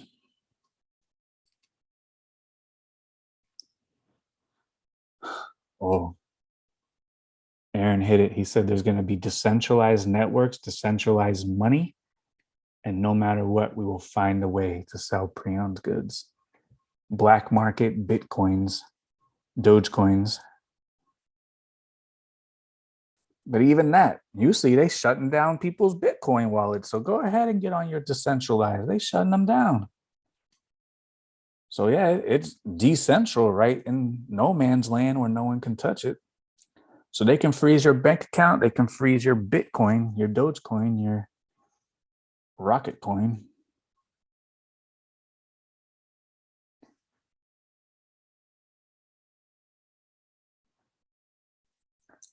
So, anything else?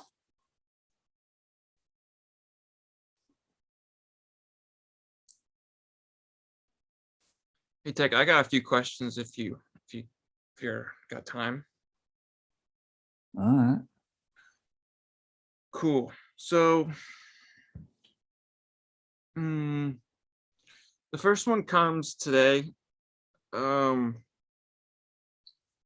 I guess it kind of just involves kind of like emotions. I guess it's more of like a philosophical question. So how do you keep, okay, so how do I say this? I'm not good at philosophical and emotional. Well, I mean, it involves when you're going sourcing, how did you like, how are you able to keep composure and not get mad? Or how are you not able to get frustrated when you have other people that you know, like other buyers? Because I know, listening back on our older calls, I know you had some interesting experience with your competition, but I mean, I don't get mad. I don't get frustrated. That's not in my DNA. He gets even. No, I just beat them. That's it. When I saw someone at a thrift, I just kick their ass and go home. That's what I do. But I don't get upset. I don't get mad. I don't get frustrated.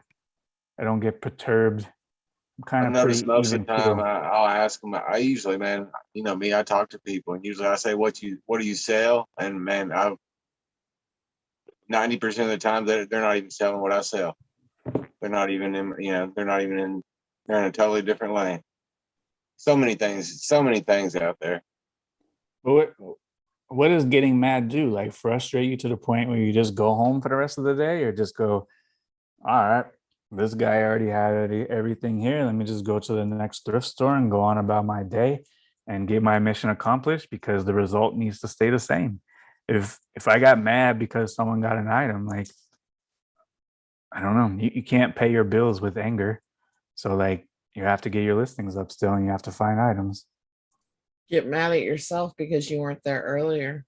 Yeah, you gotta, everything is always inside of your control and your problem, and it's your fault. So like Michelle said, if you got beat, that's your problem. You gotta make sure you didn't get beat. So you gotta go either the day before they go, you gotta go an hour earlier before they go. Somehow, some way, you gotta end up beating them. So maybe put your anger and frustration towards, getting the best of them. And that's a better use of that energy. But I was talking to Isaiah the other day, and he said that he's going to have like a fully thought out, fully written, fully bullet pointed, fully PowerPoint presentation seminar of his new business model, whatever. And I said, this is like maybe like the 5th different iteration of the business model that we've gone through, maybe in the last 6 months. So like at some point we just have to do, and we have to stop planning. And I said, maybe that's the difference. The difference is I don't plan, I just do. I just take action every single day. And when you guys ask me philosophical, when you guys ask me what ifs, when you guys ask me hypotheticals, I struggle with those questions, because the only reality that I know is taking action. And when I take action, when I take massive action, that always yields a favorable result to me. But, writing down different iterations or thinking hypothetical or doing that type of stuff, that personally does not work for me. So that's why I can't relate to the hypotheticals, the theory questions, because my entire life is just built on taking action.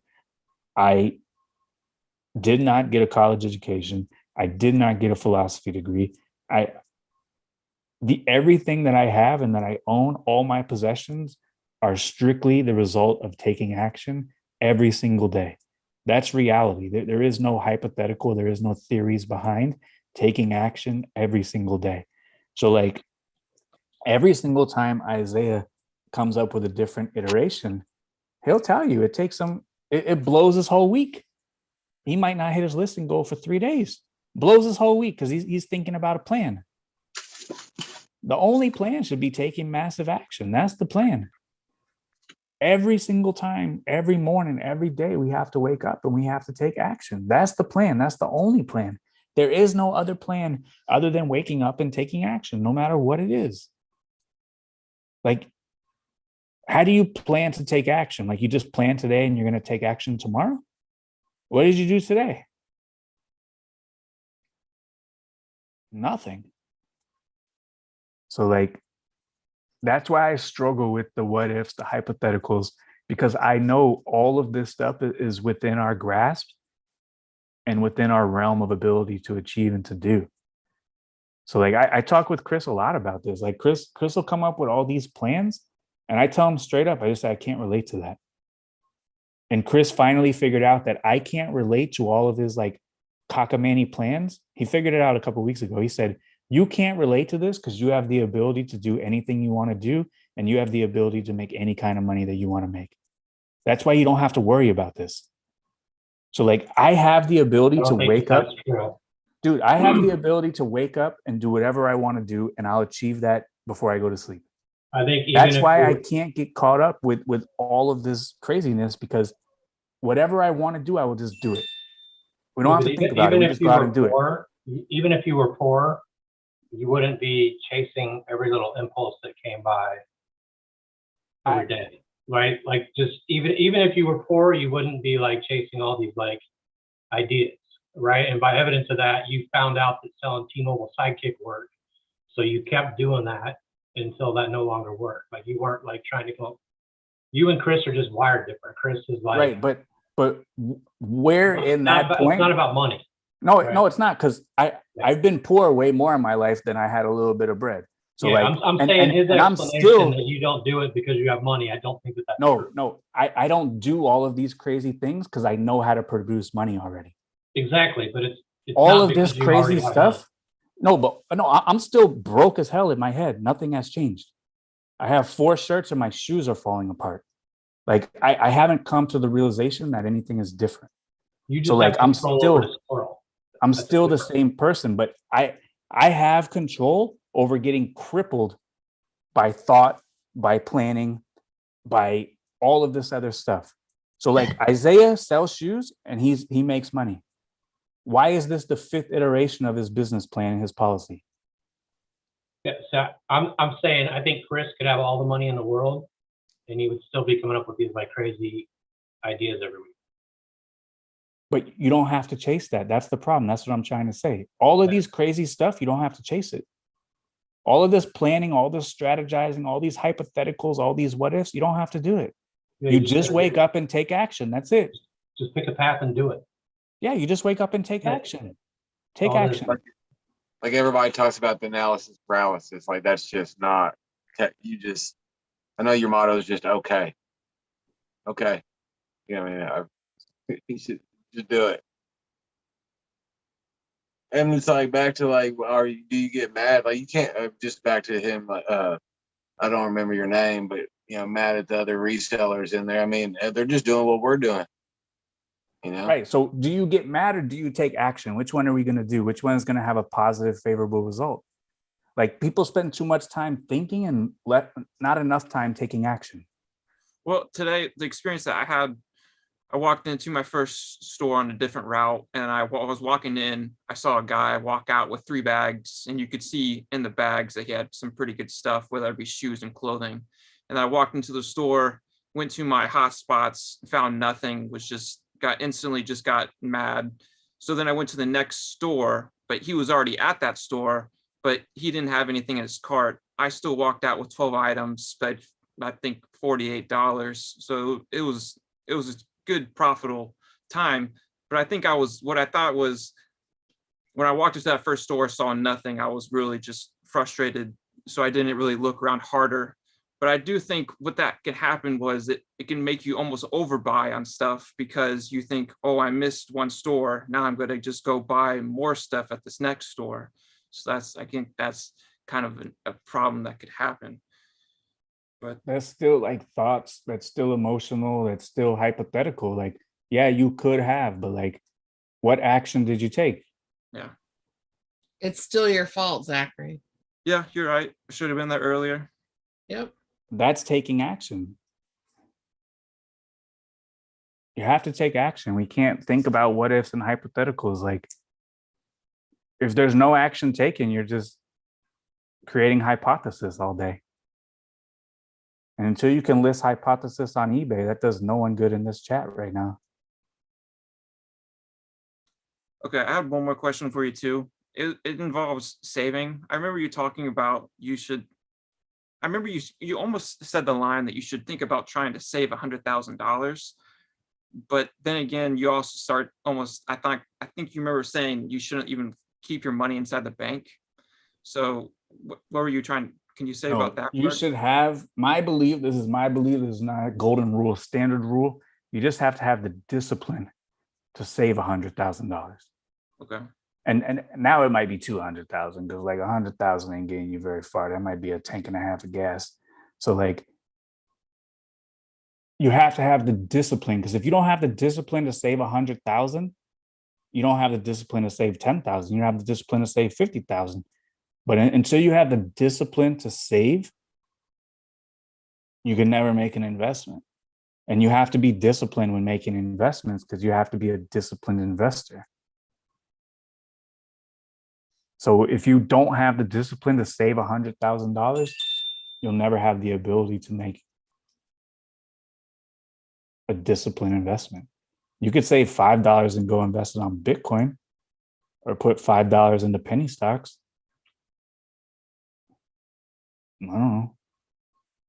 But like, my belief, my rule is, and that's the same thing I told my son, like, save $100,000 and then come talk to me and I'll make you rich. That's what I told him. If he comes to me with 50,000, I can't do nothing for him, because he hasn't shown me that he's disciplined enough to save 100,000. But if he save 100,000, I told him, save 100,000, come talk to me, and I can make you rich forever, and you'll never have to work again.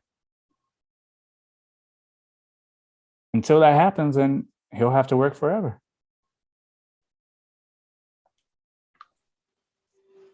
It's a principle of Yeah. management. If you can't manage $10, you won't manage 100,000. There you go. You hit it on the head. That's what you're doing for us right now, though. You're teaching us. But we're bringing you $34 a month. You know, Christine, this is totally off topic, but you always sound like you're underwater, and I have no idea why. No, it's good. So there must be something that you're doing different than the rest of us, but it's not good. It's fine. I hear everything you say. $50 speaker sucks. It's good. Did you hear that? We heard that, Christine. I'll just talk into You can it. you can just flip him off. It'll be fine. I think it's actually, you know what? I think it might be that microphone. Unplug it and see if you can just use your computer mic. $50. I know. Unplug it and just see if you can use your computer mic. You're killing me. You're good, Christine. We can hear you. Thomas is just picky. Am I here? You're good. It sounds like Thomas is standing right next to me, so his microphone needs to be different too. Sounds like he's I am there. right here every single time he talks. Like I he's know, right yeah, here. he makes you jump out of your chair. It's like, good God. So loud. He's the Billy Mays of the tech and sports calls. Billy Mays. He's They used to got have the- that TV show on Discovery called Pitchman. He's got I know, that crazy he Rogan died right when it microphone. was starting to get popular. He was actually a pretty likable guy once you start learning a little bit about him. Yeah, but then he took Kind that of bummer flight. he died when he did. Took that flight. Yeah, everyone sounds good. So Tice said, so as single dad, how were you able to save 100,000 in the beginning when you weren't making millions a year? It's very easy. I was working so much that I had no time to spend the money. So outside of like everything that we did, all the excess money just went straight to the bank. And at the time where I was doing the 30 listings, 30 sold, 30 average sale price, see, this is the thing. eBay was always my after work side hustle up until COVID. When COVID hit, I put my full attention towards eBay. And since COVID raised like $2 million up till last year, and then this year, since COVID, will probably be up between $4 and $5 million. So that'll be like a $3 million increase. My first year of doing this on the side, then my full attention, and we're talking like 2.5 years. So eBay was always something that I did on the side. So when I was doing 30 for $30 average sale price, we were just living off the money that I made. All the eBay money went to the bank. So it was very easy to save up 100,000 because the 100,000 always went to the bank. So yes, you said, so what would you say realistically at our levels, would you say it would take us maybe 2 or 3 years, or would that be acceptable? I mean, if you could save money, it doesn't matter how much you save, and it depends on your income and expense. It depends on your expenses. So like right now, I'm in a beautiful area, a beautiful place because I have very low expenses, high income, and the passive income more than pays my bills like 10 times over. So like it's infinity. I have like an infinite return at this point. My costs are low. I'm not out here driving Lamborghinis and Ferraris. I drive 4 miles a month. My shoes are falling apart. I have 4 shirts. A boatload of money comes in every single day, and my investments pay all the bills. This is like infinite return.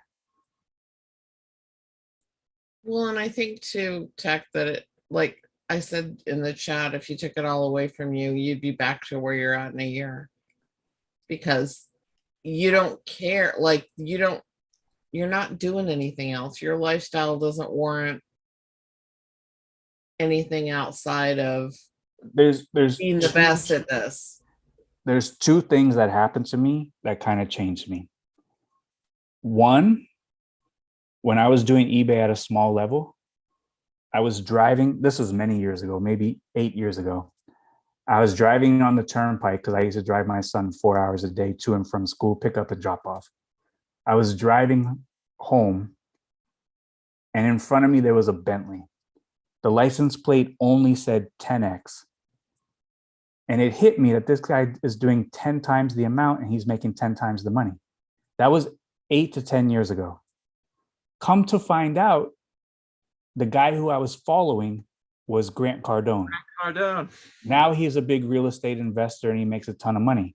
Back 10 years ago, he was not who he is. I was following a Bentley and his license plate said 10X. This was before anyone knew about who Grant Cardone was. So I'm sitting at home, or I'm driving and I'm going, well, if I listed 300 a day instead of 30 a day, I would make way more money and I would have enough money and I could buy a Bentley. So if you just do 10 times or 10X or 2X or 5X, that changes the game. That license plate woke me up a long time ago. The second thing that woke me up is what Michelle said. I read a quote, I don't know who said it. It said that if you took all the money in the world and you evenly distributed it to everybody, it would soon end up in the same hands again. I love that quote because it makes so much sense. So if they took all the money and divided it, I'm still going to get mine. It'll eventually make its way back to me. Elon going to get his, Apple going to get theirs, Walmart going to get theirs, and the people who are broke are still going to be broke. It goes back to the principle of management. If you can't manage it, it's gone. Yeah. If you took all the money in the world and divided it equally and everyone got the same start, the money will soon go into the same hands that it is in today. That experiment has been tried over and over and over. Yeah. It's been true. I think that's Robert That is Kiyosaki. exactly what the communist revolution is, and all these countries that have tried it is we're going to take all the stuff, we're going to divide it up, and everyone gets to live a happy, equal life. Kumbaya.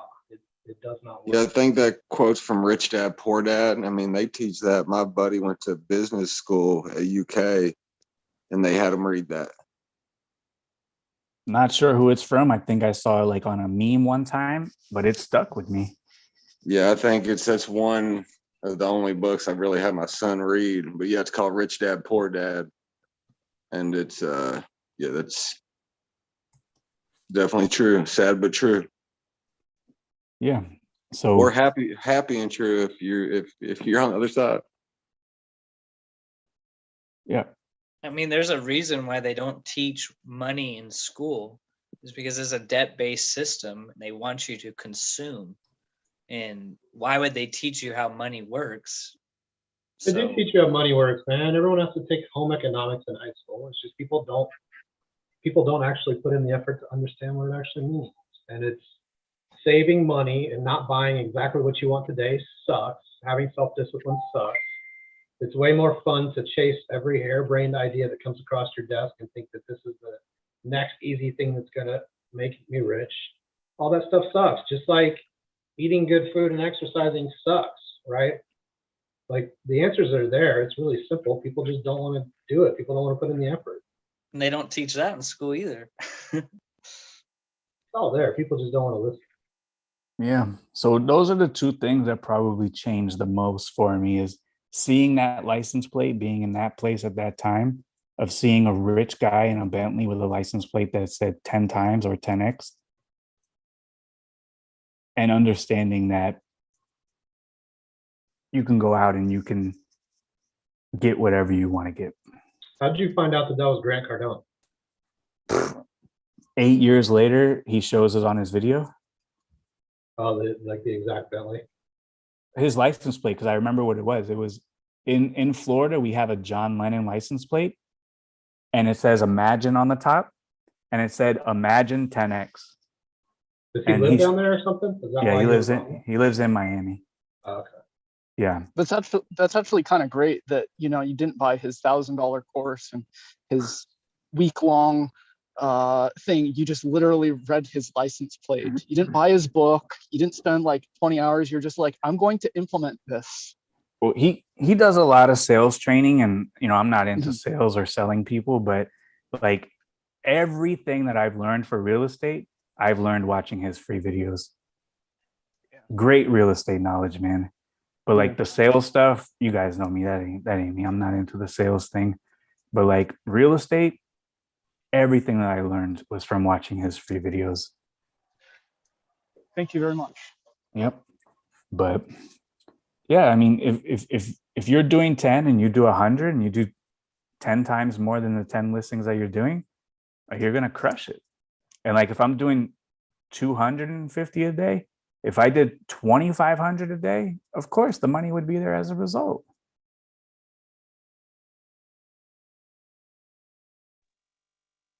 Yeah, I think it's one of those things with principles. It's like understanding the correct principles to implement in the situation and then actually doing it.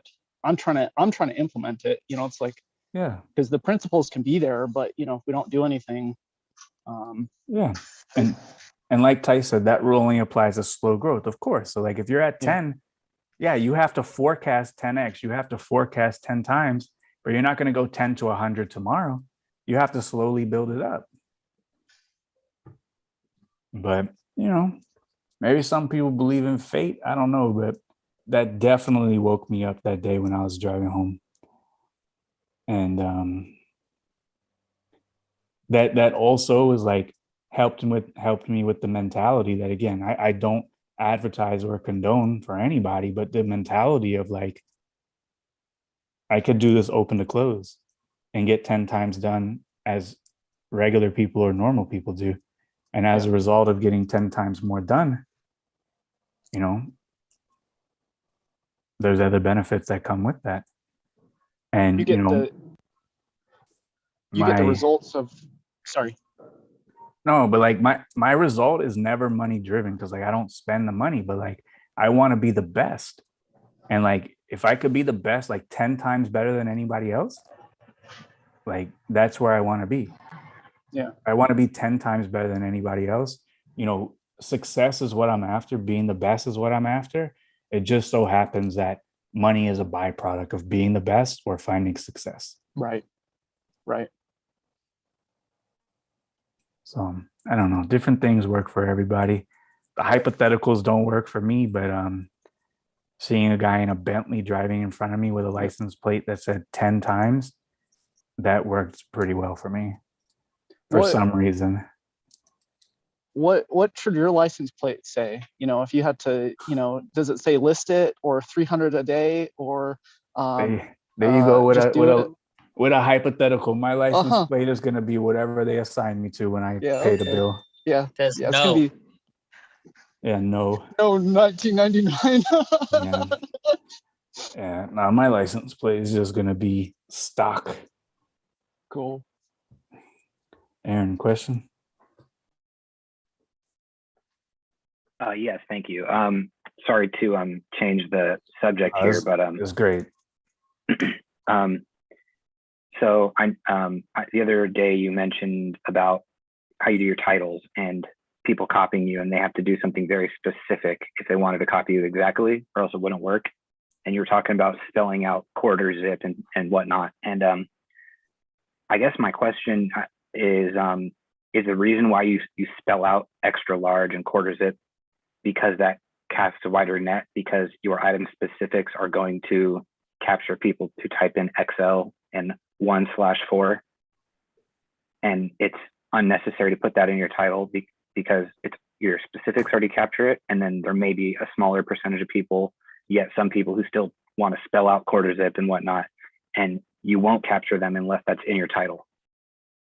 Is that the thought process behind your title structure?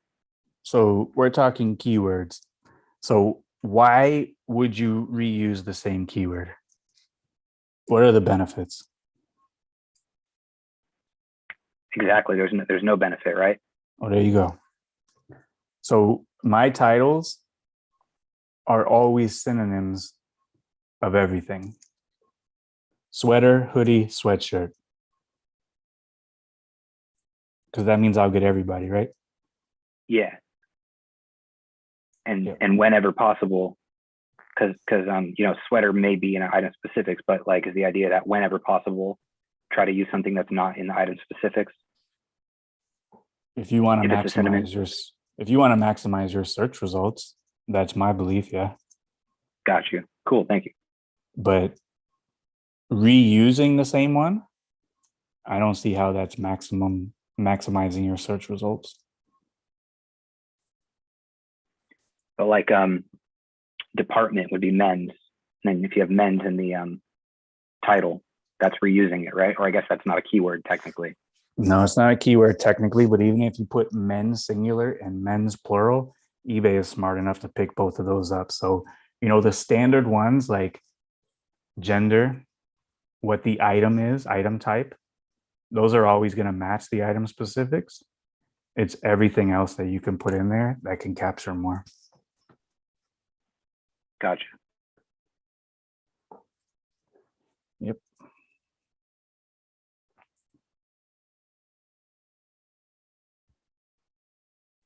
Anybody else?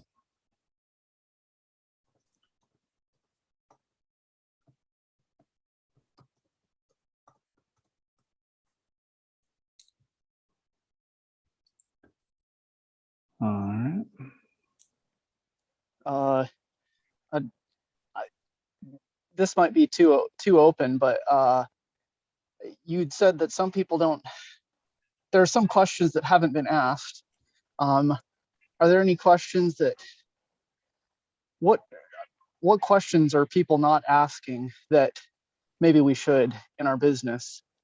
If it's not very specific, but I don't know. There's a lot of questions. The one Aaron asked was probably the best question of 2022 so far. And I think it went over a lot of people's heads. Do you find hats at the thrift? I loved that one. question. That was a good question. What question did Aaron ask? Well, there you go. You gotta watch the replay, my man. Because we're only gonna cover that one once. Yeah. Do you know the date on that one? Or maybe I'll have to post that to the group. You just asked it like 30 seconds ago. Oh, okay. Yeah. But there's a lot of questions. It's just, I don't know. I can't bring any to mind right now. Yeah, okay. Fair enough. And we've been on for a while too. So. Oh, that's all right. This is light work. Last week was almost 6 hours. This one is like a vacation. But as you guys know, I got to win. So I outlast you guys. That means I'm the champ. If I tap out with questions still going, then that means all of you won. So this is every week 1 versus 100, and I'm victorious for 88 weeks in a row.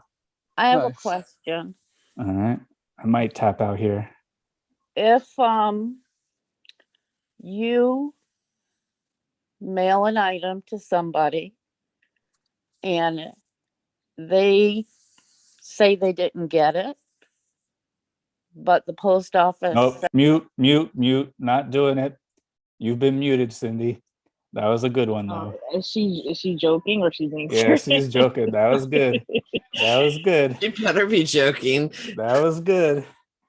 That was a I was good one, pulling my Cindy. inventory and she almost made me drop my bin.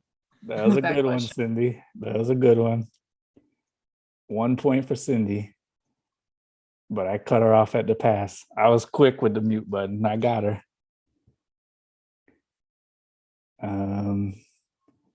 Chad says, sorry if this has been answered. Is there an easy way to combine shipping if someone has already paid for one item? There's a way. I don't know if we can define it as easy, but there's a way. If someone has paid for one item, let's say they paid for $5 shipping, they still have an additional item unpaid. And let's say both items can fit in the padded flat rate. You could charge them $8.20 or 40 cents, whatever it may be. So you would invoice them for the second item for the balance. So they've already paid $5. You would invoice them for the cost of the item and $3.20. And then that would bring them up to speed with the $8.20 that they owe you for the medium or for the padded flat rate. This is the only thing though. They have to pay now or tonight because you have to ship out the paid item tomorrow. So if they don't pay for 3 days, you got to boost them back up to the original shipping because you can't hold on to that previously paid item. Otherwise you will get a late shipment. Now you can call eBay and dispute it and get it removed, but how much time does that take? But normally it always works out and everything is fine. But if they ghost you tonight and you go to ship and they're still ghosting you, you got to ship out that first one. And then you have to resend an invoice out with the original shipping on it. But that's the best way to do it. Or just have them pay for the other one and then just refund them the difference afterwards. But that's the way. I don't know if that's the easiest way or easy way, but that's the way to do it. All right. Anybody else? Okay. So Yesenia says,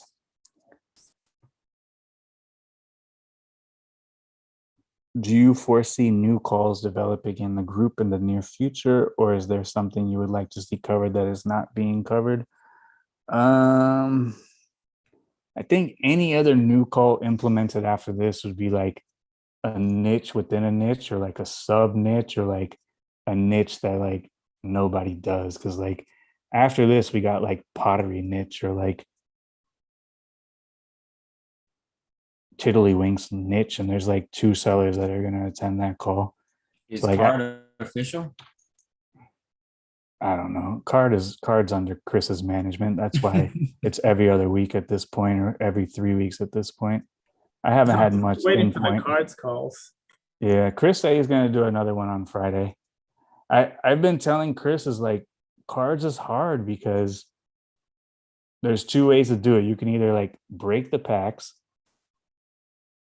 sell boxes. I guess there's a couple ways to do it. You either break the packs, sell boxes, sell cards for $1, or do speculation. And like, where's the best tips and tricks? Because guys, Postcard call with Carl. yeah, okay. So what we got? You and Postcard him? call. You and him? I'll sit in on that call for sure. I'll listen to that. I don't sell them, but I'll listen to Carl. All right. So now we got a Carl call talking to one person, maybe. I'll listen. But that's what I was saying is like after this, like we've already hit like all the core subjects. Like after this, it's gonna be like electives, like PE. That'd be like the grumpy old man call. Oh, I'll join. I'll sit in. Shane and Carl. I'm so into it. I'll listen. It'd be like Statler and Waldorf on the Muppets. Just Exactly. Everybody. Yeah. So I don't know. You I don't could know be what loosen- else. You'd be loosening up your belt buckles and getting ready to have your call. You can be grumpy and old too. Grumpy and old doesn't have to be gender specific. Yeah. on that one. This is true. Yeah, but then that's a grumpy and old call. It's not a postcard call anymore. And if you guys want a grumpy and old call, we could do that. Well, that's what we're doing right now. Yeah, that's what I do every Tuesday. Yeah, that's why we're here for so long. Watch But, Taylor get beat up a little bit. Well, that guy beats me up. It's the other way around. Jeez. I have to do like mental gymnastics. Isaiah and Yeah. I and Chris are gonna do the Squirrel Brain call. Squirrel Brain podcast. Are you gonna We'll theorize talk, we'll it, talk philosophical Taylor? questions. We'll do Okay, philosophical God. questions I and think ideas. I'm called out, man. I don't think I'm doing any more calls. I didn't even know initially the beginner call was every day until it was. I was like, oh, okay. 30 minutes hard. Yeah. 30 minutes hard. And then the freaking shoe call is like 3 to 4 hours sometimes. That's on you. So I'm good. I don't think I'm doing any more. Taylor, it's gonna be you and Chris for that one. So, all right. So we have a question, guys. One came through on eBay. Hey, Tech, I never find Untuckit in my thrifts. Does it have a high sell-through rate? You should talk about it on the Zoom call, listening now. So whoever sent this, never send me a message again on eBay. And that's my reply to them. Never send me a message again on eBay. No sense Under in one of your jumping up my items, dude? traffic. Yeah, They on one of my click items. one of your items. Yeah, what's that guy's problem? Go send that on someone else's items, not me. Yeah, just post it in the chat. Yeah, I'm not in for the shenanigans or the games. Oh, I don't know. I gotta keep my metrics up, man. I gotta keep It's my Thomas response Lee. time up. It's Thomas's burner account. I don't think so. Because he would have been ruder. But I don't know. Call might be tapering down, guys. And if Thomas wants to ask a question or answer a question, he can answer the question of what happens when this call tapers down. Whoever that was needs to go buy that item. Yeah, it's only right. And you guys know, I tell you guys don't buy anything from me. But if you're going to mess up the metrics, at least drop a couple pennies on the way out. Because you wouldn't like if everyone from the group went to your store and asked you a bunch of nonsense through eBay. And then they'll be, my traffic is up, but my conversion is down. Why? Because all the group members are looking at your stuff and asking you nonsense? So, I don't know if Thomas is here, but ask him that question next time you see him. So if we have any more questions, let me know. If not, that'll be my cue out of here. All right. So we catch everybody next time. I hope everyone does what they got to do. Thank you, Tech. See you. Thank you, Tech.